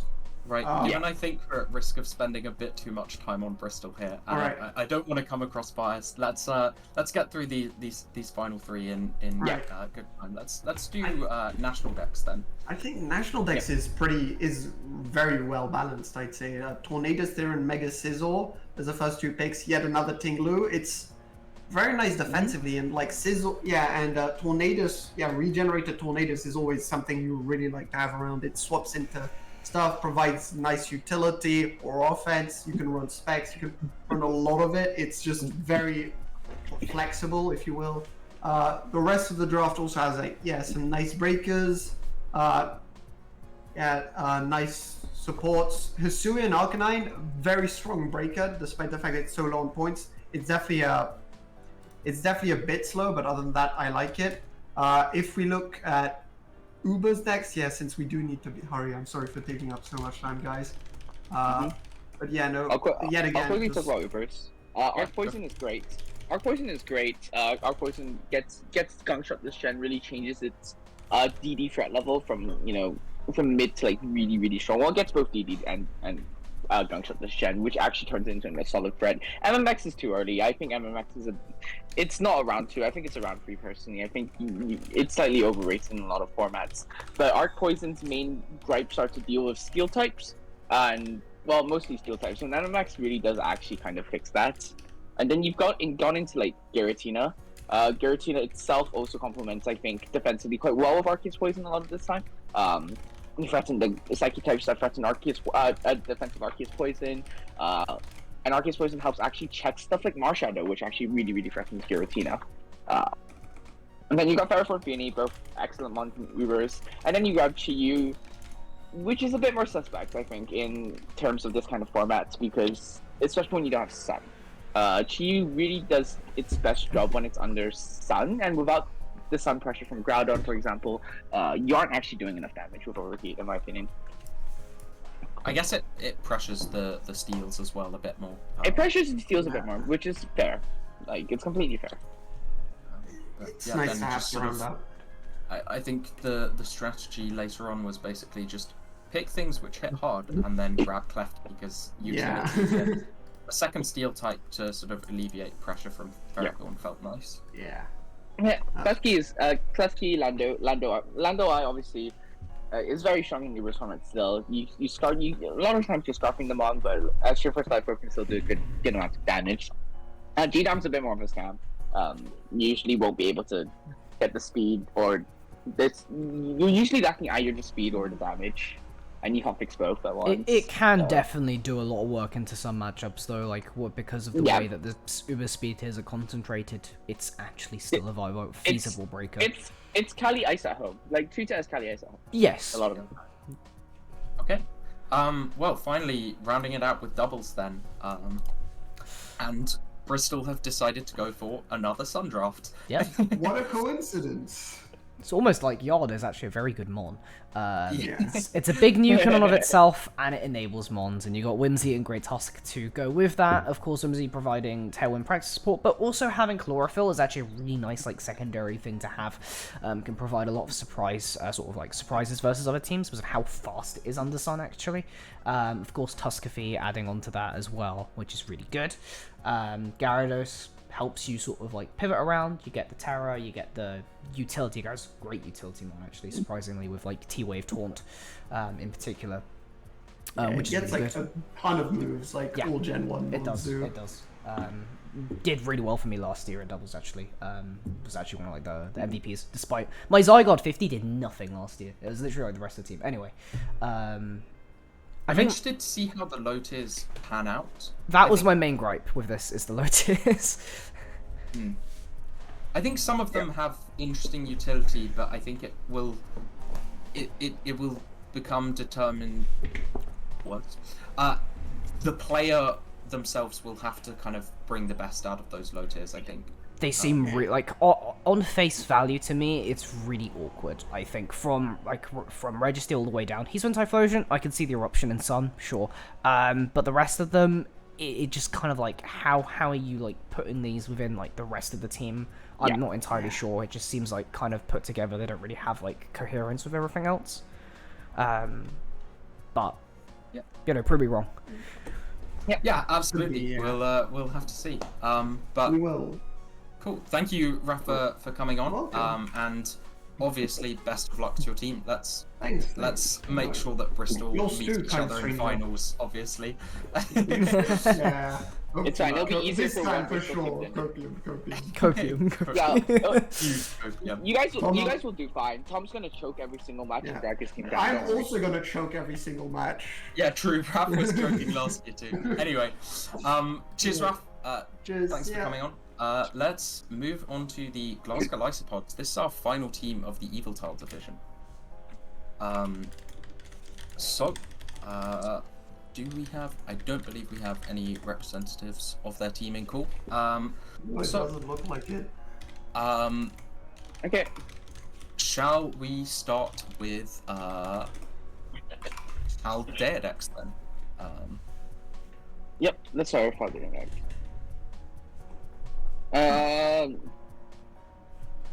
So this again has the we see another Rillaboom Sneasler matchup.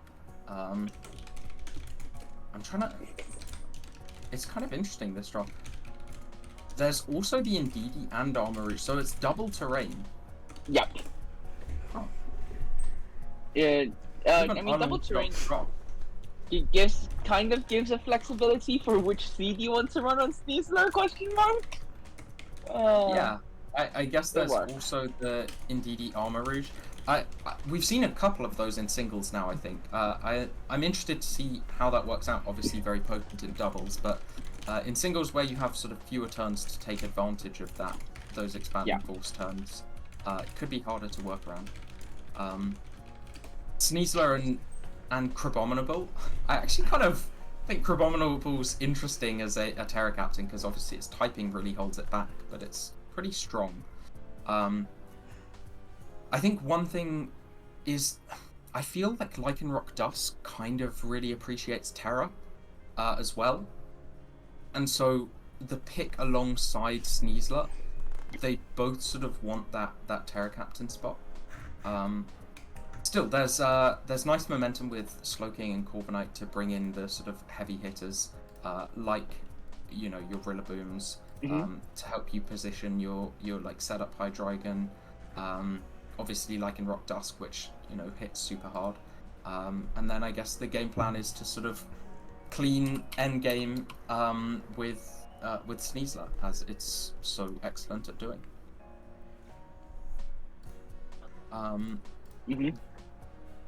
The hazards are kind of interesting.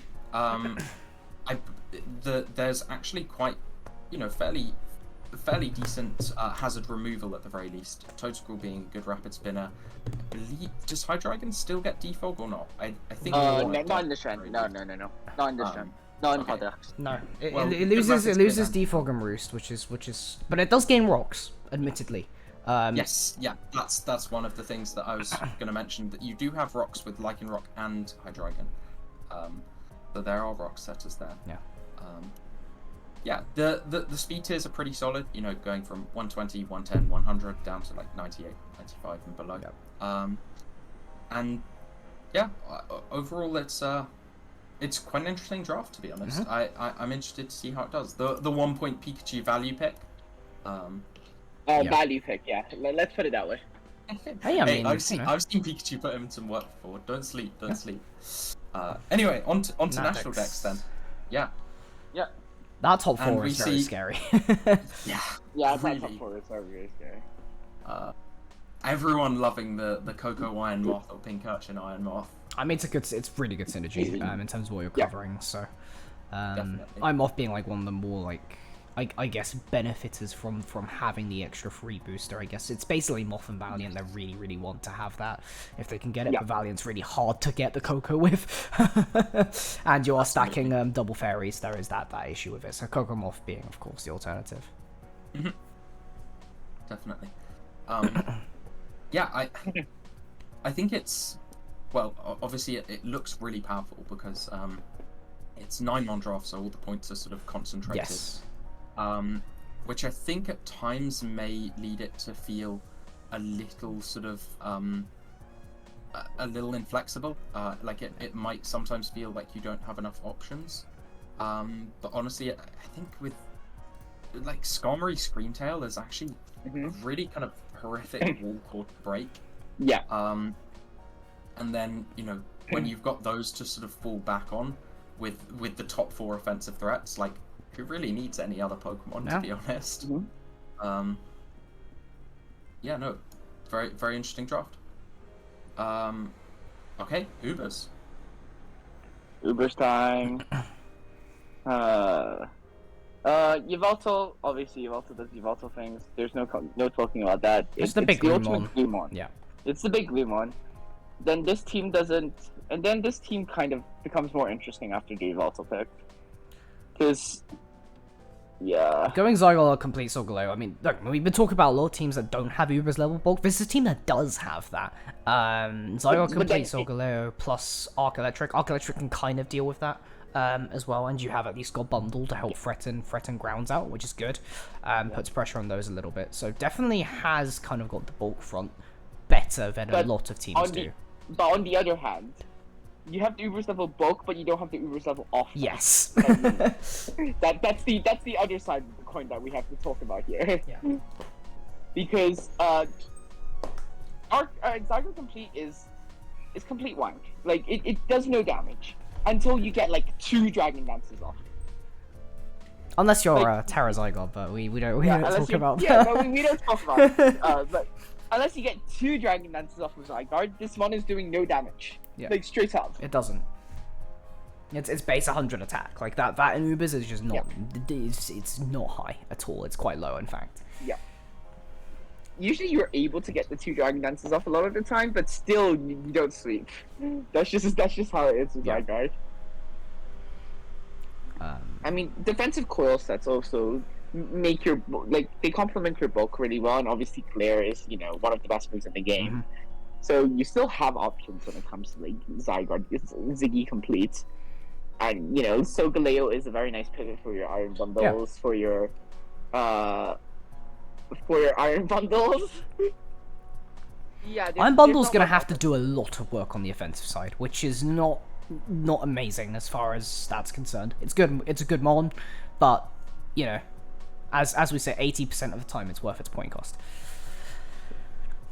There is a Mega Kangaskhan. It is gonna start spamming Seismic Pulses, but again, at an Uber's level, a lot of the time people are just gonna prep. Kangaskhan has the speed. Kangaskhan has a speed issue anyway. Yeah, it's only base 100 speed. Yeah, so it's just one of those mons that just get pushed up.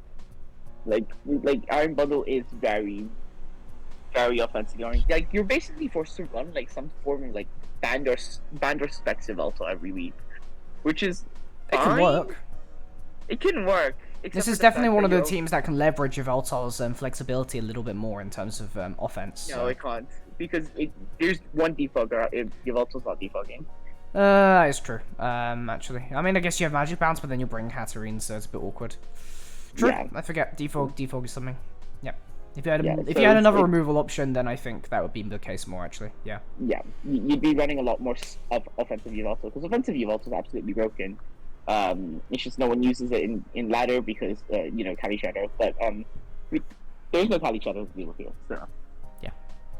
Okay. Well, with that, let's get on to doubles. And I think this is the first Genesect pick we've seen in doubles. I'm not sure. I think was there one? I feel like there was. Maybe not. Maybe I'm wrong. I can't remember. But Genesect is one of the best ones on the board. That's for sure. That's for sure. And you've got what you have is effectively a 7-mon good stuff craft. That's what it is. Which is actually pretty good when it comes down to things because of just how flexible these mons are across the board and just how much BST you've got when you're working with that. Just the top 3 are very, very versatile mons that'll be extremely annoying to prep into, just by virtue of the different sets they can run. Mew, of course, being the epitome of that, because it's an Dex Mew. You don't prep against me. You just like the Mew will do what it wants, and you can only hope you have something to deal with it. Yeah. And then the bonus Angkor is actually really nice because it gives plus 20. You get kind of a lot more speed control, and you get an amazing cleaner and Excadrill, one of the best cleaners that you can get in terms of just being able to finish things off and spam Rock Slide if you need it to. I guess again the problem is it's a 7-mon draft, and you have a lot of damage trade-offs again, like as we compared to some drafts earlier where you want to be able to run bulk or utility, but then you also kind of need the damage because you have a 7-mon good stuff draft. So you could definitely get that, but it's just going to be, I guess, where you put that, and I guess you can maybe get overwhelmed by some of the more immediately offensive mons Indeed. present in the tier. Cool. Well, let's finish off with the last draft of Yveltal and move on to Little Cup. Yeah. What do you think about this one then, Reels?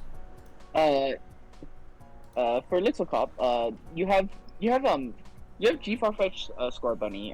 G-Farfetch Scorbunny is one of the strongest physically. It's also a very, very strong physically offensive core in the tier. Life Orb Scorbunny does so much damage. Choice Scarf Scorbunny is also really, really good. You have good Scarfers. Both G-Farfetch and Scorbunny are very good Scarfers. Magnemite's actually a decent Scarfer as well. And your bulk comes in the form of Magnemite Spritzy, which fairly decent. You've got options. Yeah. But then you run into the problem of being quite slow because Anorith is the only mon that's above 17, I believe. Is Anorith even above 17? Wingle. Wingle. Oh, Wingle, yeah. Sorry. There's a Wingle, yeah. There's a Wingle. Wingle helps a lot. Yeah. Wingle does help a lot, yeah. So whilst just also being a really good Pokemon. Yeah. Yeah, because it got Hydro Pump this gen. Well. Yeah. Wait, didn't not have? Oh Jesus. I actually thought always got Hydro Pump. No. But, okay. Man, Wingle getting Hydro Pump is very important this generation as well. You get you get pretty good physical offense. You have okay special offense. Your bulk exists, so it's just more about how you're able to position stuff like your Wingle. Because G-Farfetch does it get? No, it gets U-turn, right? I don't think so. It doesn't. Yeah, It doesn't. I don't believe so. Yeah, so it's about how you position your threats like G-Farfetch. Farfetch is going to be Scarf most of the time anyway. Yeah, but your Wingles, your Scorbunnies, your Magnemites will get momentum, so it shouldn't be the hardest to pivot around to. It's just G-Farfetch itself is a scam mon. So. I guess we'll see how it goes. Although I'm waiting for it to come MVP now. That is Yveltal done. We're on to our final division. At last, this is the Zygarde division, and we start off with the Imperial Infernape. Only a little bit behind schedule. Yeah, just a bit. just a little bit. Let me. We'll try and do what we can. That's for absolutely. Sure. And do we have? We are. Oh, 30 minutes behind schedule. Cool. Okay. Yes. I don't believe we have a representative. We do not. So let's just start off with Paldeadex then. All right. Yeah, and we see Golden Ghost Spike stack with a Hisu and Samurott this time, which is pretty cool. That's always a bit of a pain to deal with, especially in Paldex. Of course, Golden Ghost denying defaults and rapid spins, doing the classic thing. You got Valiant there to be the fast end alongside Moth, so pretty good offensive side of things. You have what are the Terra captains for this? That is a good question. We have Iron Moth Beartick. Okay. Yeah, I mean, Iron Moth, obviously. We've seen that a few times now. Really, really good Terra Captain. Beartick, again, I will say, I think this is the second time we've seen Chili Reception plus Beartick. Yes. I'm not holding out massively hope for it, but hey, maybe it'll do something. But yeah, quite an interesting draft that combines two archetypes we've seen separately quite a bit of the sort of Hazard stack plus Punish removal, and obviously the Electric Terrain plus Future Paradox Pokemon. Yeah, it does seem to be sort of common themes running throughout Paldeadex. Trying to think, how are the speed tiers on this? I guess they're pretty good. Obviously, you've got Speeds are fine.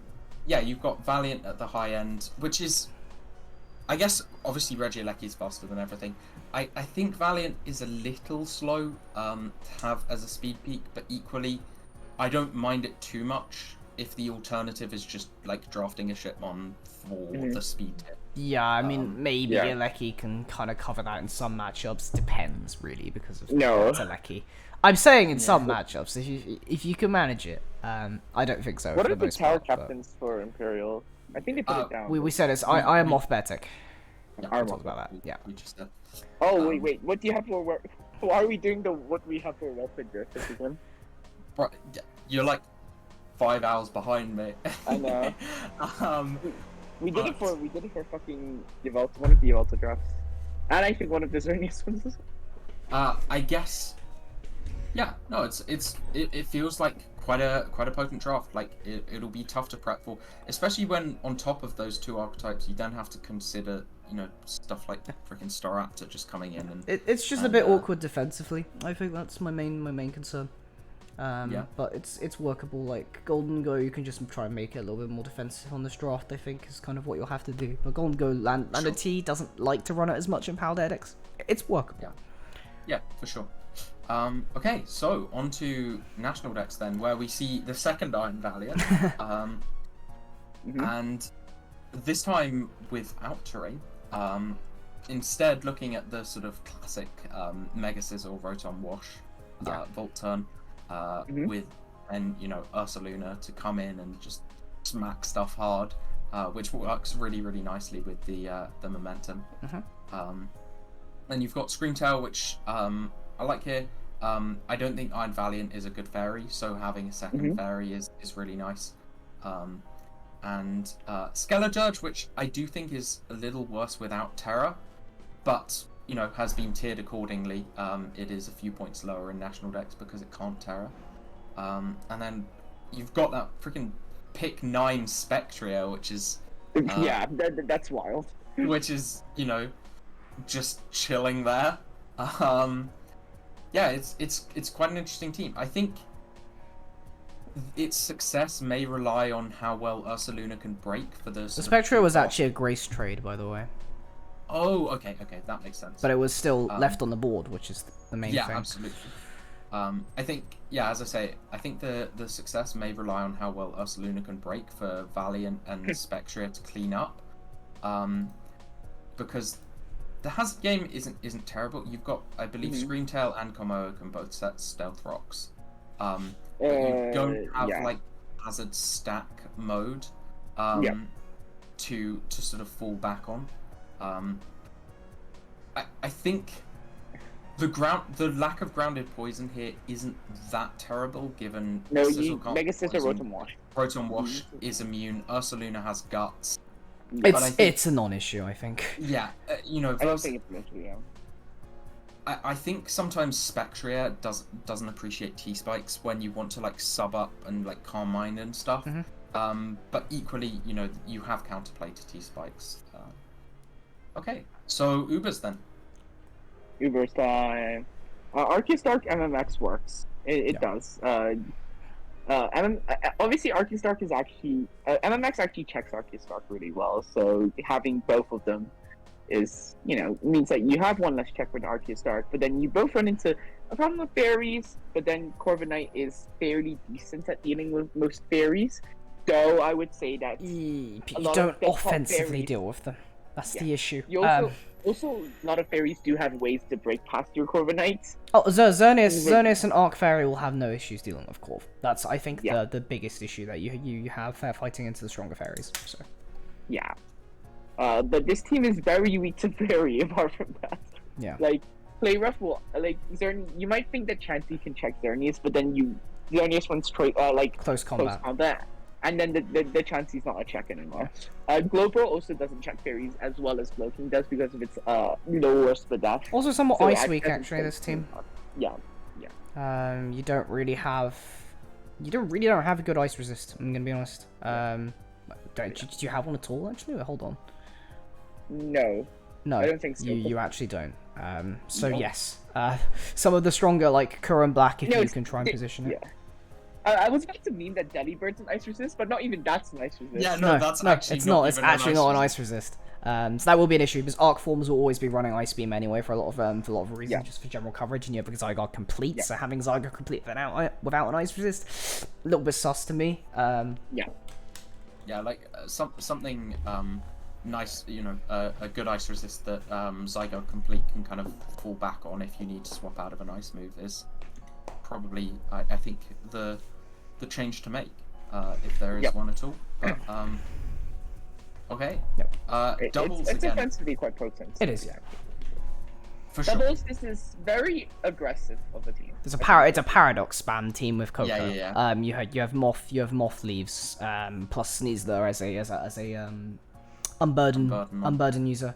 Very fast damage options. You have Morgrem for pranks the screens, fake out parting shot. Really good to add a little bit of depth to that, alongside your Bronzong to cover for grounds, and Runarigus Bronzong both being your sort of Trick Room counterplay, which is really nice to have, to actually be able to have counterplay when you have such a fast baseline team, which is good. But it's really awkward defensively because it is just Bronzong Runarigus. Yeah, the Terra captains in this team are Iron Leaves, Morgan. Iron Leaves is actually a very solid Terra captain, in my opinion, even in a doubles format. It does have the bulk. It does actually have the bulk to do things. It's just it has a horrible typing. It does. But now that you get rid of the horrible typing, you have the bulk to set up, and you get the Cork Drive boost off your Tapu Koko, and then you also get a good defensive typing on top of that, as well as Terra Blast. So I actually think Iron Leafs is a very solid Terra option here, which actually could patch up some of the notable weaknesses of this draft. Not all of them, obviously, but yeah, it helps. Okay, LC. Diglett Ponyta Chinchou. That's a really good top 3. That is an insane top 3. That is wild to me. This is that your offense will be carried by Diglett, Chinchou, Ponyta in this draft. There's nothing wrong with it being carried by Diglett, Chinchou, Ponyta, especially given the offensive capabilities of just all 3, and the fact that one of the best Chinchou and Ponyta checks is actually just Diglett. Yes. And you have the Diglett, so that takes away the Diglett away from at least the the Zygarde pool. So yeah, you've got, and then you have webs on top of that with Swirlix, so that makes a decent option. You got webs with Ponyta and Diglett both are really scared of poison Scarfers, so having webs to actually reduce their speed is really good. But apart from that, everything else is a do nothing mon except for Dratini. I think actually, with Diglett here, I think Swirlix becomes more viable as well. Yeah, again, poison steals. Before, fairy type spam when you can trap the poisons and steals is genuinely viable, and especially considering the fact that you've got Bronzor yourself, which is like the steal that can't be trapped. That's definitely there as well. But as I do agree, I kind of don't really see what some of the like what Galarian Zigzagoon does, or what Oshawott does. I think Bramblin is fine. Maybe I'm Bramblin exists. It myself. I'm not a huge fan. It has hazards. It has spin. It actually has a surprisingly good attack stat as well. So, but yeah, definitely really strong offensive core and defensive core, to be honest, at the top. With just maybe some refinements could be made with the mons further down. Yeah. All right. On to Liverpool Lugias. First thing you notice is this Sneasler Rillaboom. But they didn't Terra the Sneasler. They went for Terra Skeleton Frostmoth. Makes a lot of sense, actually. It makes a lot of sense aiming for a more defensive Terra, but I still believe that Sneasler is still the better Terra. Sneasler is one of the definitely offensively so good. I mean, if you want to run flying acrobatics, you can do that. Just being able to Terra fighting for CCs, for example, just very strong mon in terms of that. Good speed options. Meow is really nice to have. Just actually really strong mon, and Paldea for the amount of options it gives you. Momentum, hazards, everything pretty much. Good choice user. So you kind of got like the whole package on that front. Iron Treads for more momentum. There's a lot of momentum actually just coming from the top end of Sneasler, Meow, Rotom Wash, Iron Treads, giving you hazards pretty much on that front. I guess what's your removal? It's Tread Spin. That's Tread Spin. Still have Defog. I can find out. I'm not sure. Frostmoth as your defogger is It's a bit questionable, yeah, considering what you want to do on the Mon most of the time. Trade spin is smells definitely like decent. Finn. Okay. Yeah. Frostmoth does get defog. Yeah. Okay, but Yeah. it's a bit suspect. I do think that whilst there's merit to obviously Sneasler as a Terra Captain, and it's a fantastic Terra Captain, I think given what's been drafted, I actually do think Skeledurge Frostmoth is a better Terra combination than Sneasler and like Sliggoo, for example. Just because if you're paying 14 points for Skeledurge, you're paying 14 points for Terra Skeledurge. That's true. Whereas Sneasler is excellent as a 17-point Pokemon on its own. And will still be able to do loads of stuff even without Terra, I think. But yeah, no, it's a cool draft. Obviously, hazard removal's a little limited, but that's the nature of Paldea decks. Yeah, it is. But especially with being able to sort of Terra on Skeledurge, you're not immensely weak to it. And obviously being able to Terra on Frostmoth too, which are the two main Stealth Rock weaknesses. Yep. Okay, national decks then. Dog. And we see, I think, Two in dog. Singles. Yeah. Double I think, dog. is this the first Houndstone we've seen drafted in singles? I we think saw so, one in yeah, doubles. in that decks, yeah. No, there was one. Was there one? I don't think so. I think there was one in doubles. There was one in doubles, and I think there was maybe one in PAL decks, I don't remember, but I'm not sure. I think this is the first one in singles, at least, off the top of my head. Yeah. Yeah, it'll be interesting to see how it does, to be honest, because Lost Respects is one of those which is obviously a little controversial, and some people think, oh, it's insane. Some people think it's very mid. I don't think anyone thinks it's mid, but maybe overhyped would be the thing. Yeah. But yeah, this is kind of interesting. You've obviously got the Shed Tail to try and get threats in. Zamazenta Crown, an amazing sort of cleaner, and will just sort of win you some matchups. I think maybe the thing that I'd like to see here is a little bit more immediate offensive pressure. Obviously, Excadrill's a good cleaner, but to kind of hit stuff hard wants an SD. Houndstone with Lost Respects, again a good cleaner, but is late game. Zamazenta, good cleaner. I guess you're sort of relying on like T-Tar and Lando to break stuff. Reuniclus can run, just like offensive Magic Guard, Life Orb or something. But again, probably its most potent sets are its setup. So I don't know. It'll be interesting to sort of see what comes of this. What are the hazards like? I think the hazards are quite good, as you tend to get with like sand drafts. So I guess you do have that to try and play a little more slowly. Pivot with Cyclozar Regenerator. You can run Reuniclus with Regenerator if you want, but yeah, interesting team. Okay. Go Ubers? on to Ubers, where there was this is the somehow The third just beginner round two? no second round 2 because we had a round 1 beginner in Xerneas. Oh yeah. But yeah, still impressive that's happening. Of course, we've also got the mascot Lugia pick, inspired of that. I mean, I would say a little bit troll, but you managed to get an Arc Water round 3, so I guess that makes up for it. Yeah, you got all quarter round 3. Yeah, you make up for the lack of a proper round 1, basically. Yeah, I mean the draft works. That's what it comes down to. Cycles are actually very scary in Mega Blaze game in particular. I've got some experience with this combo specifically, and it's very good together in terms of if you could get Blaziken in. Even if the sub breaks, you still get Blaziken in for free, and sometimes that's enough for this Mon. Just because the Mon has difficulties getting on the field in the first place, and just getting it on the field is enough for it. So actually one of the better Shed Tail users for that reason. Which is really nice offensively. You pair that with Lando Eye and such, it works out pretty well.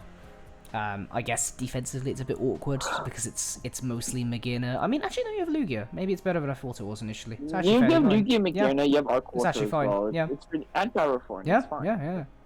I guess then it is just the fact that the offense is kind of contingent on the Mega Blaziken and Lando Eye. Yeah. Yeah, and technically, like, you can bullshit promos with Magina again. Like, that's always No. It's very possible. It's just a lot harder to do in Ubers than it is in, let's say, S-tier drafts. Yeah. Absolutely. Okay, and moving on to doubles then, where we see probably two of the best support Pokemon in the format picked pick 1 and 2. Yep, Tornai, Incineroar, and then they went with Dracovish, so that makes up for it. Yeah, honestly, I'm sad to not see Terra Dracovish, just so you could have Terra Waterfish as friend. Because that would be so funny to watch. It would do so much damage if you have the Tailwind up alongside Strong Jaw and everything. But yeah, I still don't read Dracovish. Okay, I don't mind it on this draft, but the problem is that your offense is really contingent on having Dracovish. Like, there's Zam, Mamoswine, Bulu can do something, but they're not really, like, super premium offensive mons. Dracovish can do that, but it's only Dracovish, and you're looking at single target damage. Your spread's coming from Torn Eye, and to some extent Mamo, if you want to put that with Torn Eye to do some EQ.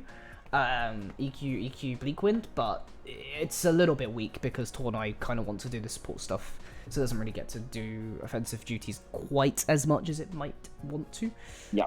Which is the awkwardness here, but the support exists.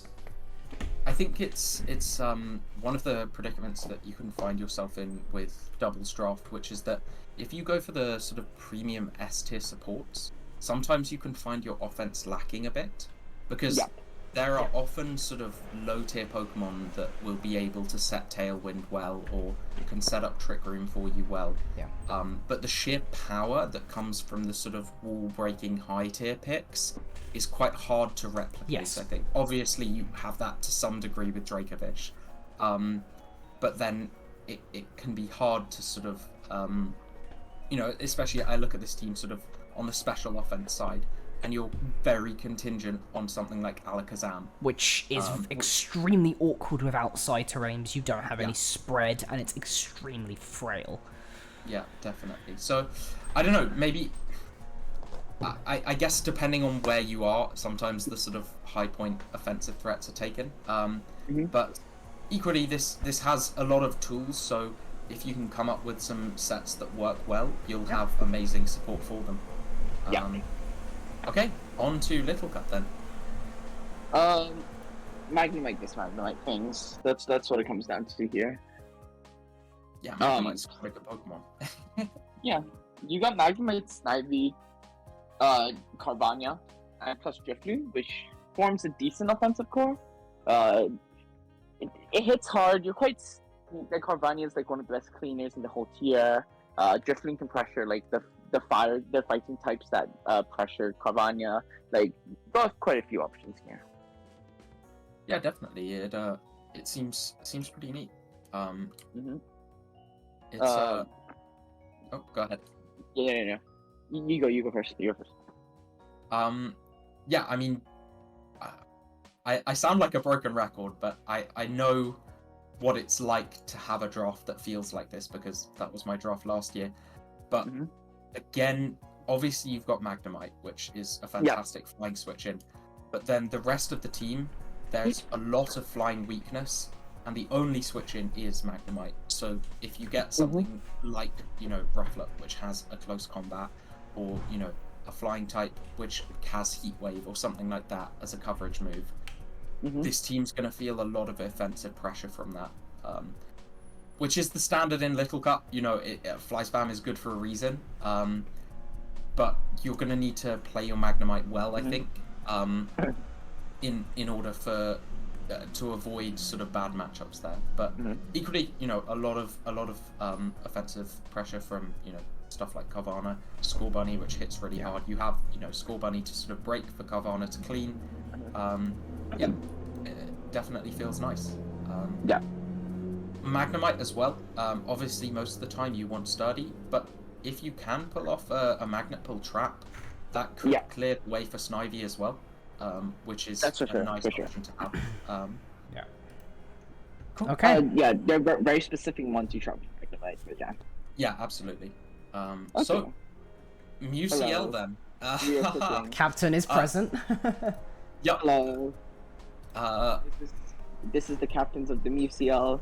So, welcome to stream. Would you like to introduce yourself then, Captain? Hello everyone. I'm Reels. I totally haven't been around for the last 5 hours. 4 hours. So, the second of our two previous champions of the IEPS. Hello. So, yeah, I feel like we need to take the championship off London this year. You know, someone outside of London needs to. We just keep it in London. We just give it to another. We give it to another team. Yeah. No, just give it back to us. Give it back to us. It's funny. It's funny. It's funny for us to go 2-1 up on KCL. Right. Well, do you want to get started with your draft then first? Yeah. Let's get started with Little Cup. So I got the 10th pick in Little Cup, and unlike Tom, how did you get G Pony at 10 pick? No. Okay, before we get to that, unlike Tom, who also got 10th pick, I had better picks on the board because I'm just better. So I got G Pony Timber. I don't understand why Tom didn't get G Pony Timber. Yeah, maybe because he's bad. Yeah, basically. But I ended up, my drafting process ended up being, what's good? I take that. Like literally, I just looked at the board at like my pick, look at what's good, wondered how it was still there, then picked it myself. So in terms of defensive synergy, this team has almost 9. It's defensively kind of whack. I agree with you there. But again, in my opinion, you're gonna just destroy some people. There will just be some people that won't be able to cope with the offense this team has. Finneon isn't a Pokemon. You won't convince me. I know it has U-turn. I know it's water immune. I know it has like stuff. Defog is not a Pokemon. But you're sitting with 2 people that have drafted Finneon this tour, basically. Exactly. But it's made up by the fact that you have Cosmog on the team, so I'll let it slide. Yeah, but no, on a serious note, my team is very suspect to 2 things. One is flying spam, the other is Grookey. So that's why the Combi's there. That's why the Combi's there. The Combi's there for Grookey, yes. Yeah. Yep. So that'll be interesting to see. But fly spam is quite potent. But my way of dealing with fly spam is send it. Number 1, have a faster Tailo. Number 2, have a faster Allocate. Number 3, sturdy double. That's my 3 ways of dealing with flying spam. And Mudsdale can kind of temporarily. Mudsdale, yeah. At the very least. Can temporary check a Rufflet clicking Brave Bird and 2-shotting me, yes. Yeah. It will miss. Exactly. It'll miss cope. It will miss cope. It will miss cope. Anyway, do you want to take us through your Paldea Dex draft then? So Paldea Dex was, we literally looked at the board at our pick, realized Tusk was still there, and then picked it. Nice. Makes sense. Like we already had our first pick plan was actually 20, but we saw that the Tusk was on the board and we were close to the wheel, so we just guessed that the 20 wouldn't be taken, and we got the 20 on the way back. Very, very nice. And then you managed to get Spectria. And then we got Spectria on top of that, yes. Yeah. This is what happened, yeah. So we get the best. Oh yeah, Terracapsa, Taunty, and Floatzel. Yep. Yeah. You are another 3-point Floatzel enjoyer. Yeah. So, okay, so we get the best roll compression mon in the tier, and then we get the best Terramon in the tier, in my opinion. In our opinion, at least. I think Torn is one of the best Terramons in Paldea decks. That's the goal. It's definitely good. And then it's just complementing like picks with it, right? You get Spectria, you get Gothitelle to just trap something that maybe threatens R20 or threatens the Great Tusk Sweep. You get Azumarill to put pressure onto opposing like Fizdef walls, so that they're forced to run Fizdef instead of running Spadef for the 20, or the Spectria. And you got Zarude, which generally complements our team quite well. Yeah, I like Zarude a lot here, especially given that this generation has like Sword Stance Trailblaze, so it can actually sweep now, as well as just being sort of annoying Pivotmon with setup options. And then we have the funny still a great choice item user, so yeah, definitely. Okay, National Dex then. National Dex. Yeah, Chiyu Lando I was just funny. Like there was nothing else to it, but it was just funny. I do appreciate the 1-point Vulpix pick. That is. Set the sun for Chiyu. It sets up the sun for Chiyu. Has some semblance of utility and smile. Smile. It's cute. I think the Zoro and Ubers has more chance of coming than the Vulpix. I'll be completely honest. We'll see how it goes. Yeah, for sure. I mean, you've opted for Glamora again. Was there a sort of common like for Glamora throughout the team? Glamora is a very decent spiker, especially considering our team in Paldex. I mean, we wanted to rely on spin more than default. We only have Tusk, to be fair, which is probably the biggest problem with our draft. But Tusk is a very good spinner, so I'm not too worried about it. Oh, Glamora can mortal spin as well. Yeah. Glamora can mortal spin as well. Yeah. So we have two ways of dealing with hazards. Obviously, both ways are shut down by Goldango, but alas. Yep. But yeah. In that decks, our thinking was probably more to just set up ranges for Chiyu and Lando to kill. Makes a lot of sense. Yeah, that was our thinking with that decks. In pot decks, yeah. You clean up with sort of Zeraora and Meowscarada. Yeah, exactly. I guess the one thing would be that if that plan doesn't work out, then your defensive answers aren't stellar. You do have this sort of Fable, Uxie, and Polion thing going on, but it's not necessarily the sort of greatest, and particularly if you want to bring all your offensive mons, then you're only going to get to pick sort of one or two. And Polio and Uxie don't have great longevity. Yeah, that too, exactly. But I think with how offensive this draft is, they don't need to have great longevity. For sure, it definitely puts pressure. This any games with this team is lasting 30 turns at most. Yeah. Okay. Ubers then? Ubers. Yep. Again, pick one, grab the best one on the board, and then see what comes back. We saw that the Zekrom comes back, and we had the best Zekrom track, so we got the Zekrom. It's that simple. Yep. We were actually debating Zekrom and Ho for the second pick, and then the Ho came back, so it wasn't the base anymore. And then somehow Lunala came back, and then you got. I mean, the list goes on basically in terms of mods that you didn't expect to come back, but they ended up coming back, and now you have 5 very good Ubers. Ubers, also mons that actually do something in Ubers, like Zerud, Pex, Blissey, all do something. Megalop is a bit more suspect when it comes to that, but we'll probably come 1 or 2 matchups just for the speed. Yeah, the speed's nice. And Speargle, is a web setter in the general definition of the word, and we have some funny things planned with Zoro, so we're not going to reveal them yet. Nice. Okay, and then lastly, doubles, where we see another... Takua, you go with this. Basically, they're cooking, is what I'll say, in many ways. This draft, on paper, is kind of everywhere, but it also does kind of work. I mean, Terra Mouseape is a certified classic, as they say, and Yard is basically just there as a nuke. I'm not gonna lie. Brute Bonnet's nice as an abuser, but it is more or less just there as a nuke. If you position it well, sure, but this is just such an awkward team to use if you cannot position it, and it will be hard to position. So basically, you need to outplay people. Wow, I got that. Yeah, it's doable. That's the part I'm least worried about. Outplaying people. But that is kind of what the team relies on. You actually need to position very, very well with this team to make it work. So we'll see how it goes in execution, because that's kind of really what it comes down to when you look at everything in its place, because it's very jumbled on paper outside of the Mousehold and Ilope. Well, I wish Musiel, except for Reels, the best of luck. And to Reels, I wish the worst of luck. I hope you go 0 and 9. Thank you so much.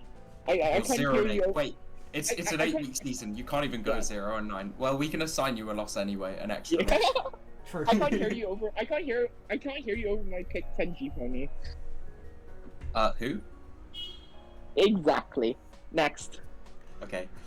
Anyway, moving on to the Newcastle Zigzatoons. Yes.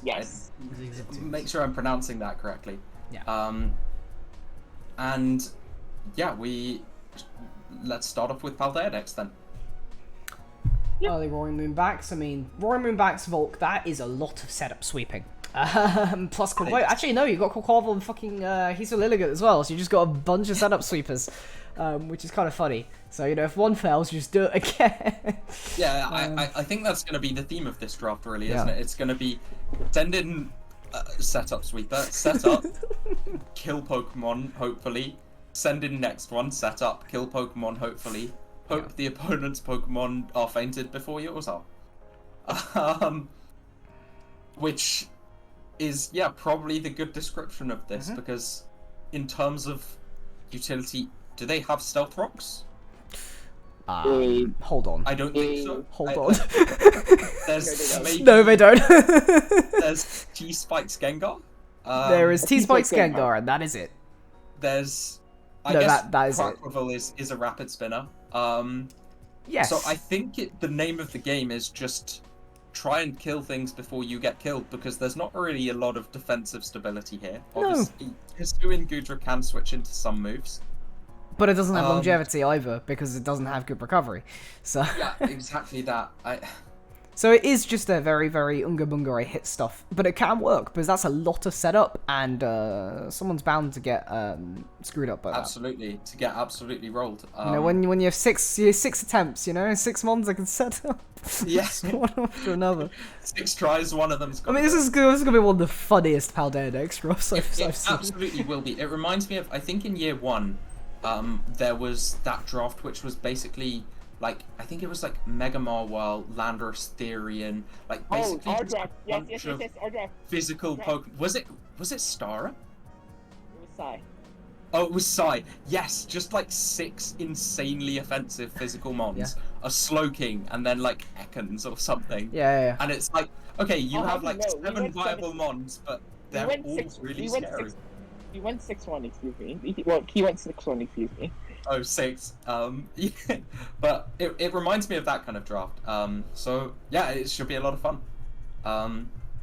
Okay, moving on to national decks now. Got the Joey Pokemon inspired Hiso and Samurai at round 1. Yeah. Alongside Magic Bounce Diancie this time, which is pretty nice. They get bailed out by the DNC. Yeah. Yeah, The round 3 DNC. They fully get bailed out by the round 3 DNC here. I'm not sure what the thought process behind that was. Was it?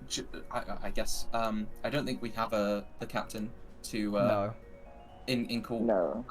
Was it maybe just that they thought Hisuian Samurott was really underpriced and so wanted to grab it before someone else did? I imagine so, but as a first, I mean, it is what it is. They got bailed out, so it works out somewhat well. Absolutely. And this draft, unlike the iconic one as we've seen on YouTube, actually does have removal. So it does. Wait, does Joey's draft not have removal? No, it doesn't. None at all. Oh my god. Which is it's going to be interesting, but this one does, and Magic Bounce to try and prevent. We have a message in chat. It was very underpriced, and I got talked into it. Okay. Well, it's there now, and as we say, you know, you got the round 3 Mega Diancie, so all's well. It works with them as out. well, to be honest. We've all to boot absolutely. actually, which is still good in And- that dex. Speaking of, that's a pretty demonic fantasy core with Mega Diancie, Corviknight, Zygarde. No, Zygarde's not it. The other 2 are great. The one problem with it is that like Corvi isn't an ice switching, but then you've got Aegislash right there as well. Yes. So you know, and you know, Hisuian Samurott. Yeah, I can mean, swap with into an ice A, he's a very good AV user, so depending on the Mons can actually act as a switch in. Yeah. Yeah, absolutely. Oh, the Paldea team is a first-time drafter, so welcome to draft. Yeah. We hope you enjoy and stay for a long time because draft is amazing. And That is a very, yes, that seeing that draft actually like in principle has made my day actually, just the concept of it. Absolutely. Okay, so on to Ubers then, I guess. Yep. MMY is great. MMY is great, and then you went Palkia Aegislash. I mean, Palkia's good. Oh no, Palkia is amazing, but Yeah. there was an Arc Steel on the board. True. But Palkia's good. That's my problem. That's my problem with Aegislash. There was an Arc Steel on the board. I have no problems. I have no qualms with Aegislash as a mon. I don't think it's good in Ubers. But you know, Aegis Master Shimon is fine. But then there was Arc Steel on the board, and you have to put that context into. That's true. That's true. But you have the offensive pressure at least. MMY Palkia, Current Black, very good. Current Black's best generation now with loaded dice, actually really benefiting with Bicycle Spear. You get DD up, suddenly this thing is just taking lives. No, its best generation was last generation, where it could TR43. True. It's the TM4 over here. Yes.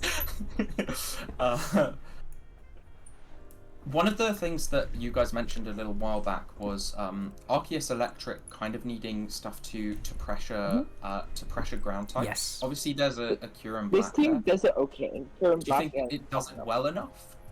Kyurem Black Palkia. I guess there's Palkia as well. There's a Palkia. Yeah. It's good enough. Cool. But you run into the fact that actually no, it's good enough. There's not much else to it because the good ground types are what you got: Groudon, you got you got Tinglu, Groudon, and Arcground. Yeah.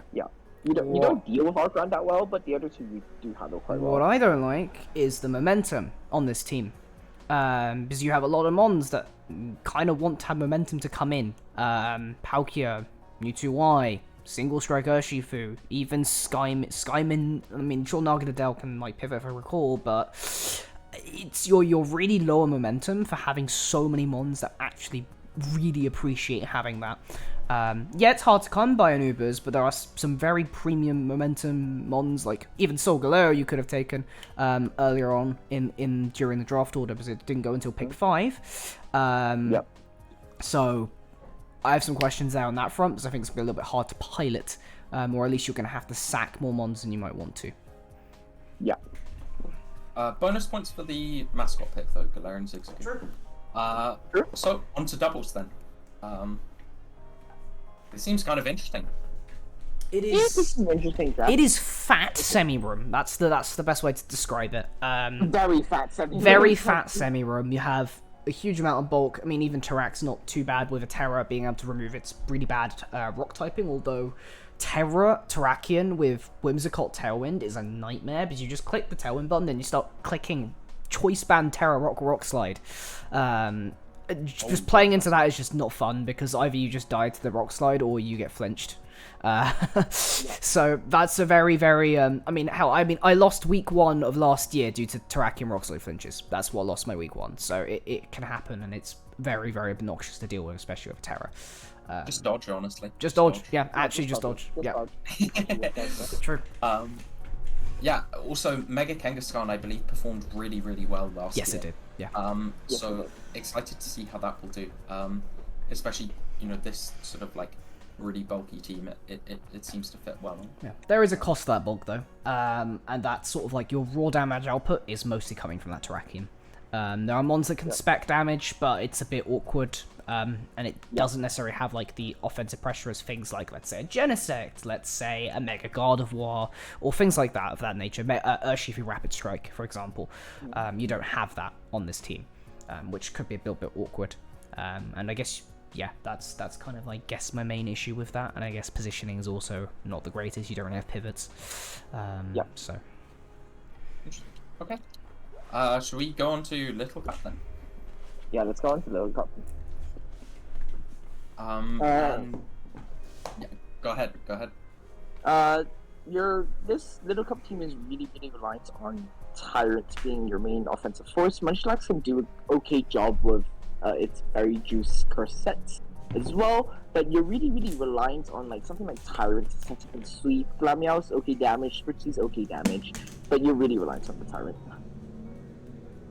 Yeah, for sure. I think Honedge can do some stuff as well. Honedge can do some stuff, yeah. But it sometimes gets forced a little bit into defensive sets, just given the nature of its typing and the nature of this team as well. This team also needs a defensive mon like Honedge or Spritzy to actually take hits as well. So you're currently relying on a team that's a little awkward offensively and a little awkward defensively. Where it does have a lot though is in bulk. And like Fluffy Greavard. Don't know how to pronounce that. Fluffy Greavard is a mon, yes. Yeah. Honedge, like Bonsly has good physical bulk. Munchlax on the special side. Spritzy obviously with Wish as well. There's a lot of good bulk here. so it's kind of, it becomes playing around your opponent's threats. So before you can get like Torrent in and hope that it can sweep, I think, is the sort of game plan here. Yeah. And I think sometimes it will be doable, but other times you might find yourself overwhelmed if you sort of match up poorly into a top tier, you know, a top tier offensive threat. But still, I mean, you know, Spritzy checking a lot of the good offensive threats is definitely useful. All right. Sweet. Well, that's been the Zigzatoons. Onto the Chambaleurs, and I believe we have their captain. We have a Yes, captain. we do. Yeah, we Okay. do. So let me just move them in. Hello. Hello. Hello and welcome. You're on stream. Hello, hello. Do you want me to introduce myself? Yeah, go ahead. Go ahead. Hi, I'm Dan, or the Great Getley on Discord. I'm the captain for Chambaleurs, one of York's 2 teams this year. Mm-hmm. Yeah, pretty Oh, much. the Chambaleurs. Cool. I'm gonna be honest. Yeah. I genuinely Chambaleurs is York. didn't realize that Chambaleurs was York. Yeah, They so the used the same shambles. name last year. You're just bad. Yeah, Yeah, we I am had just bad. so York had the same 2 team names last year Yeah. as well. Yes, yeah. I'm genuinely just bad. Also, I'm pretty sure Red showed me the logo that he was making for the team. Object Permanence yeah. logo. Anyway, do you want to talk us through your drafts? Is there one you'd like to start with? I'll start with Paldea because it's my one. Yeah, go So I could probably talk about it the most. So round 1, Urshifu. I mean, it got Swords Dance and it's got Trailblaze now, so even better. Garchomp was left around, and I kind of wanted it. Good rocker. I'm surprised Corviknight made it to round 3 in Paldea, it being one of the best defoggers in the gen of no removal. Absolutely. Absolutely. So I was positively surprised that made it to me. I don't think I had many other options for a fairy other than Sylveon, but Sylveon's fine anyway. Yeah, Sylveon's fire. Yeah, I think the sort of top half is pretty good. Not the second half is bad. I don't really like Salazzle as my sort of top speed tier mon. I was planning for others, but they got sniped right as I was thinking I need a sort of high speed mon. Which is the way in Paldea decks, yeah. Yeah, there seemed like there was enough options for stuff on the top end, but once we started getting lower, it did seem to dry up a bit. That seemed to be how the draft went. But yeah. I mean, it's not terrible, you know. It's perfectly serviceable. But no, I'm quite happy with this. What I managed to get out. No, for sure. It's a really kind of quite nice cohesive draft. What are your Terra captains again? So Cleavor and Serena. Cleavor and Serena. Okay, that's interesting. Yeah, I could have got better there, but I was largely no. I think restricted the points. Yeah, absolutely. So I think that was the best I could have pulled out for what I had. I think if Cleavor was 1 point fewer, I would be saying, oh, go and Terra Sylveon immediately. Because it 100%. kind of appreciates having the coverage this gen because it lost Mystical Fire and stuff. Yeah. Plus, it's really helpful for Calm Mindsets. But in spite of that, you know, I think Cleavor Serena is you know perfectly fine with what you have. Yeah, another point would have been sort of great there for that pairing. Yeah, I mean, definitely. I think that pretty much sums up for Paldea, unless you guys have got anything you want to add. No, very nice. Looks like a fun draft. Yeah. I can talk about net decks next. Yeah, go ahead. So this is Edvard's first time in the team tour. Oh, cool. For those who haven't seen Edvard in other drafts, this is the most Edvard draft ever. He does have a preference for quite a bit of bulk. Nice. Yeah, he does. You can tell. I don't think the rest of the Team Tour are gonna like playing against this thing. Yeah. I won't lie. Yeah. It definitely looks like it has some frustrating mons between, you know, like Tapu Fini, Tinglu, Galarian, Slowking. That's going to be annoying to break.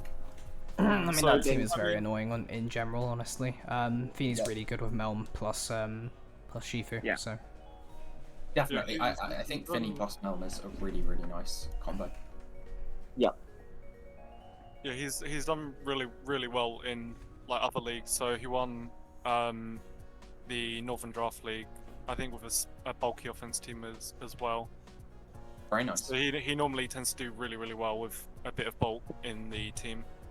So I think he should do really well. Yeah, I think the one thing that I kind of see with this is the removal option is literally limited to Defog Fini. Yeah. And obviously you have Hazard Stack of your own with like Tinglu and stuff, and so opponents may be inclined to defog on you. But if your opponent can get up, you know, decent amount of hazards, with, I don't know, maybe something like the Hisuian Samurott, right, spamming Ceaseless Edge, and you're then sort of forced to pivot between your bulky mons, they're gonna get worn down fairly quickly, particularly because Tinglu, Melmetal, Tapu Fini don't have reliable recovery. Obviously, Slowking has Regenerator. But if you get a proper hazard stack up, then you can basically nullify Regenerator anyway. Yeah, exactly. You know, so that could be a problem perhaps. But honestly, like, you know, if the team is what your player likes using, then that's probably going to be better than trying to like fit certain stuff. And I guess that, you know, that should sort of go as a kind of a message to all. You'll do better with a draft you feel comfortable with than a draft that, you know, a bunch of idiots on stream think is like good and has certain checkboxes. So yeah, obviously, you know, draft what you're comfortable with. most important thing is to have fun. That's the point of the tour. You know. Yeah. Of course. Cool. So should we move on to Ubers then? Yeah. Let's move on to I'll let you guys, if you want to mostly talk about this one. I would not know how to start talking about Ubers. I mean, it's Matt behind it. Yep. So last year I can't remember what his tag would have been. But it's changed this year. Yeah. I think it was just Matt last year. But yes, now it's Matt last year. Yeah. Yes, I'll let you guys cover this one. I mean, we see the Groudon Photomane again. That's the classic support for Groudon, really strong. Being able to break things with that. Megaluke there. I mean, the Megaluke, I'm trying to think about like why it's on this team right now, actually, because I don't actually see it immediately, because Groudon doesn't necessarily need what Megaluke provides. The thing is, like, this team needs like an ice resist, and it's Slowking. Megaluke, I guess, is to beat up the offensive ices, but Victini was also a resist. Actually usable. But it's Slowking mostly. Yeah. But the offensive ices kind of do run through this, especially given that the offensive ices in question are Chien-Pao and Weavile. Well, I believe Megalucaria does have both Mach Punch and Bullet Punch as of this gen. It doesn't get Mach. It only gets. No, it gets Vacuum Wave and Bullet Punch. Yeah. Oh, does it? I thought it got Mach Punch. It never had but Vacuum Wave is absolutely perfectly fine on Megalucaria with how high its special attacks that is, plus adaptability. Yeah. So it's very fine to do all those ones, actually, if we're talking about teams and stuff, but I'm honestly more concerned about the Kurums. Kurums and the Kali Ice, I think, are a bigger concern for this team. Yeah, Kali Ice kind of runs through the entire team right now, and there's nothing much you can stop. That is more of a matchup specific thing. So I think for the most part you can actually handle a lot. Arceus Dragon being a really good DD Pokemon, funnily enough.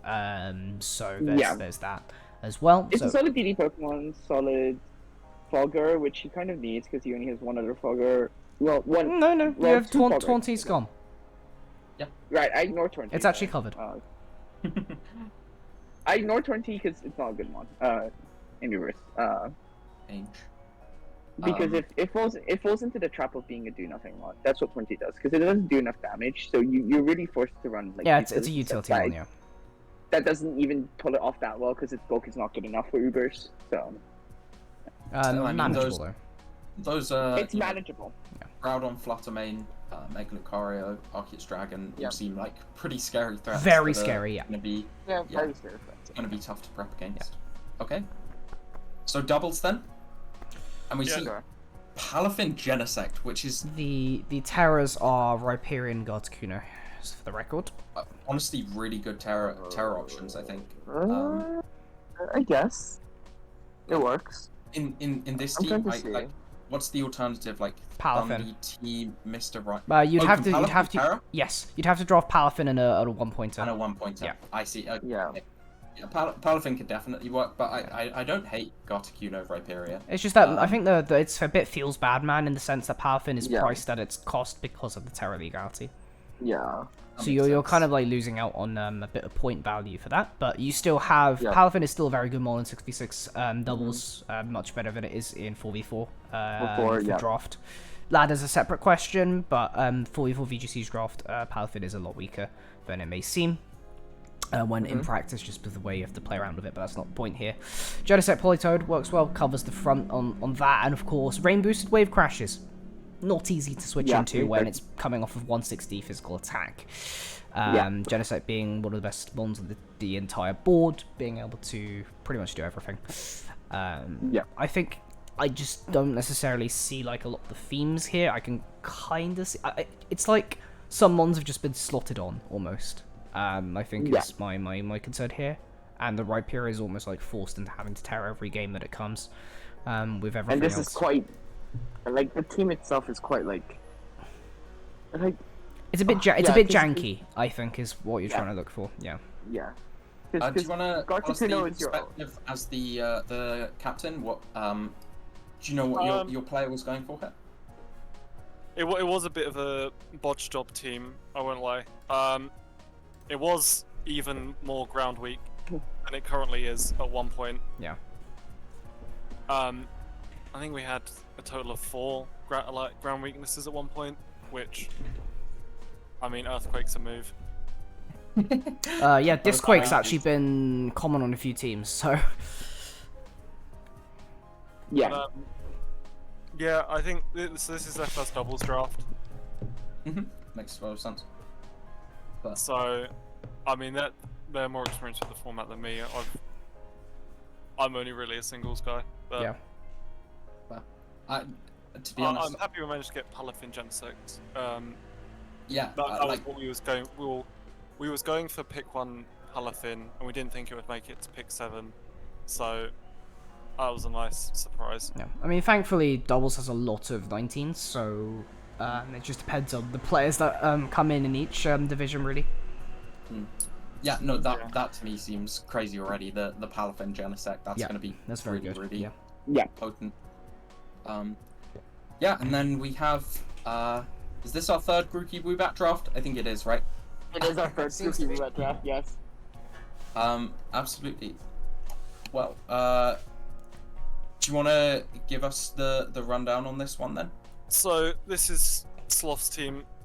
Largely, we sort of left him to do his thing. He was I think he got 5th pick. And his plan was Grookey and Hisui and Growlithe. Yeah. Really I don't think in a lot of our drafts we had too many snipes, so we managed to get mostly what we wanted. Seems really nice. I mean, the rest of it, I don't know Little Cup enough to talk about, but he seemed to be happy with what he got. Yeah, absolutely. I think, like, personally at least, I think that Hatena for 4 points is massively underpriced. Remains to be seen. I'm willing to be proven wrong, but I think, like, for what it can do, because it gets a lot of moves. Like, I was thinking, right, okay, it's Hatena, it's 4 points, it's probably got terrible stats and no moves, and it's just 4 points because of Magic Bounce. But it has like Calm Mind, it has Psychic Psyshock, Draining Kiss, I think it has Nuzzle even, like It does have Hatterene. Nuzzle, yeah. It's got Healing Wish, it's got, all sorts of, like, support moves and stuff. And Magic Bounce. And its stats aren't even that bad, bar speed. But speed is a problem for LC, that's the thing. Speed is a problem, of course. Yeah. But, which is why it's limited, but I do think it's a little underpriced. Tinkertink as well, I think, is like a nice value pick, and actually fits in quite well with this draft here. Gives you a very consistent rocker, so. Yeah, honestly, I really like this draft. I would definitely draft something like this. Looks super solid. Cool. Well, thank you very much for coming on and for talking about your team. Best of luck for the season ahead. All right. Yeah. Thank you very much, guys. Thank you. Thank you. Okay. We are moving on to Southampton Shipwreck. I don't believe we have No, anyone. we don't. Yep, no one equal. No. All good? No captain for this. Okay, let's go. Yeah. Someone want to start us off with Paldex? Alright, well, Pult is Pult. We all know Pult from just drafts in general being the demon that it is. Huge speed, being able to move around, and of course having that sort of speed tier in Paldea is a massive premium. Terra King Gambit is a classic. I mean, most of the time it's going to be like Terra Flying, of course, because it covers the most weaknesses for it, but you could still Terra Dark. Very, very powerful. With Terra, this mon is, and at least has been found to be. Your removal options, let's see. I mean, you've got Donphan there, immediately jumps out to me. I don't know if Garticuno gets defog or not, but Garticuno is actually a really good secondary Terra captain for that matter. I agree. I was thinking the same. I think it's right now. Really nice. Right now, Garticuno's really good in OU as a store power combine something else. Oh, what's it called? Power. One of the moves. Try. That's what I know. There's really nice pivoting here as well. You've got U-turn from Slitherwing, Uxie, possibly Galarian Articuno, maybe not. Dragapult. All of these Pokemon that can sort of bring in. I think it's probably going to be like Arcanine and Slitherwing that are doing most of the breaking. I do think that Hisuian Arcanine is slightly more limited when it's not a Terra Captain. Yeah, I agree. Its potential is definitely unleashed most when it can Terra. But even so, I think there's a lot of nice pivoting. Obviously, I think I said Greninja has U-turn. Yes. There's nice potential for kind of bringing things in, playing around. There's hazards with Rock's Donphan, Rock's Uxie, Spikes and Toxic Spikes Quillfish. Arcanine has Rocks. I think Greninja has Spikes as well. There's actually a lot of good hazard setters here. Removal, as we said, is a little lackluster, but which it could be a limitation if you're wanting to pivot around a lot. But equally, if you're going to be hazard stacking your opponent, then there's a chance they might help you out with a handy defog. Alright, Nadex. Taunty, a Nadex classic. You got the Slowking Kurum, which is something we drafted as well. Actually, Slowking Kurum Kartana is free ones on our draft. There as well. You got the Octavish this time to come in with the Chili Receptions. Actually, a lot of Chili Reception synergy. Yep. Slow pivoting works pretty well for the team to get these to get the breakers in. Heatran being able to cover for Taunty and vice versa, which is pretty good. I like that. Yep. Yeah, Overquill also feels quite nice here actually. I think it kind of synergizes quite well. I guess the thing to say would be this draft, which we've seen I think from a few Great Tusk drafts, again feels quite ground weak. You come up against Orlando Eye, and your ground immunity is. I guess there's Electros, which can help out, but there's Torn, which is a good mon, obviously. And then Electros, which you might not really want to bring to lots of matchups. So, mons like Heatran, which want to be switching out of ground moves, you're not necessarily going to have the best of switch-ins all the time. Yeah. Still, I don't think it's a huge problem, just something to keep an eye on, obviously. Okay.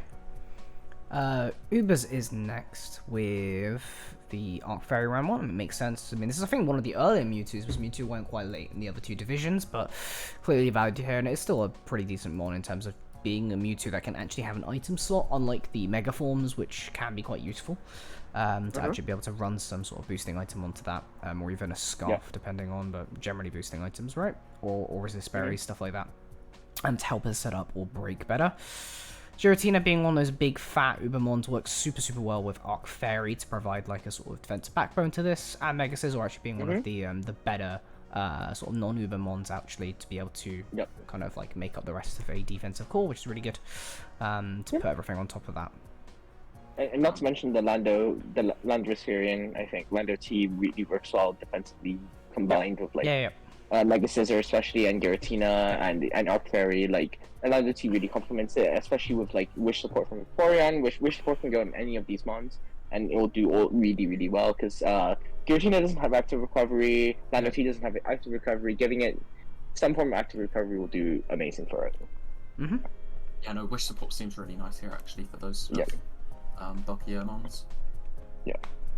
And you know, you picked up Zapdos. Zapdos is also really good. Hisuian Samurott, maybe a bit more mid in this kind of format. Spikes is always nice. Gives you an option for Spikes. Which is needed on this draft. The problem is then you have to bring Hisuian Samurott to Ubers, which is not good. Unfortunately. I know, but the big problem is that I think Hisuian Samurott's still better than Infernape. Straight up. Yeah, actually, it's probably more bringable than Infernape, actually. Yeah. It's more bringable. It's actually more bringable than Infernape. Infernape is do nothing on. Does no damage. Doesn't do enough damage. Gets rocks, but like you're bringing it's like 16 points because it has all these things. The problem is it's really awkward to use. It's not good at doing any of them in Ubers formats. Well, yeah, I think as you know, if there's a lot of sort of good momentum here, so you know you can bring that sort of stuff in, get Mewtwo, get Chiempo firing off some heavy hits. Yeah, I guess maybe your breaking is a little bit tied to Cheems plus Mewtwo, so that can be a worry into some teams since like your steel breaking is like. I mean, I guess Mewtwo and Cheems do have the coverage to be able to deal with that, but again, if your hazard control isn't like perfect, I mean, you have good options for it. It's just a bit awkward to me. That's a piloting thing. Onto doubles then. Is this our first Rillaboom Heatran? In doubles, yeah. No, in doubles, yes. Yeah. I'm not even sure if we've seen one in singles. Maybe one. I think we had one. Yeah. But obviously, then you got the Landorus Therian up the top. I'm interested to see how that works out because if I'm not mistaken, Landorus's only real physical ground move is Earthquake. Yes. Which you know could run into some issues with grassy terrain Rillaboom.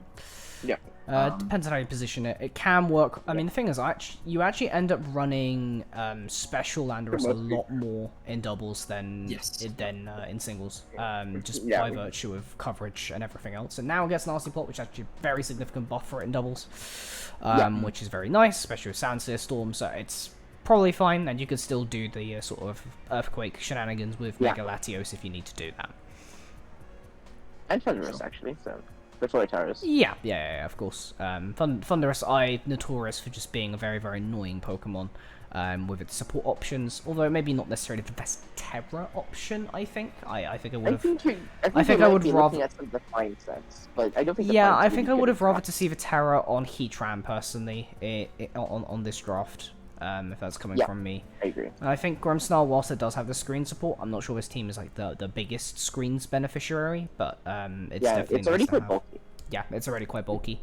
And yes, I guess you want the setup. I guess the immediate power is kind of weak on that front, unless you're running like boosting items and such. So, and your speed control is also a bit awkward because your Tailwind setter is Mega Latios, which has proven itself to be an adequate Tailwind setter, but just not a very good one. And then Trick Room is what?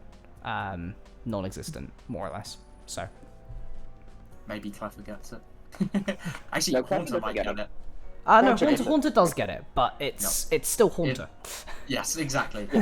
It's a very top-heavy draft list, which is something that I feel has been a common theme in doubles of like low numbers of Pokemon that are quite top-heavy. So yeah, it'll be interesting to see, you know, which prevails, sort of the top heavy or the more spread out picks. All right. Lastly, Lil Cup then.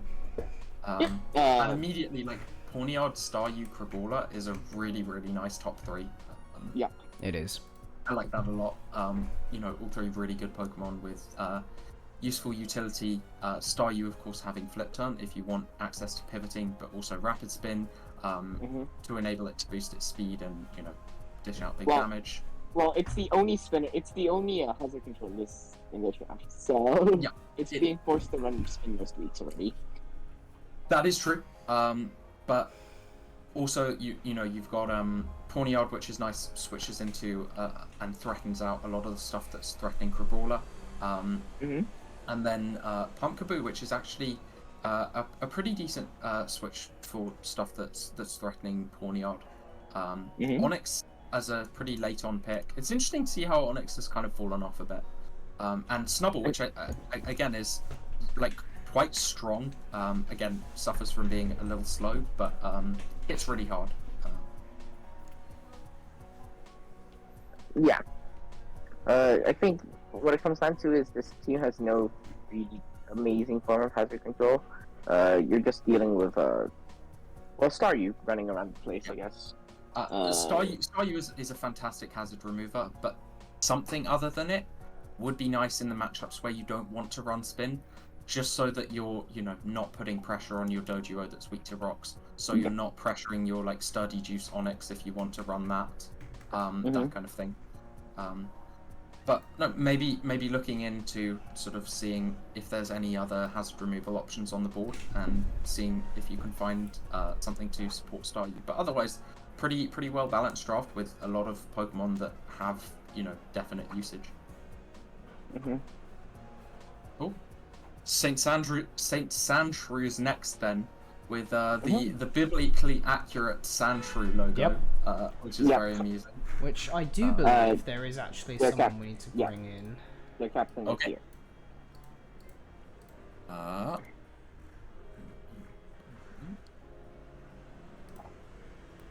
Hello, hello.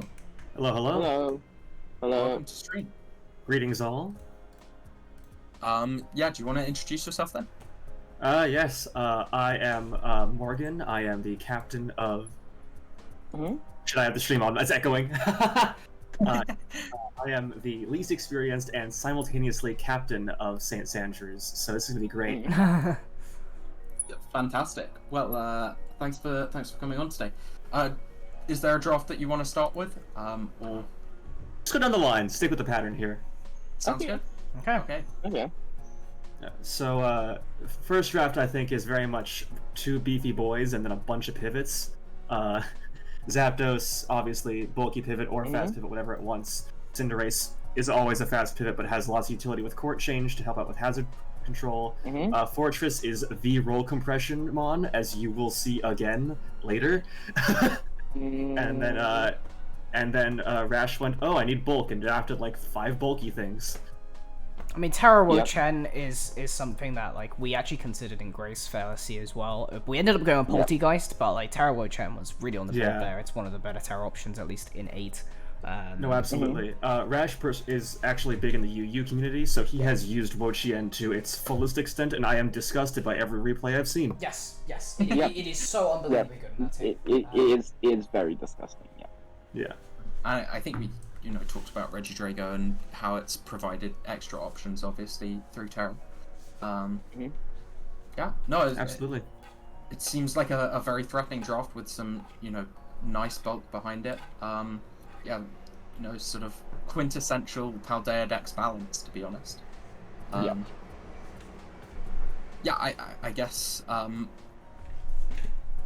I think this is just my role at this point to point out flying weaknesses, but the only flying resist here is Zapdos, which admittedly is a very good one, obviously. But it's just something to consider. It's something to think about, obviously.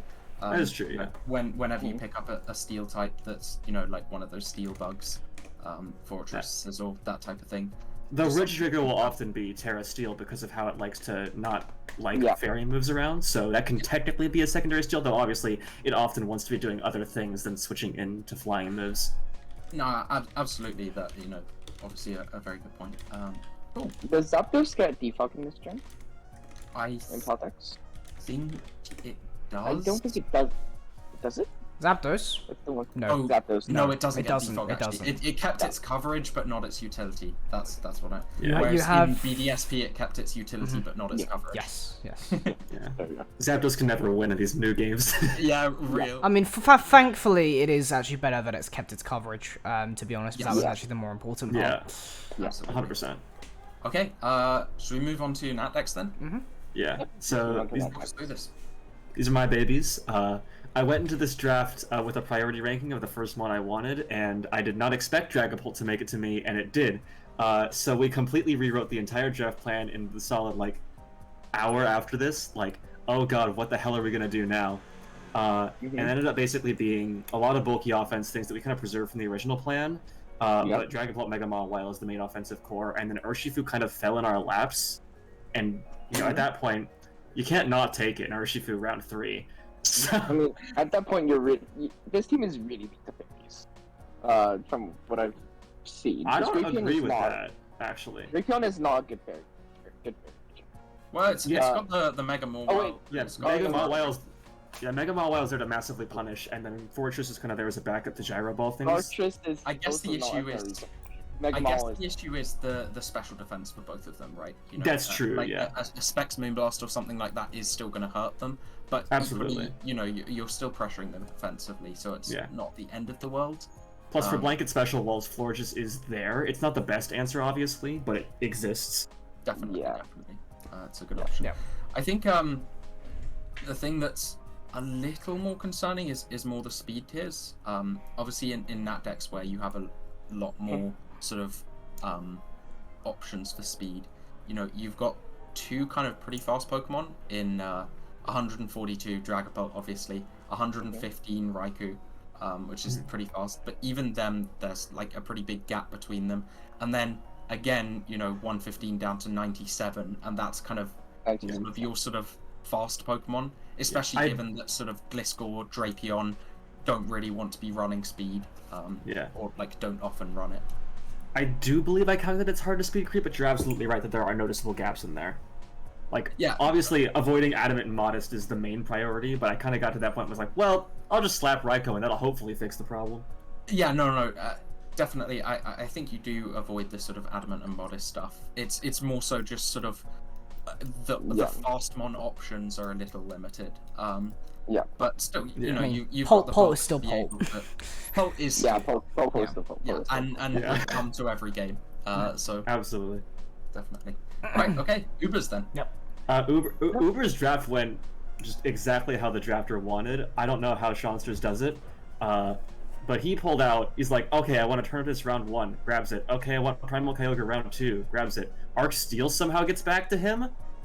Yep. It's over. I don't know much about the meta though, so I can't speak any further than that. I mean, the concern is ground. Yet again, because Gliscor, unfortunately, unlike in other tiers, is not adequate in Ubers with the power level change, unfortunately.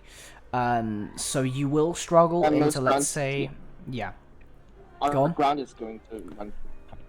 You can threaten them offensively. Primal Kyogre does do this, and that is a very big thing to have. Thankfully, you have that, otherwise this team would kind of get 6-0'd by semi-decent offensive grounds.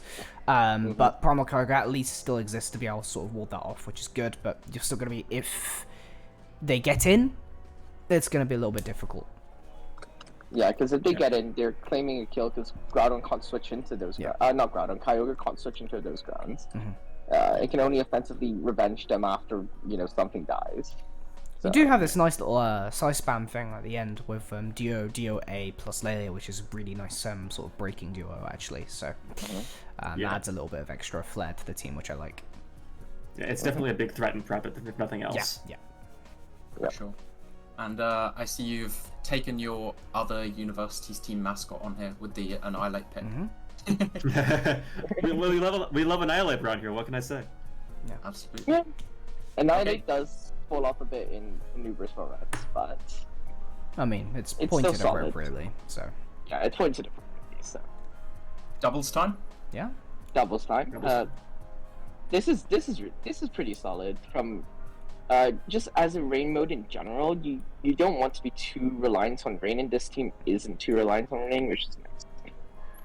Yeah, you have the nice little new Lando I is now in Gen 9 a Rain Sweeper, alongside Floatzel. For those, it's so funny with Sandstorm Storm and the way it interacts. Yeah. Yeah. It's so stupid. I love it. It really is. It shouldn't be. It really shouldn't be like this. Like, why is it like this? Why isn't it Sandstorm? Why is it? It should be Sandstorm. Like this? Why is Enamorous the only odd one out? I don't understand. Yeah, that's the worst part. I feel this was just very lazy. It's homophobia. It's all homophobia. It actually is. I don't know. Interesting. That's like that. We won by Enamorous, but okay, whatever. Yeah. Lando I.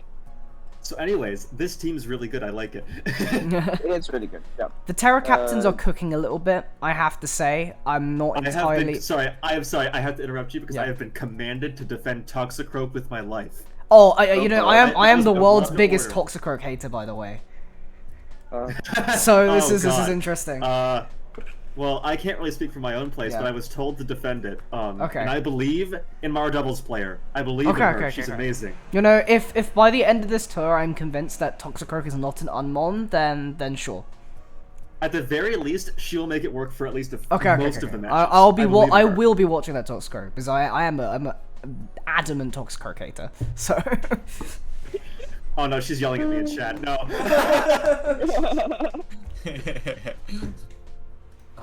Yeah, no. So I guess that's the point of contention. Toxicroak. Will it destroy or will it flop? Let's hope for your team's sake that it ends up destroying. But yeah, but the draft itself is very solid. Weeball is very good. I really like Weeball as a really good support option in doubles. It's not much else apart from the support option, unfortunately. No, it's a good support option. Yeah, it's a very good support option just because of the speed. It's like Zero Aura is good, right? So, and then you've got Mega Marwell, you've got Goth Maw, classic duo. You've got Lando I, Pelipper, Floatzel, Marwell. That's good pairs, very solid Rain Core. Like you just dropped a really Toxicroak. solid core. You just drafted a Toxicroak, which, you know, it has dry skin. Okay, it's doing its best. I like Toxicroak. I don't like it as a Terra thing. I will say that I don't like it as a Terra thing, but I do think Toxicroak's a fine one. I'm not bad against it. Yeah, I guess we'll find out. So, should we finish up with LC then? Yeah, let's finish up with LC. The first thing that my eyes are drawn to is Scraggy Natu, which are such a nice combination together. You know, arguably the best setup sweeper in the tier, maybe bar one, combined with Natu, which is a fantastic screen setter with momentum. Teleport, And you don't actually need Natu for screen since you've got Hailcore. So there's both options that way. Yeah, no, absolutely. And then, you know, I'm sort of, even after seeing that, I then see the Alolan Sandshrew plus Vulpix, and I'm like, okay, another avenue of offense.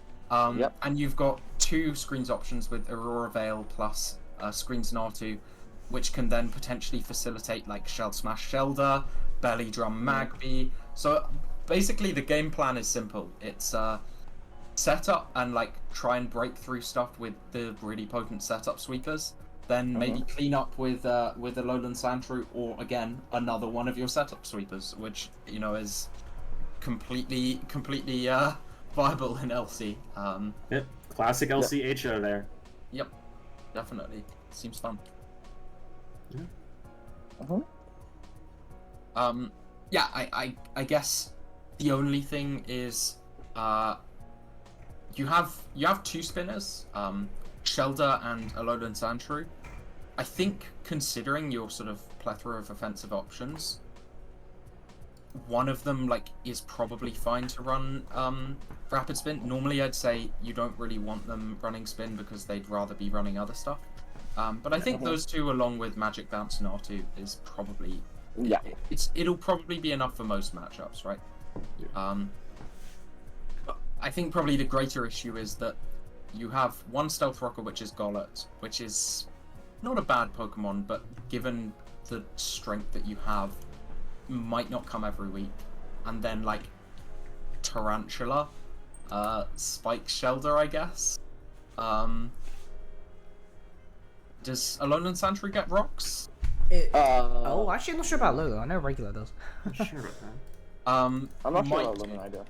But your hazard game is a little weak. It does get rocks, but again, that's the Pokemon that does not want to be bringing rocks every week. Yeah, it does You know, get it.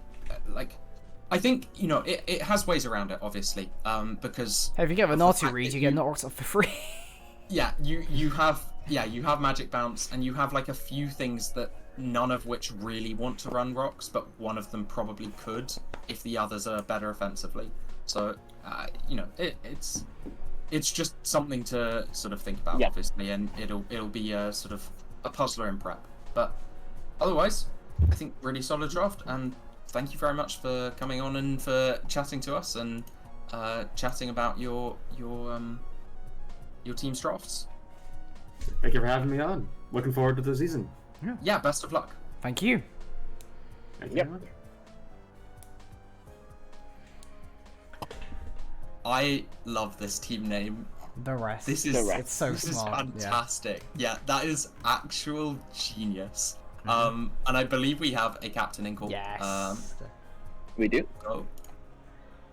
Hello. Hello, Bozo Man.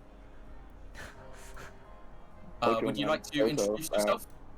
Hi, I am Owen. I'm Ojaman. I'm UEA / the rest. And if you don't know what the rest is, it's all the other guys who didn't get picked. But we're here and we're cool. So yeah, Pokemon sleep. I mean, you definitely have the best team name concept. That's undeniable. Damn right. I'm joining you from my bus on my commute home, so if you hear bus noises, I'm very sorry. That's okay. I'm glad you've been able to join us. Is there a draft that you want to talk about first? Ooh. Well, I want to first of all bully name tab for drafting Jirachi and Togekiss at the same time. That's quite evil. Yeah. You can do that, I'm pretty sure. In National Dex, we got the classic Rachikiss. Rachikiss and Superior, that's very evil. Yeah. Yeah, he's got some filthy mons, and I'm very excited. Because NameTab is a scary man who presses scary buttons, and he's gonna do it. He's gonna do things. Cool. We have Paldea, which will be fun, with Ursaluna, Glarking, Bundle, always good together, Terra Ape. But, that draft is looking filthy as well. I'd also like to say, Terra Appleton is a goated pick for 2 points. Terra Appleton actually provides like a lot of free money. Well, it's actually quite good. Yeah. Thick fat apple acid to break through opponents. It has iron defense body press. It it can actually do shit with when it just gets rid of its like kind of crappy typing. Yeah. I saw it 1v3 like Azation plus like in doubles. It was 1v3ing Azation plus 2 other physical mons. It was so funny. Yeah, and I'm not just saying this because I've been enjoying running Specs Appleton in NU. I genuinely think for 2 points Terra, it's very viable. Especially because while Annihilate appreciates Terra, it doesn't need it necessarily for everyone. Oh yeah, absolutely not. Yeah. Another thing I really like about the Paldea team is there's only 3 members of it that don't have pivot. It is a very pivot-heavy team, so I think will be fun to watch. Yeah, I mean, excited to see like with Ursaluna as well. You know, all of that momentum to be able to bring in Ursaluna just to smack stuff around, basically. Hello. I mean, you can actually set Trick Room for it with Glow King, actually, which is really nice. I think that's the first... And Screentail, for that matter. Yes. I mean, of course, Glow King being the superior setter in terms of just being able to pivot around afterwards. But yes. Well, really Screentail has Baton Toss, which works true, nice. Yeah, no. We have Dry Pass, yeah. Yeah, so you can set up Trick Room, and then you get the slow Baton Pass out. No, you're it right. actually works nicely. because one of the things. Actually, with I should cloaking remember that because like Baton Pass on the way out pulls with Screamtail actually. Oh god, that's got some internet issues, I think. But yeah, one of the issues with cloaking is that the chili reception. I can add a little bit. Is that chili reception will go off first, I believe, because it's not negative no, priority, it will, and yes. you are slow. Yeah, no, it's not priority at all. So yeah, Screamtail offers another option, but yeah, no, actually a really threatening draft. Yeah. I'm looking at this right now, and you have Defog Scissor, but outside of that, I don't think there's any other hazard removal, There is which not. is a little iffy, especially because Scissor doesn't have Roost anymore. But I mean, if you're killing, it's Paldea. Yeah, I mean, if you're killing everything before then it doesn't really matter. Doable. Do you want to talk about the Ubers? Run Boots bundle a bit more than otherwise, but yeah. Yeah, 100%.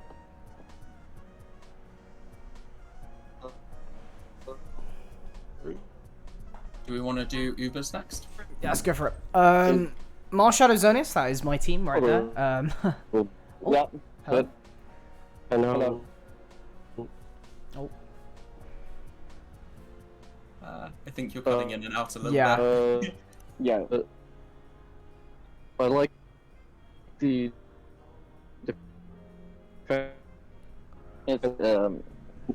That's a big rip, I think. Yeah, that is that is a huge rip. About one bit of sound at a time. I'm more comfortable with non-Ubers. So I'm seeing Florges Mandibuzz and thinking it's terrifying already, but... Florges Mandibuzz is not good. Oh, they're a really good team. I know not as much about Ubers as I do about the other formats, but I know Mega Man has a reputation to uphold. Oh no.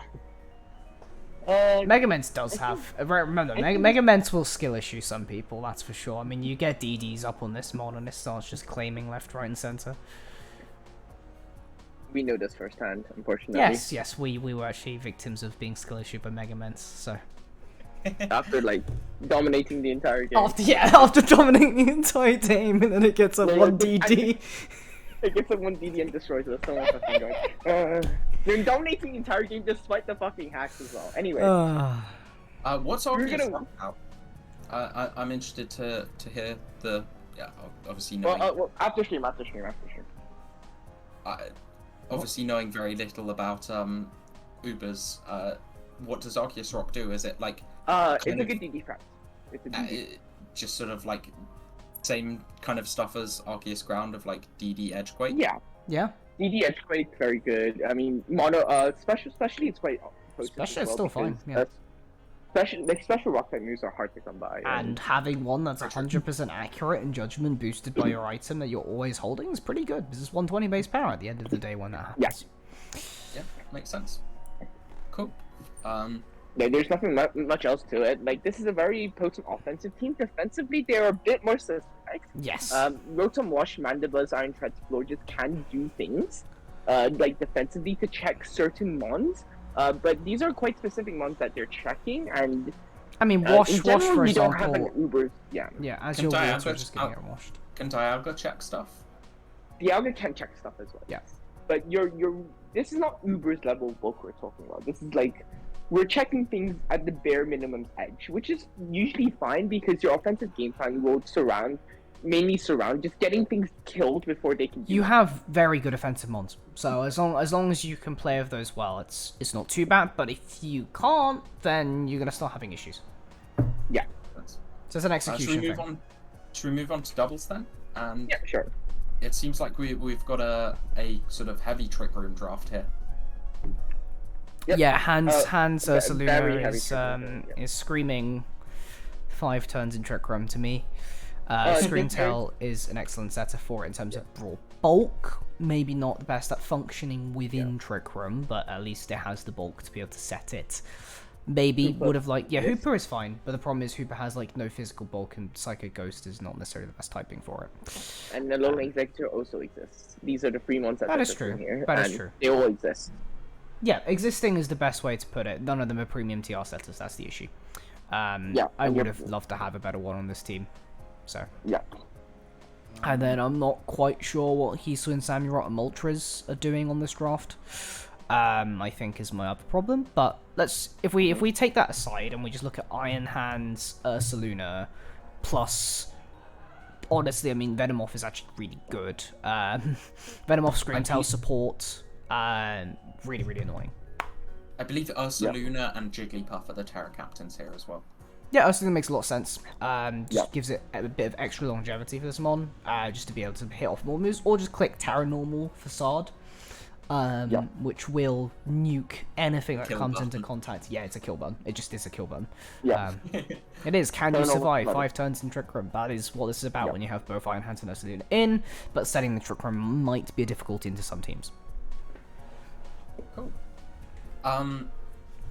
Right then, let's finish off with Alfie. And, So go I ahead. have some words to say about this because where's my notes for this? Wait, I haven't written notes for this. Okay, we're gonna start with Abra. Abra is really good. Abra is just really good. Abra will carry a lot of different drafts just because of its potent offensive capabilities. And then you have setup sweepers like, for example, your Zigzagoon, and that's where we hit the wall because your Psychic Dark fighting is Abra, Grimer, Machop, all which are pretty good, but then Machop kind of falls into the category of being quite awkward because it wants a Scarf, but also wants Guts, like to boost its attack. So, yeah. I do appreciate the fact though that they took Abra and then decided to take the best Abra answer in the tier with grabbing a Alolan Grimer. Alolan Grimer, yeah. Which is about the one dark type that Abra can't really do much about. It's I think there are a few Pokemon that are a little bit awkward. Like you'd kind of appreciate the offense from something like Nasty Plot Chimchar. But then also you appreciate the rocks from it because I think it and Aaron are the only rock setters here. I guess Toadschool has spikes as well. I think I'd like to see the main thing. I'd like to see a bit more support for Zigzagoon. Maybe some sort of reliable screen setters or something. Something that can kind of pivot a little bit better than the fast pivoting that Wattrel affords. Because obviously we know that Abra is amazing and can sort of win games by itself. But having some secondary offense that sort of troubles people a bit more in prep could be useful as well. And Zigzagoon with a bit more support could definitely do that. Cool. Okay. Well then, onto our penultimate team, I believe. Yeah, it is. With Type Hull. Which is a great team name as well. Honestly, Also, yeah. I think just all of the team names are just absolute bangers. We They've have, had some we have great so, stuff, so many. And we see Zamazenta Walking Wake, and we see another sort of Walking Wake Sun team here, which is always going to be pretty threatening. We've got Giraffe Rig as the second Terra captain, which. Seems fair. I'm not 100% sure what it does, but I guess it has Eviolite now. It will have decent bulk, It also is okay setup saver. I almost swept some guy with it. But... I'm kind of just struggling to see what it does that maybe Cresselia couldn't do. But I guess if you need Cresselia for sort of a different role. if you want Walking Wake to be your Terra captain. I mean, the thing is, you're paying 4 points, so you know. Course. It is what it is. I think there might be some other ones in 4 points. Like if you want another 4-point Terra Captain that uses Eviolite, there's an Ursaring, for example. But I guess it's like what you want to use. I think if that were me and Ursaring's still around, I would be inclined to sort of. It is still available for trade if you would like to do it. But but why would you want Ursaring when you can curse sweep someone with Direct Rig? Just saying. That sounds quite funny. I swiped someone with Curse, Amnesia, Giraffe Rig. What? It was a Curse, Amnesia, Terra Blast, Best, Early Bird. That is very amusing. Wow. But one thing that I do really like here is the momentum options. You know, you've got U-turn usage, right? Double volt switch. You have parting shot Grafire. To be bringing in that sort of walking weight, clicking those sort of really strong sun boosted hydro steams, all that sort of stuff. And then once you've punched holes with Wake and, you know, even stuff like offensive Torkoal, Sandy Shocks, which is, you know, can get the special attack boost or speed boost, I believe. And then you can try and clean up with Zamazenta late game, which, you know, seems to be the game plan here. And then obviously you just have two fuck off bulky kind of Cresselia and Tinglu raw stat machines there to kind of fall back on, which seems pretty solid, to be honest.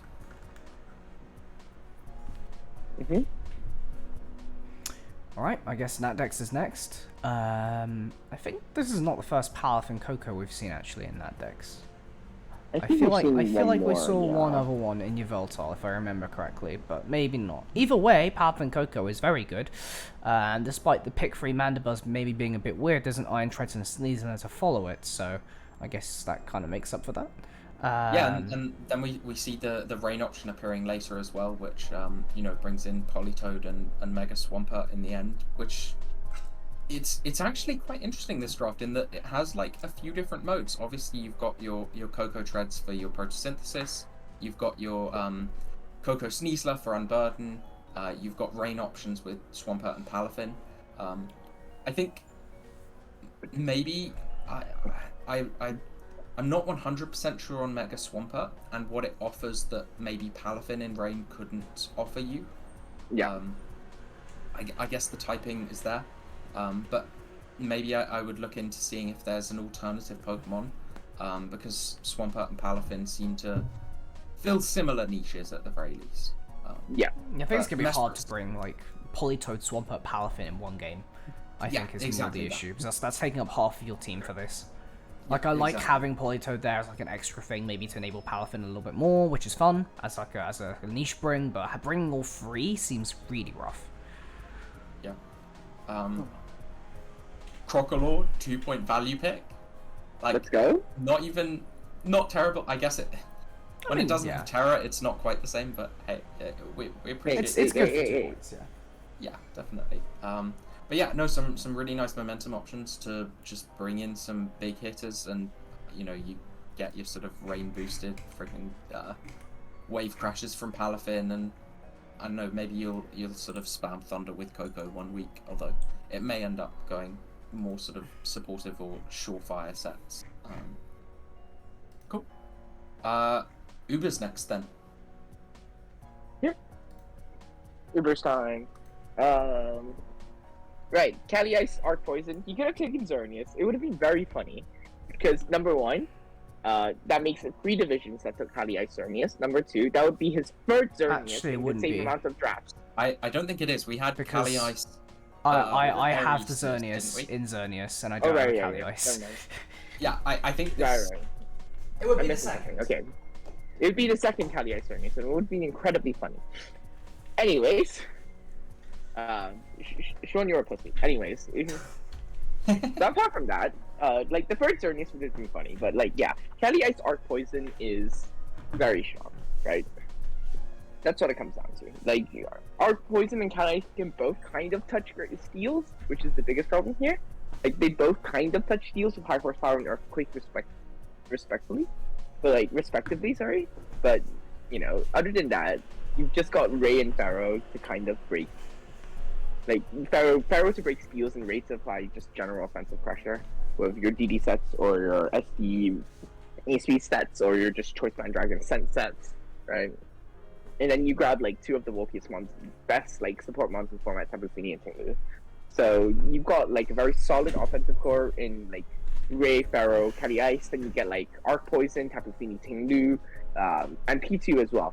And then you've got very solid defensive core, very solid offensive core here.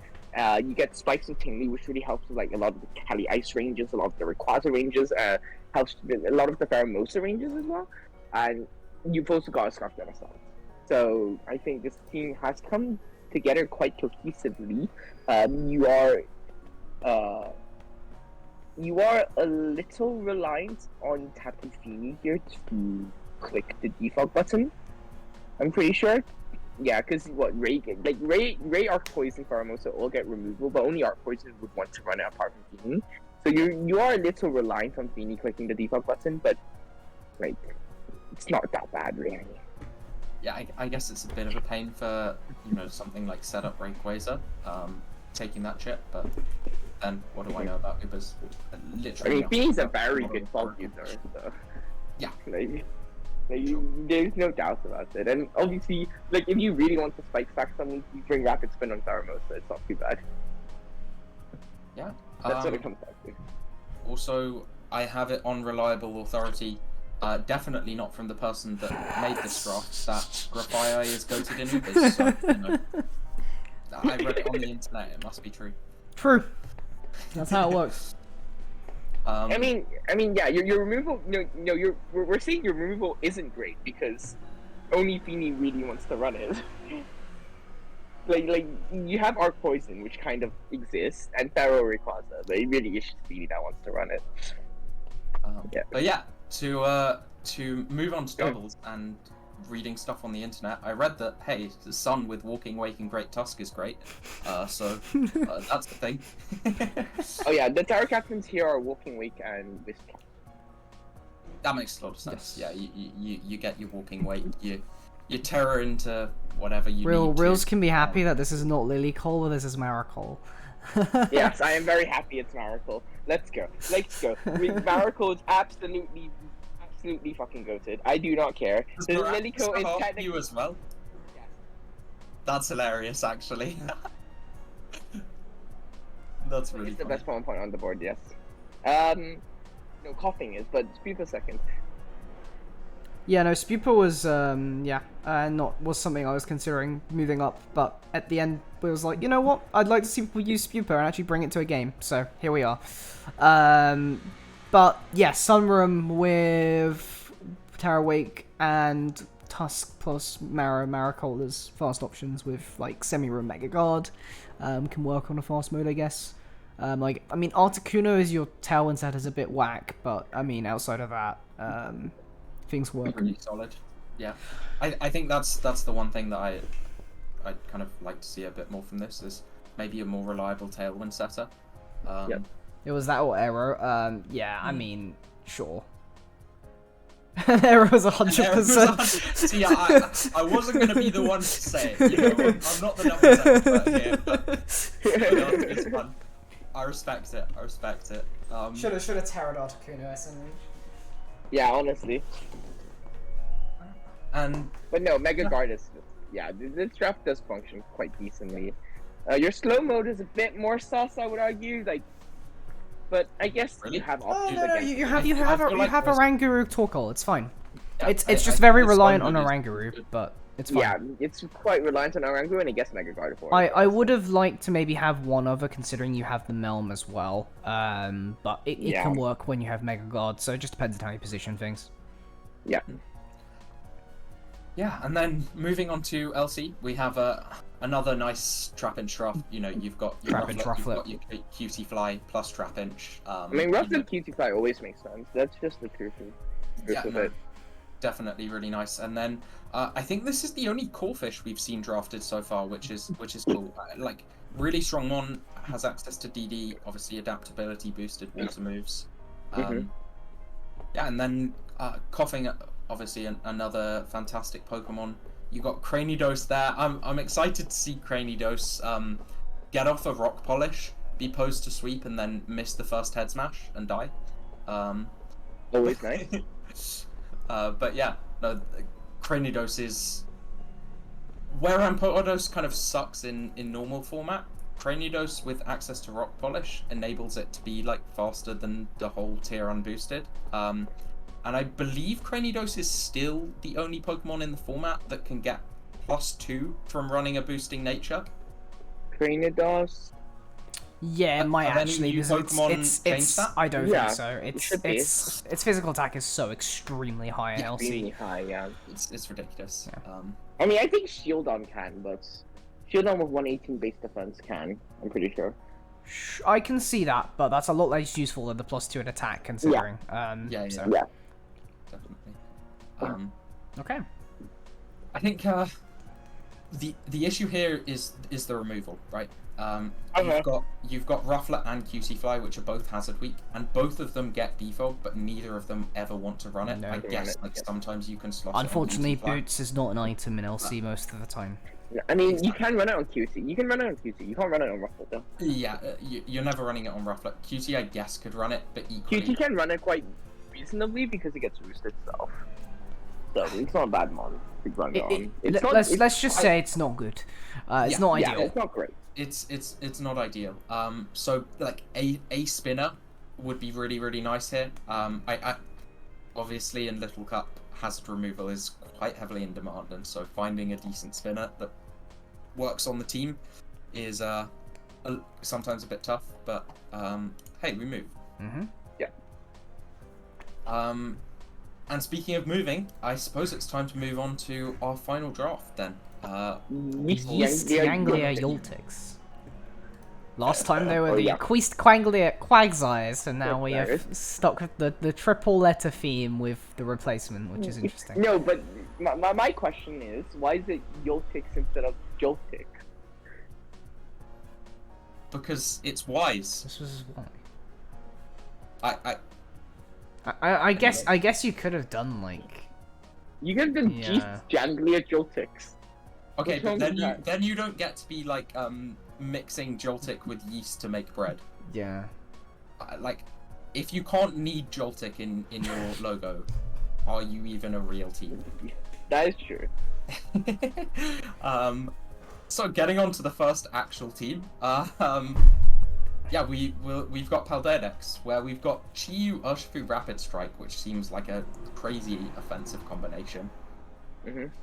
Along with the double Shed Tail.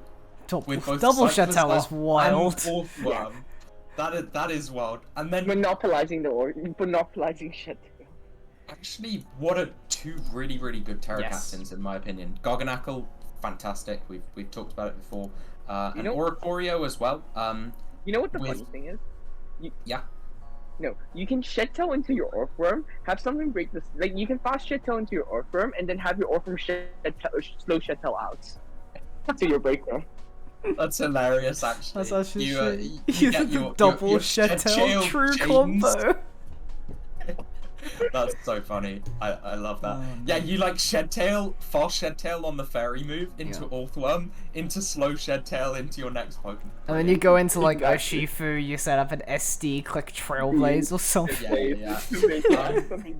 Or indeed Quiverdance with your Terra Captain Oricorio, which it now gets. True.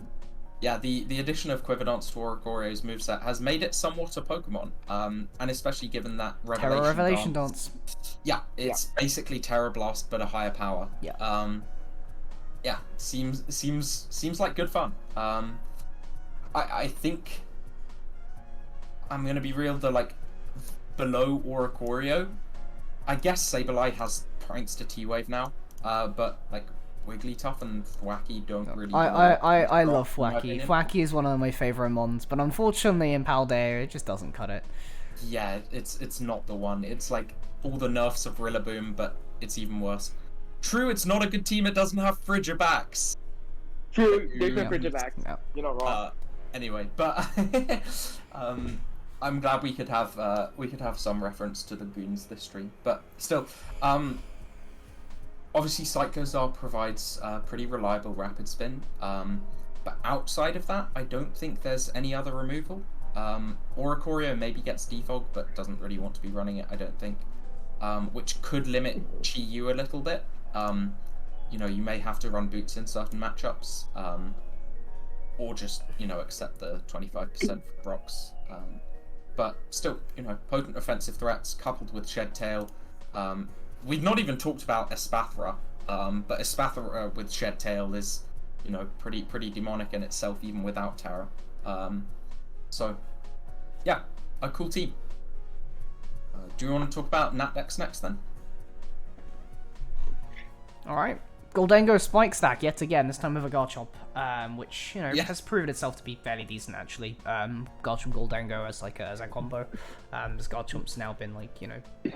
It likes having its spikes now, as it got in Gen 9. But in that dex, it could still do the ye olde scale shot, sword stance shenanigans and such and such. So, still a very threatening sweeper, unlike in Paldea, let's say. Which is really nice to have. Victini, I'm not sure about it going round 1 necessarily, but I guess it works out with some of the other mons you have here. Great pivot, and we all know how much. I mean, got better by the V-Crit round 2 hurts. Garchomp more than anything. Yeah.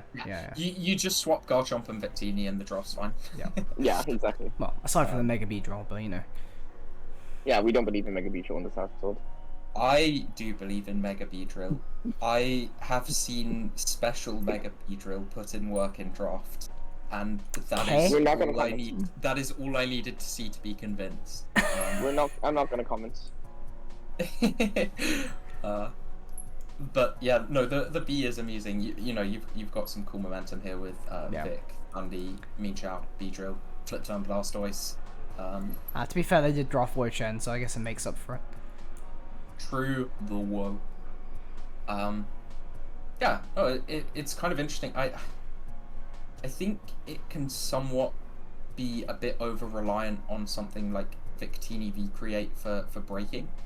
Obviously Thunderous Therian hits pretty hard as well. But otherwise you've got a lot of like pivoting and cleaning. And you know, Garchomp likes to sort of clean up end game as well.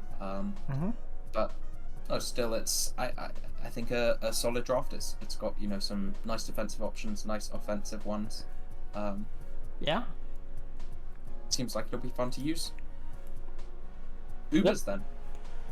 Oh, Uber's time. You've also Zacian. Someone fell for the round 2 Zacian as per the usual. Round 2 Zacian is a fucking scam. Yes. Anyways, you got your Yveltal perspective, so it's fine.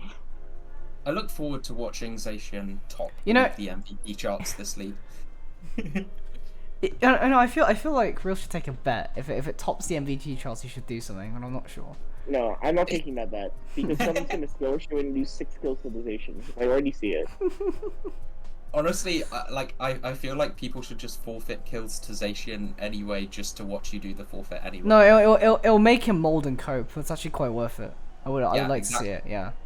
You know, end of the day. I'm always of the opinion that Zacian's overpriced. I still think it's a 27-er. It's a 27 point. No, I think it's a 26 pointer. But I know people aren't that extreme, so 27 I can concede. Anyways, let's get back to talking draft. Yeah. Okay. Sure. Yeah. The NDW I think is my main issue of this draft. That's Yeah. my problem. They could have grabbed Dunala, and they grabbed NDW. Zacian is fine. It's still a very good cleaner. So it can actually do the job here. I mean, you have decent enough breaking Ursa. I mean, even if it will trade, it will still, you know, do some damage if you can position it well. Like between that, Popper, Reshiram, I don't know, Mega Gross can even do that. Arc fighting potentially. Get everything in range for Zacian. Pretty decent. Yeah. Maybe, I guess, on that note, Hazards could have been a bit better, because Fortress and Ubers is not a mood. It's just not a mood. Yeah. So a different spike user would have been nice to have. To be able to get things in range for Zash. But other than that, fairly cohesive. Yep. But yeah, the problem with the NDM round 4 is that you could have grabbed Lunala round 4, and Lunala is just better, and you didn't. But, you know, fine. I mean, it meant that we got the Lunala, so I'll take that. Swings and roundabouts, I guess. Oh my god. But yeah, no, but like, on a serious note, yeah, like Dan says, Fortress is not a mod, but your others, I mean, Luna's was also not a mod, but Ordino actually has surprising utility. Ordino is, yeah. In numerous formats, except for the fact that it's quite passive, but you just play around that. No, I mean, it's Ordino's actually I mean, surprisingly decent. regen knockoff T-Wave Heal Bell is everything you need on this mod. I saw it, was a Specs copy, so, you know. Yeah, take what you want from that. Well, I guess onto doubles, where we have a Psychic Terrain team with Tapu Lele, Mega Alakazam to throw off those super strong expanding forces. Yeah, the second one with Lucha, this combo. for the sort of the unburden options. And Unfortunately, then... I think. Oh, go ahead. Yeah, I think Mega Zam Lele is probably the worst version of Saiyan. It is, yeah. That you can get. That's available. I think Armor Rouge is better than Mega Zam, and I think Indeedee is a better setter than Lele. Obviously, if you're gonna draw off Mega Zam or Slice Spam, you're better off trying to get Indeedee with it. It just supports it a lot better because of how frail Alakazam is. Really appreciates the follow me rather than the extra offensive power that Lele is giving. So if you want to draw off Lele, I would just say Armor Rouge is the better pairing for this one. Because of the raw immediate power you have. Power. Yeah, and it's just bulkier as well. Yeah, the bulk is really significant. For really significant for especially Lele drafts, because Lele itself it is not a strong Pokemon. You kind of its Spadef is really good. Let's just put it that way. Its bulk is actually decent. It's a lot better than people give it credit for, though on the physical side maybe a bit lackluster. Yeah, but it's not it's not gonna define anyone. It's about what you expect. It's not like a Cosmo level. I think it's the best way to put it. Yeah. Does Volbeat get Prankster Sunny Day? Could Volbeat plus Terraleafeon be a secret sun mode then? No, because you have to bring Volbeat and Leafeon. Volbeat is better than you're giving it credit for. No, Volbeat definitely is. The problem is you're also bringing that shitter along with it. Do you not think Terraleafeon has some source? You can carry one shitter, right? It's not even that bad for shitter, right? But then you have to, for the secret sun mode to work, you need 2 shitters. Yeah, I guess that was the issue. Do you not think Terraleafeon has some source? I feel like Terraleafeon could I love Leafeon. Leafeon. I fucking love Leafeon. But no! Unfortunate, doesn't not it? when you have to manually set the fucking sun. Okay, fair enough. When Terraleafeon 6-0 someone, what have you got to say? Shit, then it's fine. What are the Trick Room setters here? Because I see Snorlax, and I mean, my limited doubles knowledge instantly thinks, okay, is there a Trick Room mode that's possible here? Zam? Better. What else gets Trick Room here? No, Lady doesn't get it. Mega Zam. It's Mega Zam. Your Trick Room setter is Mega Zam, so yeah, it's a choice. I mean, Snorlax is a mon that is allowed to sit on the field, but it does benefit from having Trick Room as an option for sure. I mean, I guess with stuff like belly drum sets would really sort of benefit from Trick Room. You enable more of the mon. So yeah. Still, I mean, Sai Spam has proven to be an extremely potent archetype. So I'm sure if positioned well, the combination of Mega Alakazam and Tapu Lele will definitely claim some kills. But I think Sai Spam is relevant more so for Necrozma, which has been proven to work. It's more so than that. It's fine. It can still be fine. We'll see. Cool. It's fine. And then onto our final draft of this review stream. We're only an hour behind schedule. And we have another Hisuian, Zora, Galarian, Farfetch'd, which we've talked about earlier this stream of defensively not necessarily baiting moves from each other, but offensively. You have a Houndour this time, so you do actually have things to disguise. Exactly, there's the Houndour there this time, which actually is nice to kind of good disguise as. Wingull again we see as a very offensive threat. Is there something that gets I was just seeing the Buizel and the Wingull and thinking, is there a rain mode here? Wingull's the rain setter. Yeah, Wingull's the rain setter. So I guess it has that option of Wingull potentially running rain and then rain dance. It is fast enough to do it. The issue is that unfortunately Wingull's not very bulky.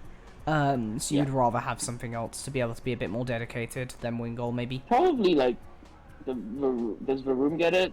Probably Varoom. Why is Chingling so high? I couldn't tell you. Chingling gets nothing, I'm pretty sure. No, Chingling gets a lot of moves if I recall, but but it gets a lot of moves. It gets stat checked by the entire tier. Stats are adequate actually. I'm looking at it. It gets rain dance. To be fair, it gets memento. Does it get memento? Let's see. It gets healing wish. No, it doesn't get memento. No, it doesn't. It doesn't get memento. It doesn't get healing wish. Fuck. You can't even pivot it out. I do appreciate the good, reliable spinner here with Drillbur though, because Farfetch doesn't really want to be taking hazard damage, particularly if you want to catch people off guard with like a final gambit set. And Wingull doesn't appreciate rocks either. Nor does Zorua sort of busting through its kind of disguise and letting you know that it is the Zorua. So yeah, the Drillbur works really, really nicely here as a spinner.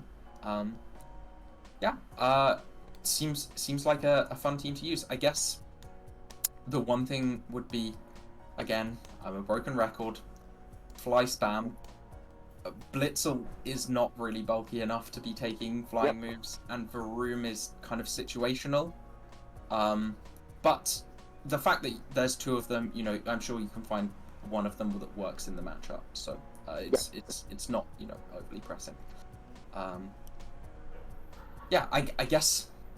Oh, actually, something that I have just noticed: the only hazards are T-Spikes, Varoom, and Stealth Rock Drillbur. And given Drillbur probably wants to be running spin every matchup, that could be a little problematic. But nonetheless, Drillbur's moveset is tools. Yeah, no, but Drillbur's moveset is usually spin rocks, edge quake. Like, yeah, for sure. Nothing you know, sometimes you may want SD. Sometimes, you know. I know what you mean. But still, a fun draft, and yeah, I think that's the final draft we've got. So that is literally the final draft we got. That is everything in Zygarde done. We've been through everything in Evolve, and we've been through everything in Xerneas now. So everyone has had their share. I mean, some may be slightly longer than we anticipated, but you know, you have to account for that. It's bound to happen with a stream like this. Yeah, absolutely. You know, but yeah, hopefully you've all enjoyed, everyone, and hopefully as well, you know, obviously the main intention has been to kind of hopefully you guys have learned some stuff and had some fun, and that we've, you know, been entertaining as hosts. Yeah, I'll go ahead and if you want to sign us off, then Takua. All right, sure. Well, it's been a journey, that's for sure, and stay safe and healthy, people. And then I guess we'll see you next week for the first weekly roundup, when I believe our main co-host will also be back with Dom as part of the stream team, hopefully. So see you then. Yeah. See you guys.